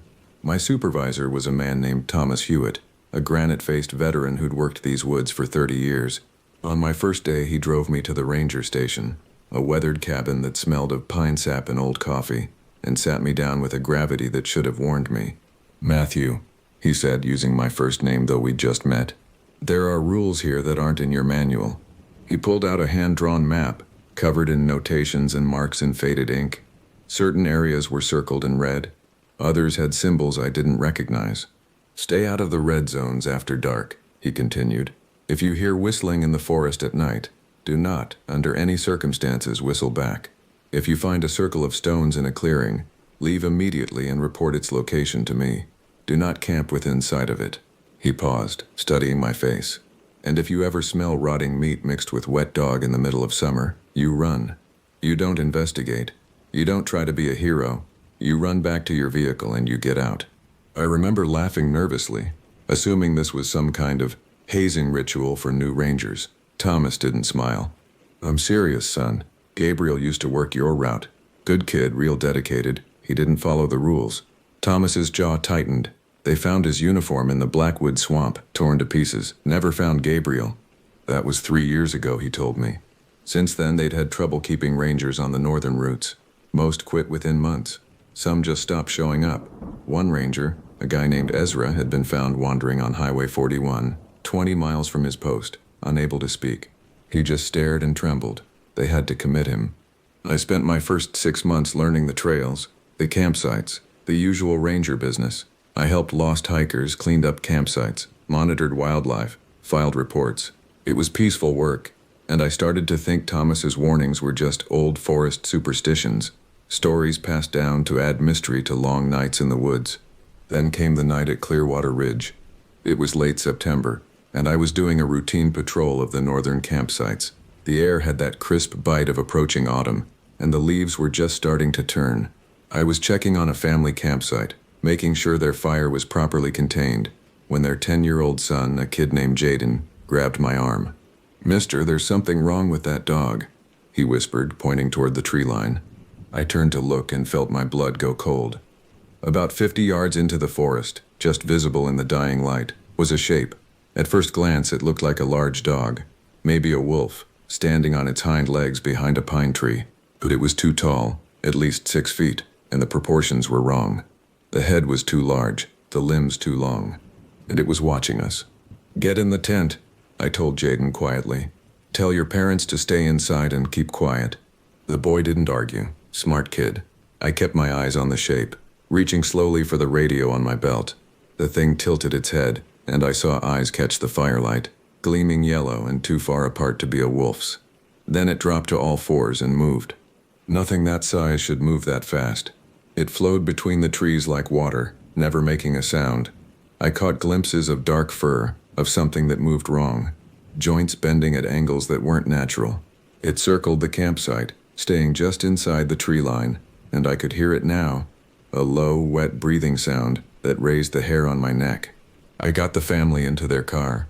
The father, a man named Carter, wanted to argue about leaving their gear, but one look at my face and he just started the engine. As they drove away, I saw the thing standing at the forest edge in my flashlight beam. It was definitely not a dog, not a bear, not anything I'd learned about in school. It stood upright again, and I saw its face for just a moment, a wolf's muzzle but wrong, stretched and almost human in its expression. Its eyes held an intelligence that made my hands shake. Then it opened its mouth, and a sound came out that I still hear in nightmares, a perfect imitation of a crying child. I ran for my truck and I didn't stop until I reached the ranger station. Thomas was there, waiting with a cup of coffee like he knew I'd come. I told him everything, my words tumbling over each other. He just nodded slowly. Dog man, he said. You saw the dog man. They've been in these woods longer than we have. Usually they keep their distance, but something's got them agitated this year. Dog man? I echoed stupidly. Like the Michigan Dog Man? That's just an urban legend. A song from the 70s. That song was based on something, Thomas said. 7th year of every decade. That's when they're most active, most aggressive. We're coming up on 2027 in a few years. But they've been restless early. You did the right thing getting those people out. He refilled his coffee. Stay armed on your patrols now. Carry the rifle, not just the bear spray. And Matthew, if you see it again, don't look it in the eyes. They take that as a challenge. I went home that night to my small rental cabin and didn't sleep. Every sound outside made me jump. When dawn finally came, I seriously considered quitting. But something kept me there. Maybe pride, maybe stubbornness, maybe the same thing that makes people slow down to look at accidents on the highway. I needed to understand what was out there. That was my first mistake. Understanding came at a price. October brought colder weather and fewer visitors. The autumn colors peaked, drawing photographers and leaf peepers for a few weeks. Then the park grew quiet. I settled into an uneasy routine, always carrying the rifle Thomas issued me, always watching the tree line. I wasn't the only ranger dealing with strange incidents. A younger ranger named Luca reported finding campsites torn apart, tents shredded from the outside in patterns that didn't match any known predator. Another ranger, Isaac, found animal carcasses arranged in deliberate patterns, drained of blood. We all started checking in more frequently on the radio, nobody admitting we were scared, but all of us feeling it. The Dogman, I learned, was part of local Anishinaabe folklore going back centuries. Thomas introduced me to a man named Adrian from the nearby Ojibwe community, who agreed to talk to me over coffee at a diner in the closest town. "Your people call it Dogman," Adrian said, his weathered hands wrapped around his mug. "We have other names. It's a guardian, some say, or a punisher, a shapeshifter that watches the boundaries between the human world and the wild places. You weren't supposed to see it, probably. The fact that you did means the boundaries are thin right now." "Thin?" I asked. "Between worlds, between what should be and what shouldn't be. When that happens, other things can come through too." He studied me with dark, serious eyes. "You're young. You can still get out. Find work in a city park, somewhere with lights and crowds. These woods, they're getting hungry again." But I didn't leave. Looking back, I don't know why. Maybe I thought I could handle it. Maybe I just didn't want to admit to myself that the world was bigger and darker than I'd been taught. I went back to work, carried my rifle, and tried to do my job. 3 weeks after the Clearwater Ridge incident, I got a call about a missing hiker. A local named Nolan had gone into the Blackwood Swamp area 2 days earlier and hadn't returned. His truck was still at the trailhead, keys in the ignition. We organized a search party. Myself, Luca, a volunteer named Dylan, and a state police officer named Anthony. The Blackwood Swamp was one of Thomas's red zones. The area was a maze of stagnant water, dead trees, and sucking mud. Fog hung there even in bright daylight, and the trees grew twisted and close together. I'd only been in there twice, both times getting a sick feeling that made me want to leave immediately. We spread out in a grid pattern, calling Nolan's name, following what remained of the trail. The swamp swallowed sound strangely. You could shout and hear your voice die a few feet away. Around noon, Dylan radioed that he'd found something, Nolan's backpack, torn open and scattered across a small clearing. We converged on Dylan's position. The clearing was wrong from the moment I saw it. A perfect circle about 20 feet across, ringed by dead trees that all bent inward like they were bowing. In the center was a pile of stones arranged in a pattern, and scattered around it were Nolan's belongings, his food, his water bottle, his sleeping bag, all shredded methodically. "We should go," I said immediately, remembering Thomas's warning. But Anthony was already moving into the clearing, calling for Nolan. "There's blood here," he said, kneeling by the stone pile. "Recent." That's when we heard it. Footsteps in the water. Something big moving through the swamp. But the footsteps were wrong. They came in an odd rhythm. 1, 2, 3, pause. 1, 2, 3, pause. Like something with too many legs learning to walk. Dylan saw it first. "Oh, Jesus," he whispered, backing up. "Oh, Jesus Christ, what is that?" It came out of the fog like a nightmare taking shape. 8 feet tall at least, covered in dark matted fur that hung in wet clumps. But the torso was too long, stretched out like taffy, and the arms reached almost to the ground, ending in hands that were too human, with too many joints in the fingers. The head was the worst part, a wolf's skull, but massive, with eyes that glowed amber in the dim light, and a jaw that hung open too wide, showing rows of teeth that went back too far into its throat. It stood there, swaying slightly, and that smell hit us, rotting meat mixed with wet dog, so strong it made my eyes water. The Dogman. But this was different from what I'd seen at Clearwater Ridge. This was bigger, more wrong, like it was a different species or something corrupted. Anthony reached for his sidearm, but Luca grabbed his arm. "Don't," he said. "Just back away slowly. Don't look at it." We started backing up, moving as one unit, keeping our eyes on the ground. The thing followed us, moving on all fours now, its breathing a wet rattle that echoed through the swamp. It stayed about 20 feet back, pacing us, and I realized with horror that it was hurting us, pushing us away from the clearing and deeper into the swamp. "The truck's that way," Dylan whispered, pointing left. "We need to brake for it." "On three," I said, gripping my rifle. "One, two." The thing howled, and it was the sound of a man screaming mixed with a wolf's cry, amplified until it felt like it was inside my skull. We ran. God help us, we ran like our lives depended on it, because they did. Behind us, I could hear it crashing through the undergrowth, moving impossibly fast. Dylan tripped, went down hard in the mud. Anthony and I grabbed him, hauled him up, kept moving. The thing was getting closer. I could hear its breathing right behind us now, could smell that awful stench. Luca turned and fired his rifle blindly behind us. The shot echoed across the swamp, and the thing screamed again, but I don't think he hit it. We burst out onto the trail, saw the trucks ahead. My lungs were burning, my legs felt like rubber, but we didn't stop. We piled into Anthony's police cruiser, and he floored it, tires spinning in the dirt before finding purchase. In the rearview mirror, I saw it standing on the trail behind us, rising to its full height on two legs. Then it dropped back down and loped back into the swamp, disappearing into the fog like it had never been there.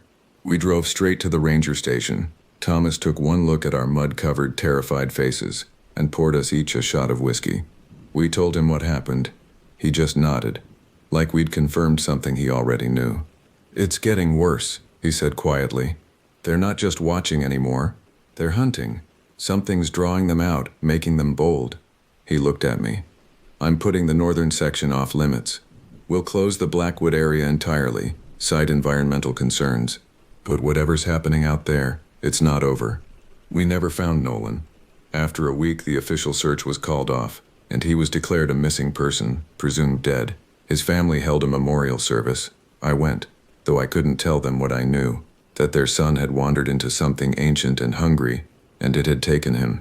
That night, lying in bed, I heard whistling outside my cabin.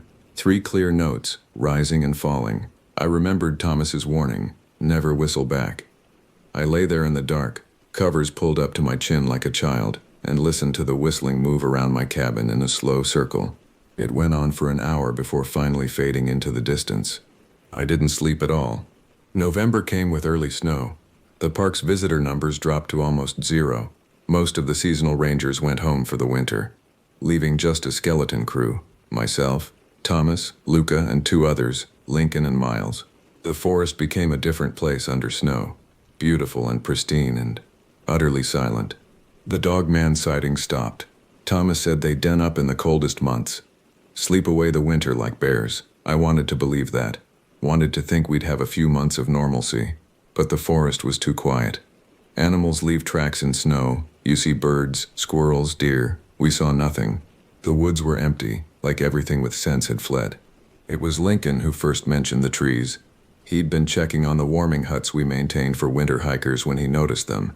Massive depressions in the snow in areas where no humans had been. The prints were enormous, at least 18 inches long and 7 wide, with 5 distinct toes. They formed a trail that went for miles, through terrain too steep and rough for normal traffic.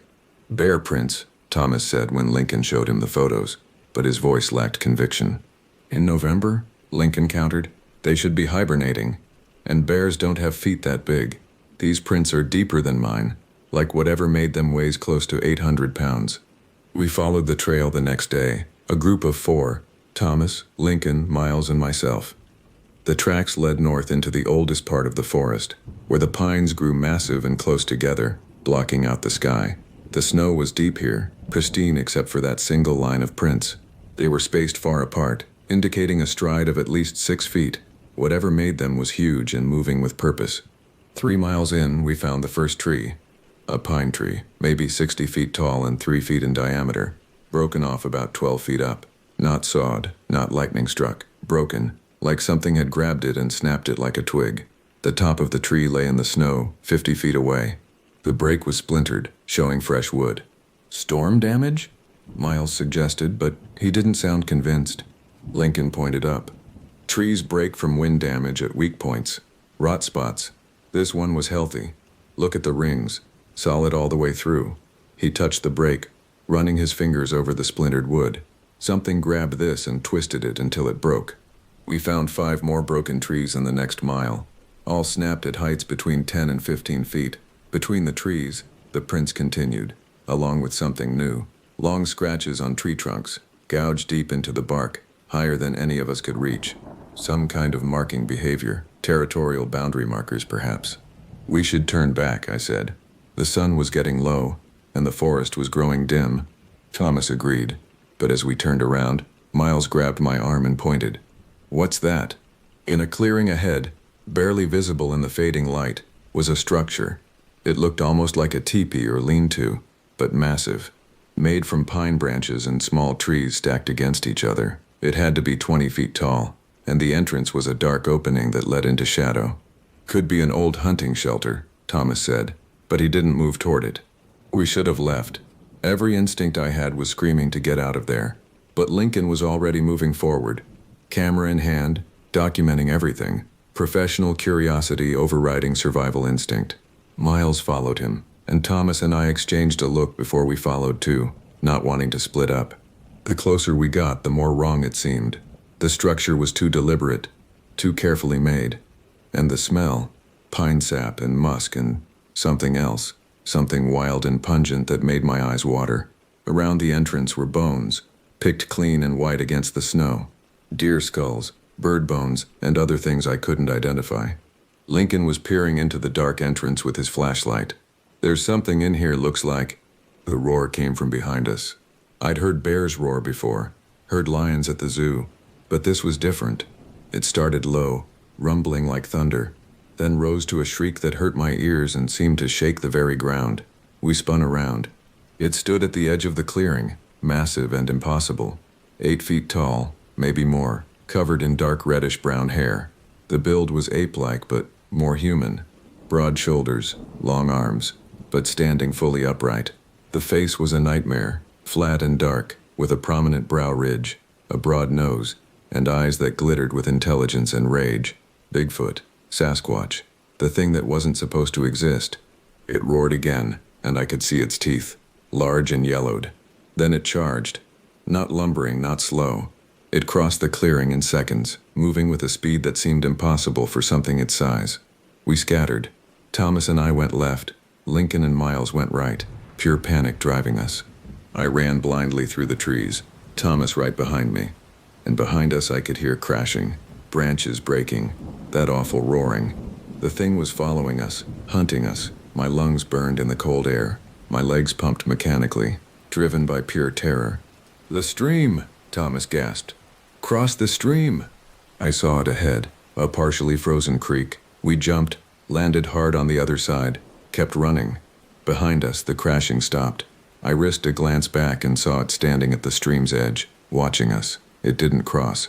Instead, it stood there, chest heaving, and let out one more roar before turning and loping back the way it had come. We didn't stop running until we reached the truck, parked on an access road a mile away. Miles and Lincoln were already there, pale and shaking. None of us spoke. We just got in and drove back to the station. That night, Thomas broke out the bourbon and we drank in silence, trying to process what we'd seen. "Native people have been talking about them for centuries," he finally said. "The Ojibwe call them the Gishi-Anami-Abijiov, the great mystery creature. Most tribes have a name for them. They're territorial, usually avoid humans. But we got too close to that shelter. Probably a winter den or food cache." "We need to report this," Miles said. "Report what?" Thomas shot back. "That we saw Bigfoot? They'll pull our funding, shut down the park, or worse, bring in every cryptid hunter and reality TV crew in the country. These things deserve to be left alone. We'll mark that area as off-limits, say it's unstable terrain. Nobody goes north of Black Pine Ridge. That's final." We agreed, though I don't think any of us felt good about the lie. But what else could we do? Who would believe us? And maybe Thomas was right.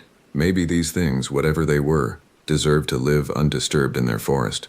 But it nagged at me, the pattern I was seeing. Dogman, Bigfoot. What else was out there, and why now? Why were all these things, creatures from legend and folklore, suddenly so active, so aggressive? I was about to find out, and I would give anything to go back to not knowing. December brought a cold snap that dropped temperatures to 20 below zero. The park was officially closed to camping, though we still maintained the roads and warming huts for day visitors and snowmobilers. The work was mostly solitary now, long patrols checking equipment, clearing branches from roads, monitoring for illegal activity. I should have been relieved. Fewer visitors meant fewer people at risk, but the forest felt wrong. The silence had deepened into something oppressive, suffocating. On clear days, I swear I could feel eyes watching from the tree line. At night, alone in my cabin, I heard sounds I couldn't explain, scratching on the walls, footsteps on my roof, whispers in languages I didn't understand. Thomas noticed the change in me. "You should take some time off," he said one morning. "Go visit family for Christmas. Get out of these woods for a while." But I couldn't leave. Something held me there. A morbid fascination, maybe, or a sense of responsibility. These were my woods to protect, even if I didn't understand what they held.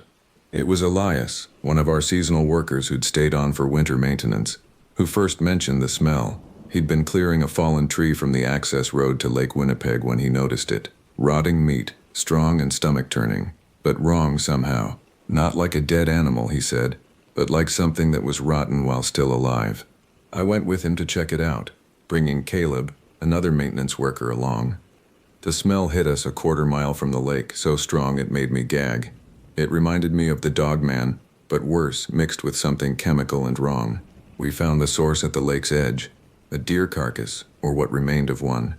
It had been torn apart with incredible violence, pieces scattered across the frozen shore, but it wasn't the normal work of predators. The bones were cracked open, and the marrow scraped out. Parts of the deer were missing entirely, not eaten but taken. "What the hell did this?" Caleb asked, his voice muffled by the scarf he'd pulled over his nose and mouth. I didn't have an answer. We took photos and called it in. But Thomas just told us to bag the remains and dispose of them. Some predator, probably starving, got desperate, he said, but he wouldn't meet my eyes. 2 days later, a snowmobiler named Christopher reported seeing something on the trail near Lake Winnipeg. Like a person, he said, but too tall, too thin. It was standing in the trees, just watching me. When I stopped to look, it moved deeper into the forest. But the way it moved, man, it wasn't right. Like it was gliding, not walking. We dismissed it. People see things in the woods, especially in winter when the light plays tricks. But then Christopher didn't show up for his shift at the gas station in town. They found his snowmobile abandoned on the trail, still running, his helmet on the seat, no tracks leading away. He was just gone. That night, Thomas called a meeting. Myself, Luca, Lincoln, Miles, and a few others. His face was grim. "I didn't want to believe it," he started. "I've worked these woods for 30 years, seen things I can't explain. But I told myself it was just natural phenomena, just wildlife behaving unusually. But something's changed. Something's woken up, and it's hungry." He spread out a map, marked with incidents going back months. Missing hikers, livestock killed on nearby farms, unusual tracks, strange sightings. They formed a pattern, a rough circle centered on a remote area called the Devil's Throat, a deep ravine in the oldest part of the forest. "There are stories," Thomas continued, "Ojibwe legends about this area, why it's called the Devil's Throat. They say something lives there, something ancient and evil. They call it Wendigo, or by other names, a spirit of winter and hunger that consumes everything. It was supposed to be just a story, a way to explain why people went missing in harsh winters. But I think there's something there, something real." "You're talking about the Wendigo," Lincoln said flatly. "The cannibal spirit. I'm talking about something that's taking people, something that's getting more active as winter gets colder. Call it what you want." Thomas looked at each of us. "I'm closing the northern section entirely. Nobody goes in. I don't care if we have equipment up there. I don't care if someone reports seeing smoke or hearing cries for help. Nobody goes in." We agreed, but I could see the doubt on some faces. This was beyond weird animal behavior now. We were talking about something supernatural, something from folklore. It was easier to believe in Bigfoot, a flesh and blood creature, than in spirits and monsters. But I'd seen the dog man, I'd seen Bigfoot, and I'd felt the wrongness in these woods growing day by day. If Thomas said there was something worse out there, I believed him. 3 days before Christmas, we got a distress call from a family stranded on the North Road. Their car had broken down, and they were freezing. The location was right at the edge of Thomas's exclusion zone. He argued against going in, but it was a family with children. We couldn't leave them. I went with Luca and a ranger named Joshua. We took the heavy truck with chains on the tires, loaded with survival gear. The family had called from a cell phone, a miracle they got any signal at all. We had their location, about 6 miles in on a fire road. The sun was setting as we found them. A father named Nathan, his wife, and their 2 kids huddled in their sedan. They were cold but okay.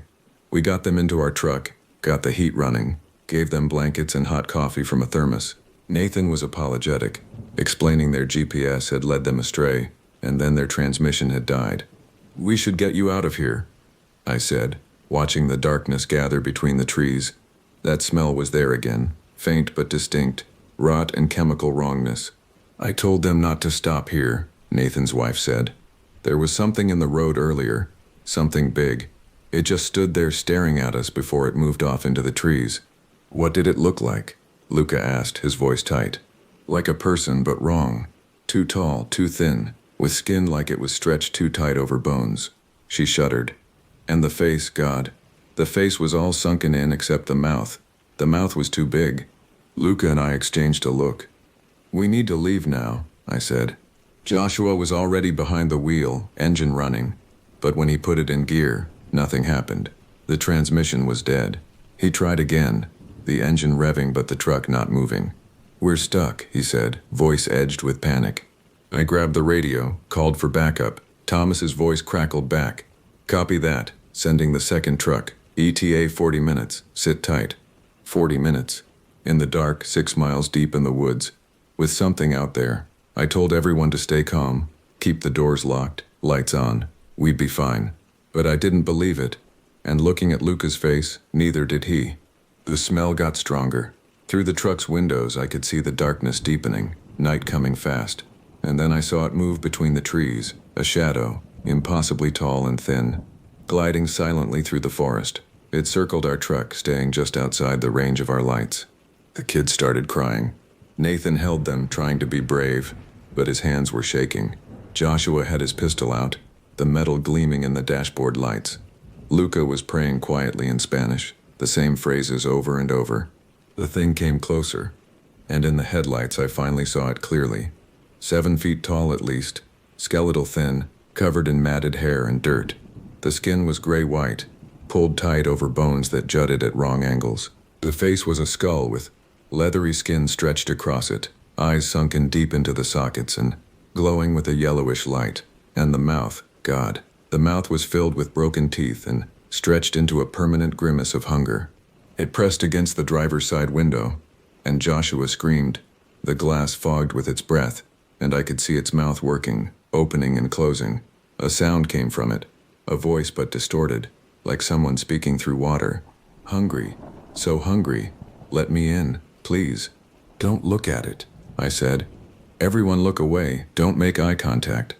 But it was circling now, looking in each window, that terrible voice pleading and demanding. The kids were screaming, Nathan was shouting, Joshua was praying. The thing's fingers scraped against the glass, impossibly long and tipped with black nails. Then headlights appeared on the road behind us. The second truck, Lincoln and Miles coming to rescue us.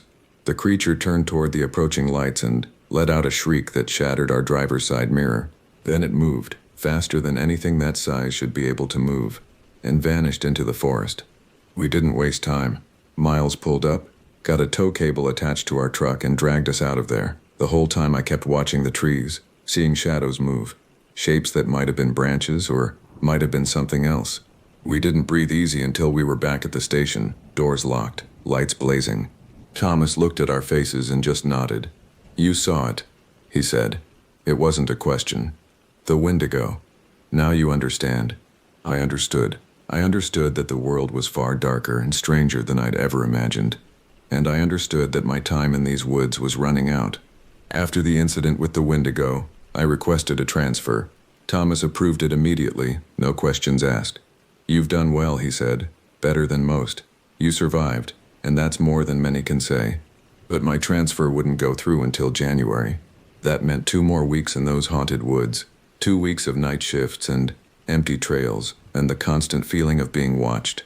I counted down the days like a prisoner marking time. The park was officially closed now, but we still had to maintain a presence, check on the buildings, make sure no squatters or vandals moved in. Thomas assigned me to daytime patrols only, no overnights. He was trying to keep me safe, I knew. But safety was relative when you worked in a place where monsters walked. Christmas came and went. I spent it alone in my cabin, door barricaded, rifle loaded and within reach. I heard footsteps on my roof that night, heard scratching at my windows, heard voices calling my name in tones that were almost but not quite human. I didn't sleep. I just sat in my chair with the rifle across my lap and waited for dawn. On December 28th, Thomas came to me with a problem. We had equipment at one of the northern warming huts that needed to be retrieved before the new year. Communications equipment, heaters, supplies. It was valuable gear, and leaving it might mean theft. The hut was in the exclusion zone, but it was daylight, and it would be a quick in and out. I can't ask anyone else, Thomas said. After what happened, the others are at their breaking point. But I need someone I trust. Someone who knows what's out there and will be careful. I should have said no. I should have told him the equipment wasn't worth the risk, but I'd worked with Thomas for 8 years. He'd kept me alive, taught me everything. I owed him. I'll go, I said, but I want backup close by, someone at the access road, ready to come in if I radio. He agreed. We planned it carefully. I'd take the snowmobile in, grab the gear, be back within 2 hours. Luca would wait at the access road with the truck. Daylight operation, simple and quick. It should have been fine. I set out at 10 in the morning. Winter sun bright on the snow. The warming hut was 5 miles in. An easy run on the snowmobile. The forest was beautiful in a stark way. Trees heavy with snow. Everything silent and clean. I tried not to think about what might be watching from those trees. I reached the hut without incident. It was a small log structure, just one room with a wood stove and some bunks for emergency shelter. I loaded the gear into my sled, working quickly, wanting to be gone. As I worked, I noticed something. Tracks in the snow around the hut. Large tracks, different types. The massive prints of Bigfoot, the strange three-toed prints of something else, and something new. Human footprints, but wrong, too big, with the toes spread too wide. They converged on the hut, circled it, then led away into the forest. All of them together, like they'd been meeting here, gathering. The thought made my blood run cold. These creatures, these things from folklore, working together. I was pulling the last piece of equipment onto the sled when I heard it. Whistling, 3 notes, clear and pure in the cold air, coming from the forest to the north. I froze, remembering Thomas's warning from years ago. Don't whistle back. But this time I didn't need to whistle. The sound was moving closer, and with it came others. The wet breathing of the dogman, the heavy footfalls of Bigfoot, and something else, a clicking sound like bones rattling together. I ran for the snowmobile, engine already running. As I mounted it, they came out of the trees, all of them, the dogman on my left, bigger than I'd ever seen it, maybe 7 feet tall on its hind legs. Bigfoot to my right, its reddish fur frosted with snow, lips pulled back in a snarl. And ahead, blocking the trail, the Wendigo. In daylight it was even worse, the gray skin mottled with frostbite, the jutting bones visible beneath torn flesh, the eyes burning with endless hunger. I gunned the engine, turning hard left, trying to break through between the dogman and the trees, but they moved to intercept. The dogman dropped to all fours and charged. Bigfoot roared and followed. The Wendigo glided forward, impossibly fast. I zigzagged, dodging between trees, the snowmobile's engine screaming. Behind me I could hear them following, crashing through the undergrowth. The dogman was gaining, running alongside me just outside my peripheral vision. I could see it in flashes, a dark shape moving with terrible speed. Ahead was a fallen log across the trail. I had no choice. I gunned it, hit the log and went airborne. The snowmobile landed hard on the other side, nearly throwing me off. I wrestled it straight, kept going, didn't look back. The trail opened up, and I poured on speed. Behind me, the sounds of pursuit faded. I risked a glance back and saw them standing at the fallen log, not following. They just watched as I escaped, and I realized with horror that they'd been hurting me, pushing me this direction for a reason. I topped a rise and saw why. The trail ahead ended in a cliff edge, hidden by snow and shadow. I was going too fast, couldn't stop in time. I hit the brakes, tried to turn, but the snowmobile skidded on ice. I was going over. At the last second, I jumped. I hit the snow hard, rolled, felt something in my shoulder tear with a white-hot flash of pain. The snowmobile went over the edge, and I heard it crash far below. I lay in the snow, gasping, watching the tree line. They were there, all three of them, standing side by side at the edge of the forest, watching me. The dogman tilted its head. Bigfoot beat its chest once. A dull thud that echoed across the ravine. The Wendigo opened its mouth, and that voice came out. Leave, never, return. Then they turned and walked back into the forest, disappearing like smoke. I lay there shaking, pain shooting through my shoulder, trying to process what had happened. They'd let me go. They could have killed me, but they'd chosen not to. Instead, they'd given me a message: leave and don't come back. I triggered my emergency beacon. Luca found me an hour later, got me to the hospital, dislocated shoulder, some bruised ribs, minor frostbite on my fingers. I'd live, but I was done with those woods. I told Thomas what happened, leaving nothing out. He listened without interrupting, then nodded slowly. They're not random, he said. They're not mindless monsters. They're intelligent, organized. They're defending their territory, their hunting grounds, and they're giving us a warning. We've pushed too far into their world, disturbed too much. What do we do? I asked. We leave them alone, Thomas said. We expand the exclusion zones, close more of the northern sections, and we don't ask questions about what's out there. It's their forest. It always has been. We're just tenants, and bad ones at that. My transfer came through on January 3rd. I said goodbye to Thomas, to Luca, to the others who'd survived. I packed my cabin, took one last look at those dark woods, and drove away. I transferred to a small state park in Pennsylvania, gentle rolling hills and deciduous forests, no wilderness, lots of visitors, safe. But I still hear them at night sometimes, in my dreams. The whistling of the dogman, the roar of Bigfoot, the hungry whispers of the Wendigo. They're out there still, in the deep places, in the wild places where the maps have empty spaces and the trails lead nowhere. And they're watching, waiting, protecting their territory from a species that's forgotten that we're not alone on this planet, that we never were. I don't tell people what I saw. They wouldn't believe me anyway. But sometimes I look at maps of America, at the vast stretches of national forest and wilderness, and I wonder how many of them are out there, how many legends walk beneath those trees, how many monsters are real. And I remember Thomas's words from my first day. There are rules here that aren't in your manual. He was right. There are things in the American wilderness that predate us, that exist outside our understanding of nature and reality, things that our ancestors knew and feared and built folklore around to explain the unexplainable. Dogman, Bigfoot, Wendigo, they're real, all of them, and if you're smart, if you value your life, you'll stay out of their woods, because they're not our woods. They never were. We just borrowed them for a little while, and the rent is coming due. This is my testimony, my warning. I worked as a ranger for 8 years in the forests of northern Michigan. I saw things that shouldn't exist, and I'm one of the lucky ones. I got out alive. If you go into the deep woods, follow the rules. Don't whistle at night. Don't investigate strange sounds. Don't approach stone circles in clearings. And if you smell rotting meat mixed with wet dog, if you see something too tall and too thin watching from the trees, if you hear footsteps that don't sound quite right, you run. You run and you don't stop and you don't look back. Because out there, in the spaces between the trees where the light doesn't quite reach, they're waiting, and they're always hungry.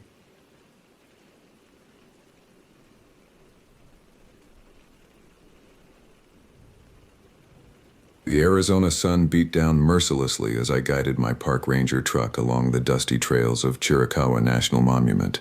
It was June 17, 1991, and at 28 years old, I thought I'd seen just about everything 5 years as a ranger could throw at me. My name's Kevin Romer, and I was about to discover how wrong I was.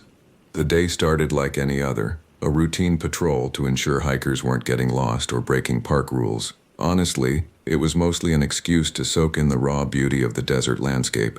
Chiricahua is something else, a maze of cactus-studded ridges and jagged rock formations that can mesmerize you if you're not careful. It's the kind of place where the line between awe and danger blurs easily. As I navigated the winding dirt roads, my radio crackled to life. It was Jenny from dispatch, her voice tinged with mild concern. "Kevin, we've got reports of unauthorized camping in Sector 7. Can you check it out?" I frowned. Sector 7 was off limits due to unstable ground conditions. We'd had problems with thrill seekers ignoring the warnings before. but it had been quiet for months. Copy that, Jenny. I'm on my way. Probably just some kids thinking they're invincible. Be careful out there, Kevin. Something feels off about this one. I brushed off her concern with a chuckle, but as I turned the truck towards Sector 7, an uneasy feeling settled in my gut. The desert seemed unnaturally quiet, the usual chorus of birds and insects conspicuously absent. I tried to shake it off, chalking it up to the midday heat, but the feeling persisted. As I approached the restricted area, the terrain became more rugged. The truck bounced and jolted over the uneven ground, forcing me to slow to a crawl. Finally, I reached a point where I couldn't go any further by vehicle. Grabbing my pack and radio, I set out on foot. The sun was directly overhead now, turning the landscape into a shimmering mirage of heat and dust. Sweat trickled down my back as I pushed through the scrub brush, my eyes scanning for any sign of the reported campers. That's when the smell hit me. If you've ever encountered a dead animal that's been baking in the desert sun for days, you know the stench I'm talking about.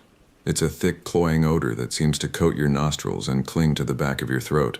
But this was different, stronger, more pungent, with an underlying sweetness that made my stomach churn. I've smelled death before. It's an unfortunate part of the job sometimes. But this was on another level entirely. My instincts screamed at me to turn back, to radio for backup, to do anything but continue towards that hellish odor. But duty, and a morbid curiosity I'm not proud of, drove me forward. As I crested a small rise, I saw it.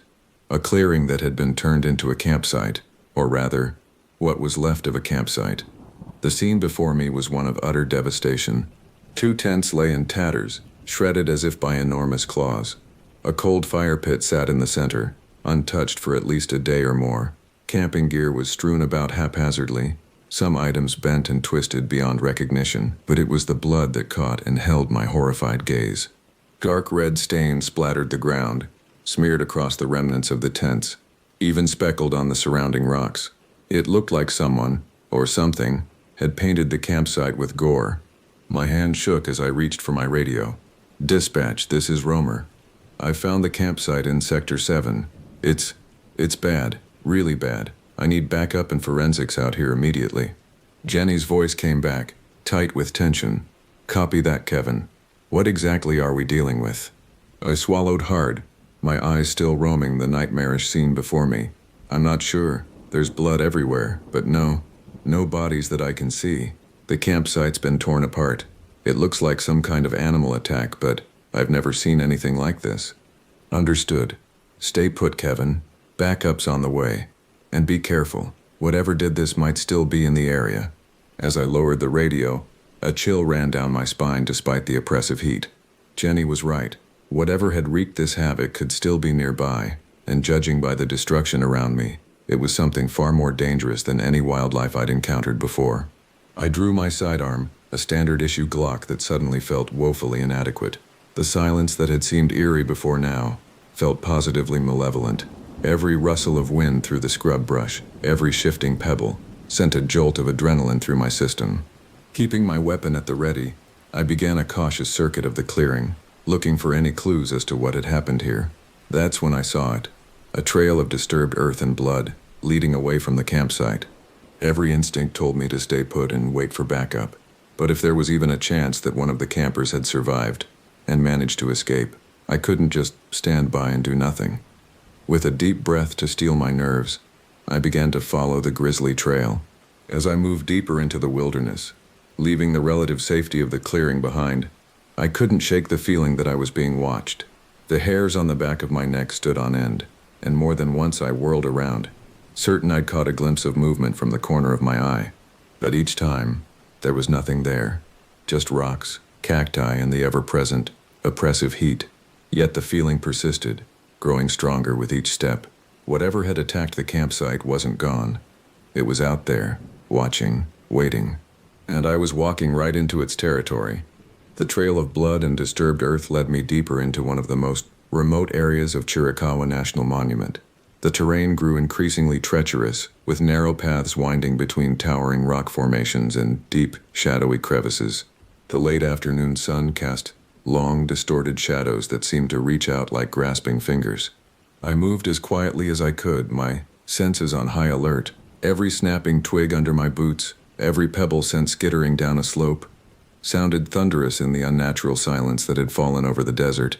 The usual sounds of wildlife, the cry of a hawk, the rustle of a lizard through the underbrush, were conspicuously absent. It was as if the entire ecosystem was holding its breath, waiting for something to happen. The trail I was following became more erratic, zigging and zagging between rock outcroppings. In some places it disappeared entirely, forcing me to search for subtle signs, a scuff mark here, a broken branch there, to stay on track. Whatever had left this trail was moving with purpose, but also seemed to be struggling. The spacing of the marks was irregular, as if the creature or person was limping or dragging itself along. As I rounded a large boulder, I froze. There, not 20 feet away, was a sight that turned my blood to ice. It was a body, or what was left of one. The remains were so mangled and torn that I couldn't immediately tell if it was male or female. Limbs were twisted at impossible angles. The torso ripped open as if by some monstrous force. The face, I tried not to look at the face, but the image seared itself into my brain, eyes wide with terror, mouth frozen in a silent scream. I've seen my fair share of animal attacks in my years as a ranger, but this was something else entirely. No mountain lion or bear could have done this kind of damage. The body looked like it had been mauled by something with the strength of a grizzly, but the ferocity of a rabid wolverine. Fighting back the urge to vomit, I reached for my radio with trembling hands. "Dispatch, this is Romer. I've found a body. It's bad. Really bad. Send everything you've got, and tell them to be careful. Whatever did this, it's not like anything we've dealt with before." Jenny's voice came back, tight with tension. "Copy that, Kevin. Backup is en route. ETA 20 minutes. Kevin, maybe you should fall back and wait for them." I was about to agree when something caught my eye. There, leading away from the grisly scene, was another trail. This one was fresher, the blood still glistening wetly in the fading sunlight, and mixed in with the blood were strange, alien-looking tracks. They were vaguely feline in shape, but far too large, with odd protrusions that looked almost like fingers. "Negative dispatch," I heard myself say, even as my mind screamed at me to turn back. There might be another victim out there. I'm going to follow the trail a bit further. I'll be careful, I promise. "Kevin, don't." Jenny's protest was cut off as I switched off the radio. I couldn't explain it, but something was driving me forward. A mix of duty, curiosity, and a growing irrational need to understand what was happening in my park. As I followed the new trail, the terrain became even more challenging. I found myself squeezing through narrow gaps between towering rock walls, the stone still radiating the day's heat. The shadows grew longer, deeper, as the sun began to dip towards the horizon. Soon I knew the desert night would fall, bringing with it a bone-deep chill and dangers I didn't want to contemplate. I was about to turn back when I heard it. A sound that didn't belong in the desert, a low, rumbling growl that seemed to vibrate the very air around me. It was unlike anything I'd ever heard before, not quite animal, not quite something else. The sound raised every hair on my body and sent a primal jolt of fear through my system. Instinctively, I ducked behind a large boulder, my heart pounding so loudly I was sure it could be heard for miles. Peering cautiously around the rock, I saw movement in a small clearing ahead. At first, my mind couldn't make sense of what I was seeing. It was like trying to comprehend a Salvador Dali painting come to life. The creature, and I use that term loosely, was vaguely humanoid in shape, but that's where any resemblance to anything I recognized ended. It stood at least 7 feet tall, its body a twisted mass of sinewy muscle and what looked like chitinous plates. Its limbs were too long, too jointed, ending in hands, if you could call them that, tipped with wicked curved claws. But it was the head that truly defied description. Elongated and eyeless, it ended in a mouth that split open vertically, revealing rows of needle-sharp teeth. As I watched, frozen in terror, a long, whip-like tongue snaked out, tasting the air. The creature moved with a fluid grace that belied its monstrous appearance, circling something on the ground. With a start, I realized it was another body, but this one was moving weakly. Someone was still alive out there. In that moment, I had a choice to make. Every instinct screamed at me to run, to get as far away from this nightmare as possible. But I knew I couldn't leave a survivor to face this horror alone. With shaking hands, I raised my Glock and took aim. The sound of the gunshot was deafening in the enclosed space. The creature's head snapped up, that eyeless face turning in my direction with terrifying speed.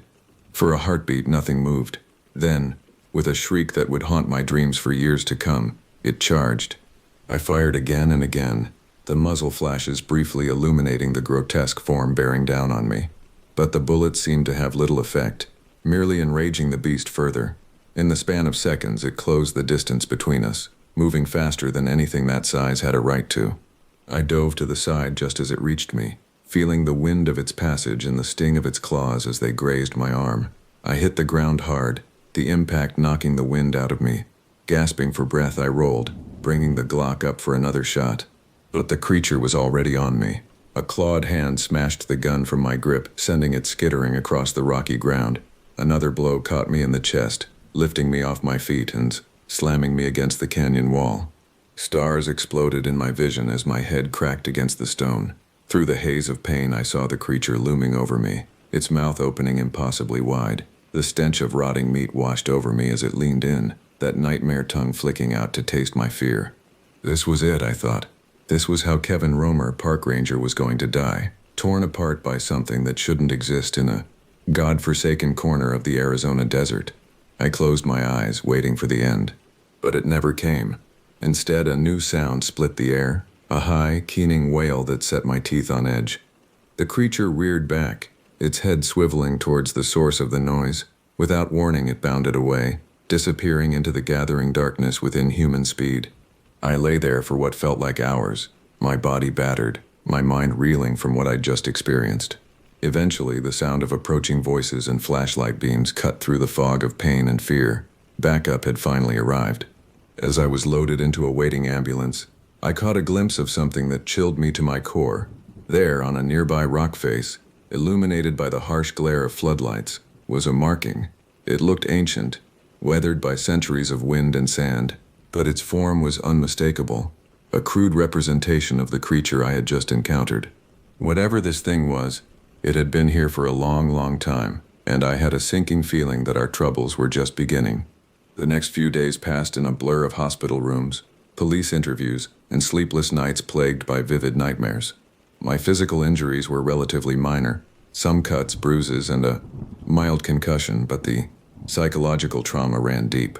Every time I closed my eyes, I saw that creature, its eyeless face looming over me, jaws wide and ready to strike. The official investigation into the incident was a joke.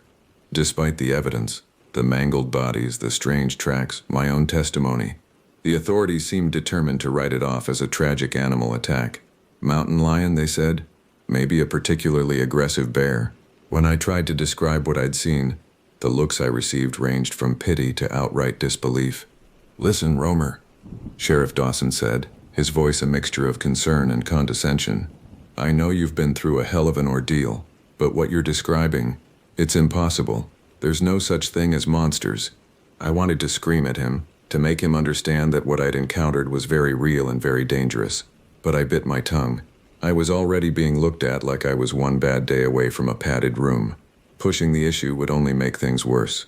Instead, I focused on the one person who seemed to take me seriously, Dr. Elena Valdez, a cryptozoologist who had somehow caught wind of the incident and managed to wrangle her way into the investigation. She listened to my story without judgment, her dark eyes intense as she took copious notes. "What you're describing, Mr. Romer," she said after I'd finished recounting my experience, for what felt like the 100th time, "bears some similarities to creatures from Native American folklore. The Tohono O'odham people, who have lived in this region for centuries, have stories of shape-shifting beings that dwell in remote areas. They're said to be ancient, powerful, and incredibly dangerous." I latched onto her words like a drowning man grasping at a lifeline. "So you believe me? You think this thing is real?" Dr. Valdez's expression was guarded. "I believe that you encountered something unusual, something that defies conventional explanation. Whether it's truly a creature of legend or something else entirely, I can't say, but I intend to find out." Her determination should have been reassuring, but instead, it sent a chill down my spine. The memory of that thing's strength, its speed, its utter alienness was still too fresh. "Be careful," I warned her. "This isn't some Bigfoot or Loch Ness monster. It's real, and it's lethal. She nodded solemnly. I understand the risks, Mr. Romer, but if this creature is out there, we need to know more about it, for the safety of everyone in the area. I couldn't argue with her logic, but a nagging feeling in my gut told me that pursuing this thing would only lead to more tragedy. Still, I gave Dr. Valdez all the information I could, including the location of the strange marking I'd seen on the rock face. As the days turned into weeks, life in the small town near Chiricahua National Monument tried to return to normal. The park remained closed for routine maintenance, a flimsy excuse that fooled no one. Rumors flew thick and fast, each wilder than the last. Some said it was a government experiment gone wrong, others claimed it was aliens. A few even suggested it was some kind of demon drawn to the area by ancient Native American rituals. I tried to put it all behind me, to forget what I'd seen and move on with my life. But I couldn't shake the feeling that this was far from over. The nightmares continued, becoming more vivid and terrifying with each passing night. I'd wake up in a cold sweat, the echoes of that inhuman shriek ringing in my ears. It was about a month after the incident when Dr. Valdez showed up at my door, her face pale and drawn. We need to talk, she said, pushing past me into my small apartment. I've found something. She spread a collection of papers and photographs across my coffee table. Most were copies of old documents, their edges yellowed with age. But it was the photos that caught my attention. They showed cave paintings, ancient and weathered, depicting a creature that was hauntingly familiar. These were discovered in a remote cave system about 50 miles from where you had your encounter, Dr. Valdez explained, her voice tight with excitement and fear. They're at least 1,000 years old, possibly much older. And look at this. She pointed to a series of symbols next to one of the creature depictions. These match the marking you saw on the rock face. It's some kind of written language unlike anything I've ever seen before. I stared at the images, a cold dread settling in the pit of my stomach. What does it mean? Dr. Valdez shook her head. I don't know, but I've been talking to some of the local tribal elders. They have stories passed down through generations of a time when these creatures walked the earth openly. They call them the Skin Stealers. Skin Stealers? The name sent a shiver down my spine. According to the legends, they could take on the appearance of their victims, wearing their skins like disguises. They were said to be nearly immortal, vulnerable only to very specific rituals and weapons. I thought back to the creature I'd encountered, its bizarre, almost patchwork appearance. But the thing I saw, it didn't look human at all. Dr. Valdez's eyes met mine, filled with a mixture of fascination and fear. The elders say that over time, as belief in the old ways faded, the Skin Stealers began to lose their ability to perfectly mimic humans. They became twisted, monstrous versions of what they once were. But they're still out there, still hunting. I sat back, my mind reeling. So what do? We need to go back out there, Dr. Valdez said, her voice filled with determination. We need to find more evidence, maybe even track this thing to its lair. If we can prove its existence, we can get the help we need to stop it. Every instinct screamed at me to refuse, to tell her she was crazy and show her the door. But deep down I knew she was right. Whatever this thing was, it was still out there, and if the legends were true, it would keep killing, keep hunting, unless someone stopped it. When do we leave? I heard myself ask, even as a part of me wondered if I was signing my own death warrant. Dr. Valdez's relief was palpable. Tomorrow at dawn. I've got equipment, supplies, everything we'll need for an extended expedition. Are you sure you're up for this? I nodded, trying to project a confidence I didn't feel. Someone has to stop this thing. Might as well be us. As Dr. Valdez left to make final preparations, I found myself staring out the window at the distant silhouette of the Chiricahua Mountains. Somewhere out there, a monster was waiting, a creature of myth and nightmare made flesh. Tomorrow, we would venture into its domain, armed with little more than curiosity and desperation. As the sun set, painting the desert in shades of blood red, I couldn't shake the feeling that we were embarking on a journey from which there might be no return. The pre-dawn air was crisp and cool as Dr. Valdez and I loaded the last of our gear into her rugged 4x4. The sky was just beginning to lighten in the east, the stars fading as the first hints of sunlight crept over the horizon. It would be scorching hot in a few hours, but for now, the desert was peaceful, almost beautiful. We'd spent the night going over maps, checking equipment, and discussing strategy. Dr. Valdez had brought an impressive array of scientific instruments, cameras with night vision capabilities, audio recorders, even a device she claimed could detect unusual electromagnetic frequencies. I'd opted for more practical gear, extra water, first aid supplies, and a high-powered rifle I'd borrowed from a friend. The Glock was holstered at my hip, a comforting weight despite its proven ineffectiveness against our quarry. As we set out, following rough jeep trails into the more remote areas of the park, an uneasy silence fell between us. The magnitude of what we were attempting, tracking a creature that by all rights shouldn't exist, weighed heavily on both our minds. "You know," Dr. Valdez said as we bounced along a particularly rough stretch of trail, "in all my years of studying cryptozoology, I never actually expected to find anything.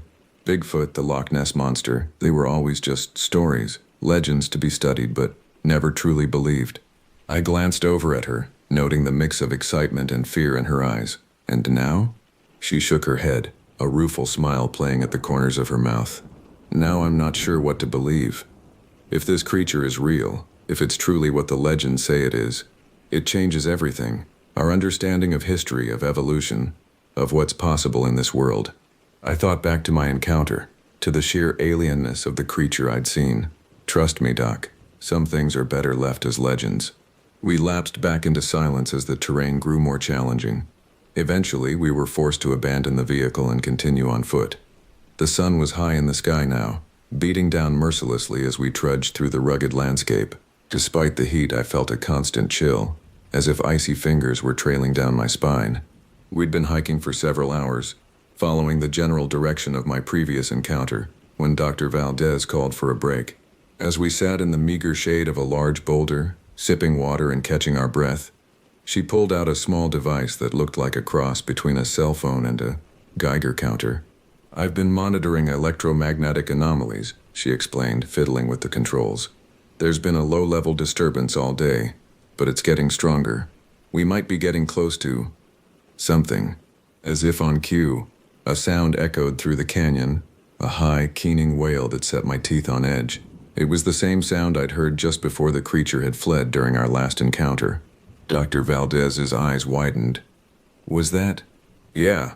I cut her off, already on my feet, rifle at the ready. "That was it. We need to move. Now." We quickened our pace, following the increasingly urgent beeping of Dr. Valdez's device. The sound came again, closer this time, sending a jolt of adrenaline through my system. Every shadow, every rustle of wind through the scrub brush seemed to hide potential danger.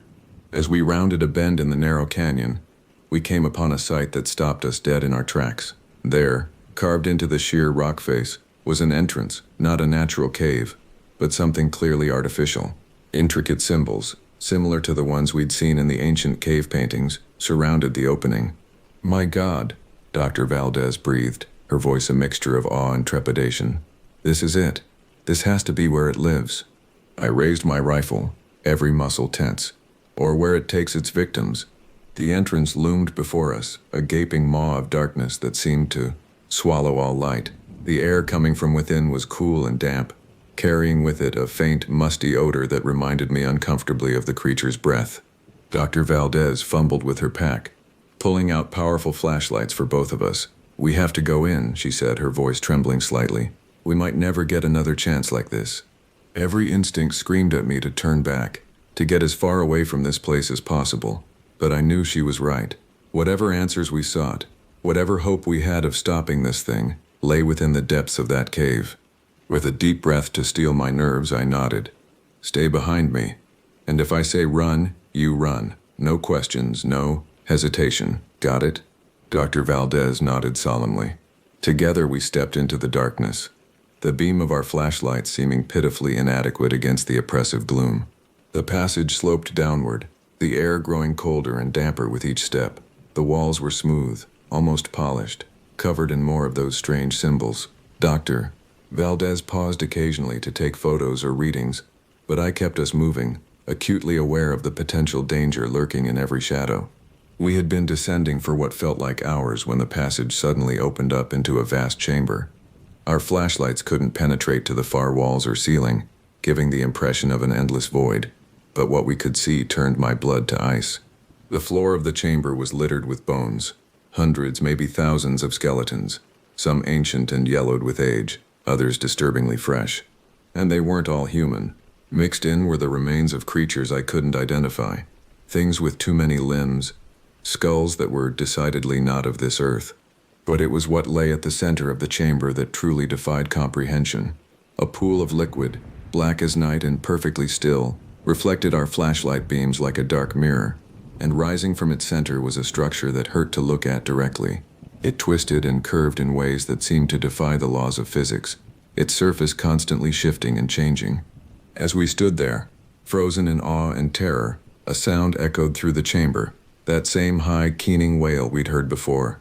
But this time, it was answered.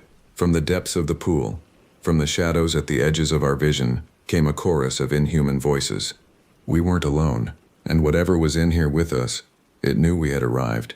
The cacophony of alien wails reverberated through the chamber, growing louder and more frenzied with each passing second. I grabbed Dr. Valdez's arm, already backing towards the entrance.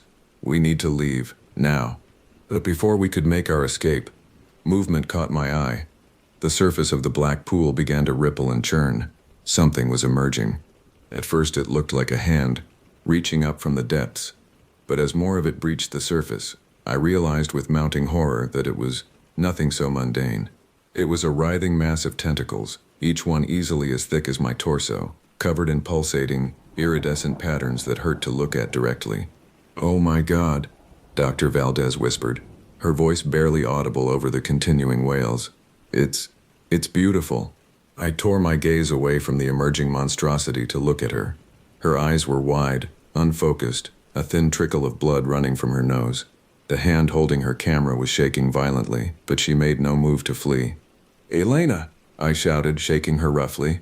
"We have to go." She blinked, seeming to come back to herself. "What? Oh no." The thing in the pool was still rising, more and more of its impossible bulk becoming visible. It towered over us now, a shape that defied description, constantly shifting and reforming. Where I had expected to see a face, or at least eyes, there was only a swirling vortex of darkness. And then it spoke. Not with words, not with any sound at all, but suddenly, horribly, its thoughts were in my head. Intruders, witness, become. The force of it drove me to my knees. Images flooded my mind, vast cosmic vistas, worlds beyond imagination, creatures that dwarfed galaxies. I saw the birth and death of universes, the grand cycle of creation and destruction playing out on a scale I couldn't comprehend. And through it all I sensed an ancient, alien intelligence. This thing, this entity, wasn't just old, it was timeless, eternal. It had seen the rise and fall of countless civilizations, had walked the earth when our ancestors were still single-celled organisms floating in primordial seas. I became aware of Dr. Valdez screaming, the sound seeming to come from very far away. With tremendous effort, I tore my gaze away from the entity and saw her on the ground, clutching her head, blood now flowing freely from her nose and ears.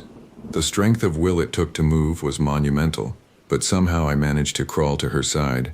"Elena," I gasped, my own head feeling like it was about to split open. We have to get out of here." She looked at me, her eyes wild and unfocused. "Don't you see?" she babbled. "It's showing us everything. The truth about our world, about the universe. We're so small, Kevin. So insignificant." I grabbed her shoulders, forcing her to look at me. "Stay with me, Doc.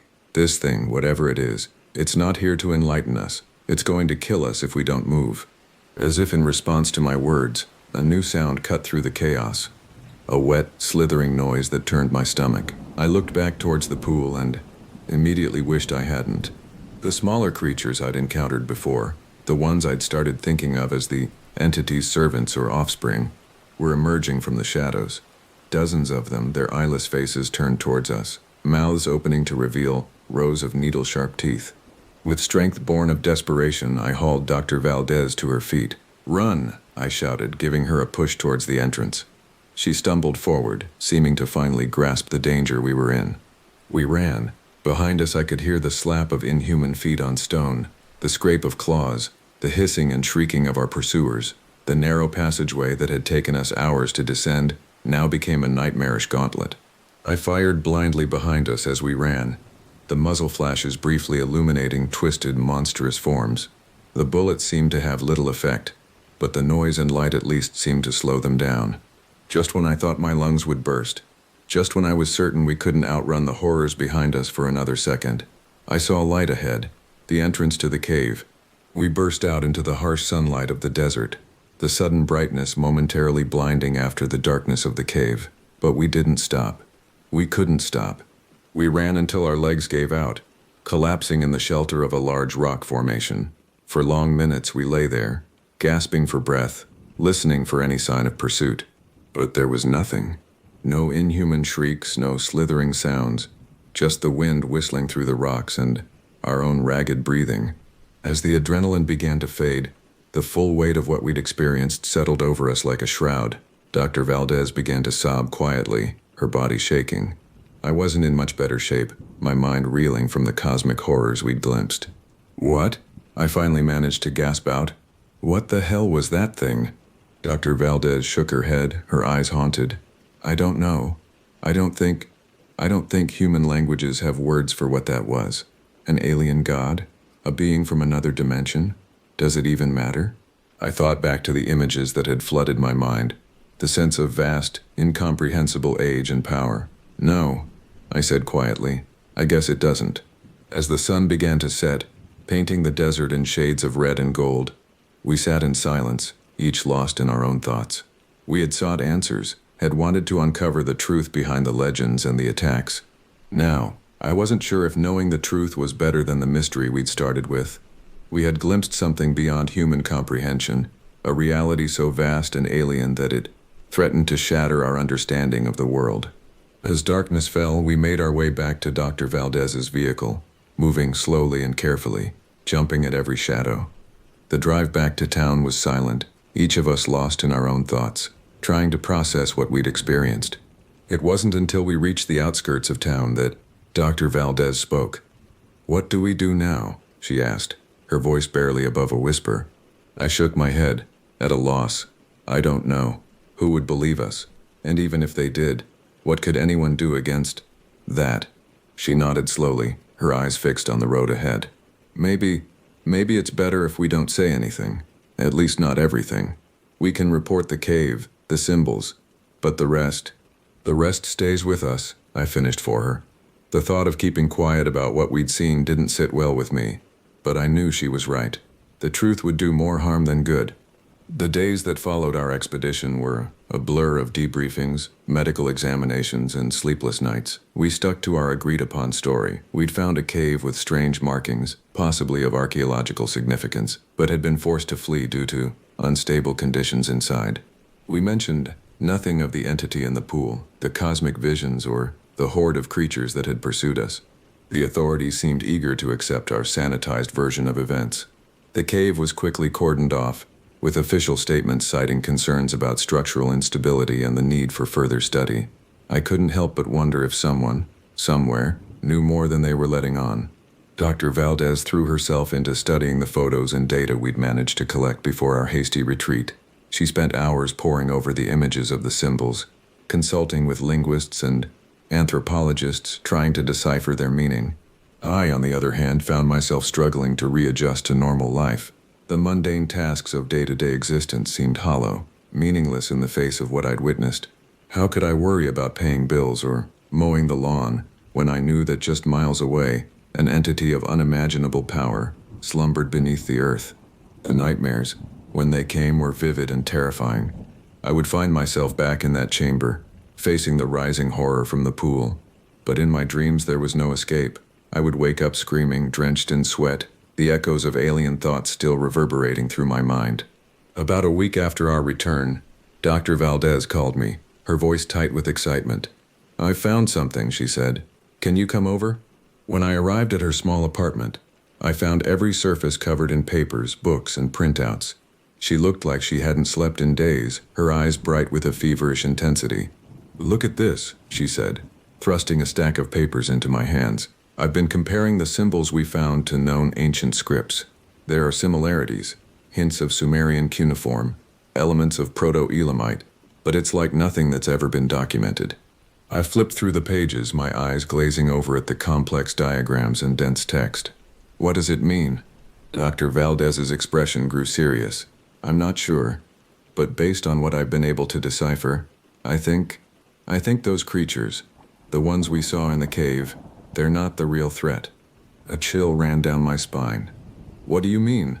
They're guardians, she said, her voice dropping to a near whisper. Protectors. They're there to keep something in, not out. The implications of her words hit me like a physical blow. If those nightmarish creatures were merely guardians, what could they possibly be containing? The entity in the pool? Or something even worse? As if reading my thoughts, Dr. Valdez continued. The entity we saw, the one in the pool, I don't think it's fully awake yet.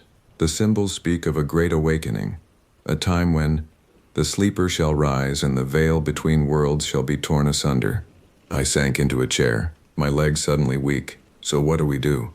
Dr. Valdez shook her head, her expression a mixture of fear and determination. I don't know, but we can't just sit back and do nothing.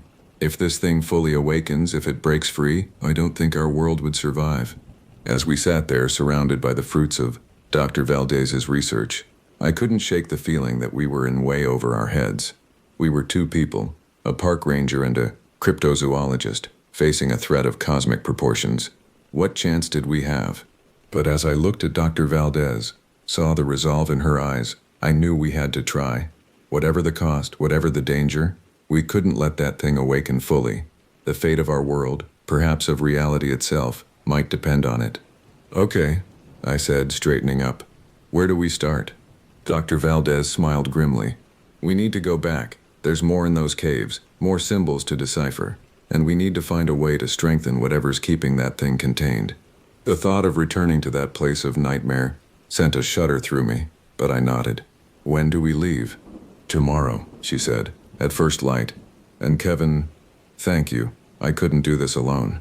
As I left her apartment, the weight of our task settling heavily on my shoulders, I couldn't help but wonder, were we embarking on a noble quest to save the world, or were we merely hastening our own doom? Only time would tell. The pre-dawn air was crisp and cool as Dr. Valdez and I loaded our gear into her 4x4. This time we were better prepared. In addition to the scientific equipment and weapons, we carried ancient texts, copies of the symbols we'd found, and talismans borrowed from local tribal elders who, after much persuasion, had shared some of their ancestral knowledge. The drive to the cave entrance was tense, each of us lost in our own thoughts. The horrors we'd witnessed on our last expedition were still fresh in our minds, but the urgency of our mission drove us forward. As we approached the cave, I noticed something odd. The official barriers and warning signs that had been erected after our initial report were gone. In their place was nothing, no signs of human presence at all. This isn't right, I muttered, hand moving to my holstered weapon. There should be guards, researchers, something. Dr. Valdez nodded grimly. I have a bad feeling about this. We cautiously approached the cave entrance, every sense on high alert. The symbols carved around the opening seemed to shimmer in the early morning light, almost as if they were alive. With a deep breath to steel our nerves, we switched on our flashlights and entered the cave. The descent seemed easier this time, the passage less steep and winding than I remembered. But that only added to my unease. It was as if the cave itself was inviting us in, eager for our return. As we reached the vast chamber where we'd encountered the entity, we froze in shock. The room had changed. The pool at the center was larger, its surface rippling with unseen currents. The bizarre structure rising from its depths had grown, its twisted form now nearly touching the ceiling of the cavern. But most disturbing of all were the new additions to the chamber. Crude altars had been erected around the pool, their surfaces stained dark with what I hoped wasn't blood. And there, tending to these altars, were people. Ordinary-looking people in ordinary clothes, their movements jerky and unnatural, their eyes blank and unfocused. My God, Dr. Valdez whispered. They're in some kind of trance. As if hearing her words, the figures turned towards us. Their faces split into unnatural grins, revealing mouths full of sharpened teeth, and then they attacked. What followed was a nightmare of violence and horror. These weren't the inhuman creatures we'd faced before, but they were no less dangerous. They fought with inhuman strength and a complete disregard for their own safety. I fired my weapon, the sound deafening in the enclosed space. But for every attacker that fell, two more seemed to take their place. Dr. Valdez fought beside me, wielding a makeshift flamethrower she'd constructed from a pressurized canister and a lighter. Just when it seemed we would be overwhelmed, a new sound cut through the chaos, a deep resonant chant that seemed to come from the very walls of the cavern. The attackers froze, their faces contorting in pain, before collapsing to the ground. From the shadows emerged a group of figures in elaborate robes, their faces hidden behind intricately carved masks. One of them stepped forward, raising a gnarled staff. "You should not have returned," a voice rasped from behind the mask. "You have no idea what forces you are meddling with." Dr. Valdez stepped forward, her voice shaking but determined. "We know more than you think. The Sleeper, the Great Awakening, we've translated part of the symbols." The masked figure tilted its head, considering. "Perhaps you are not as ignorant as we feared, but your presence here has accelerated the awakening. The barriers between worlds grow thin." As if in response to his words, a tremor ran through the cavern. The surface of the pool began to churn, and a familiar, alien pressure began to build in my mind. "It's happening," I gasped. "It's waking up." The masked figures began to chant again, their voices rising in an otherworldly harmony. The pressure in my head intensified, and I saw Dr. Valdez stumble, blood trickling from her nose. "We must act now," the lead figure said, turning to us. "The ritual to reinforce the barriers requires a sacrifice, a willing offering of life force." I looked at Dr. Valdez, saw the resolve in her eyes, and knew what I had to do. "I'll do it," I said, stepping forward. "Just tell me what I need to do." The masked figure nodded solemnly. "Your courage honors you. Step into the pool, embrace the void. Your life force will strengthen the barriers, buying us more time." As I moved towards the roiling black liquid, Dr. Valdez grabbed my arm. "Kevin, no, there has to be another way." I smiled sadly at her. "You know there isn't. Someone has to do this, and your knowledge is too valuable. You need to continue the research, find a permanent solution." Tears streaming down her face, she nodded. "I'll find a way to end this, I promise." With a final nod to her, I turned and stepped into the pool. The liquid was cold, so cold it burned. As I sank deeper, I felt something vast and alien brush against my mind. For a moment, I glimpsed the true nature of the entity we were fighting against, and my sanity nearly shattered. But then the chanting grew louder, and I felt my life force being drawn out, used to reinforce the barriers between worlds. As consciousness faded, my last thought was a hope that my sacrifice would be enough, that it would buy humanity the time it needed to find a way to stop this cosmic horror once and for all. Dr. Elena Valdez stood at the edge of Crater Lake, her eyes fixed on the placid blue waters that hid so many secrets. It had been 5 years since that fateful day in the cave. 5 years since Kevin Romer had sacrificed himself to keep an unimaginable horror at bay. In that time, she had dedicated every waking moment to unraveling the mystery of the entity, to finding a permanent solution to the threat it posed. Her research had taken her to the far corners of the globe, delving into ancient texts and forgotten lore. She had made progress, slowly but surely. The symbols were yielding their secrets, revealing a history far older and stranger than anyone had imagined. But the work was far from over. As she stood there, lost in thought, a park ranger approached. "Dr. Valdez, we're ready to begin the survey." She nodded, turning away from the lake. The young ranger looked nervous, his eyes darting around as if expecting something to leap out at him at any moment. Elena couldn't blame him. Those who knew the truth about what lay beneath Crater Lake rarely slept easy. "Let's get started then," she said, forcing a smile. "We have a lot of ground to cover." As they walked towards the waiting research team, Elena cast one last glance at the lake. Somewhere down there, in the cold, dark depths, an ancient evil slumbered, and somewhere in that same darkness was Kevin, his sacrifice buying them precious time. She silently renewed her vow to find a way to end this threat once and for all. For Kevin, for all those who had fallen victim to the entity, and for the future of humanity itself. The battle was far from over, but as long as there were those willing to stand against the darkness, there was hope, and in the face of cosmic horror, sometimes hope was all you had.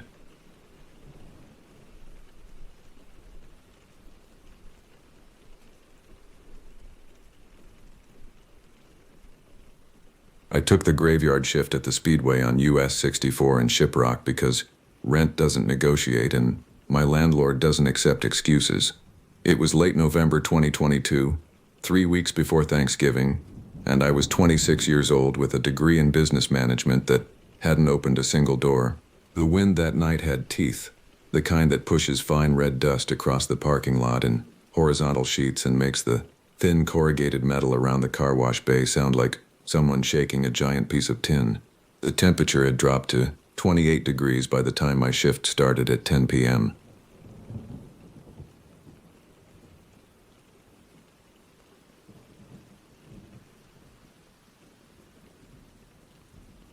I'd always been drawn to isolated places, the kind of emptiness that swallowed sound and left you alone with your thoughts. As a landscape photographer, that solitude wasn't just preferred, it was essential. The best shots never came from crowded overlooks or well-trodden trails. They came from places where human presence was an anomaly, where the land stretched untouched and indifferent to the concerns of civilization.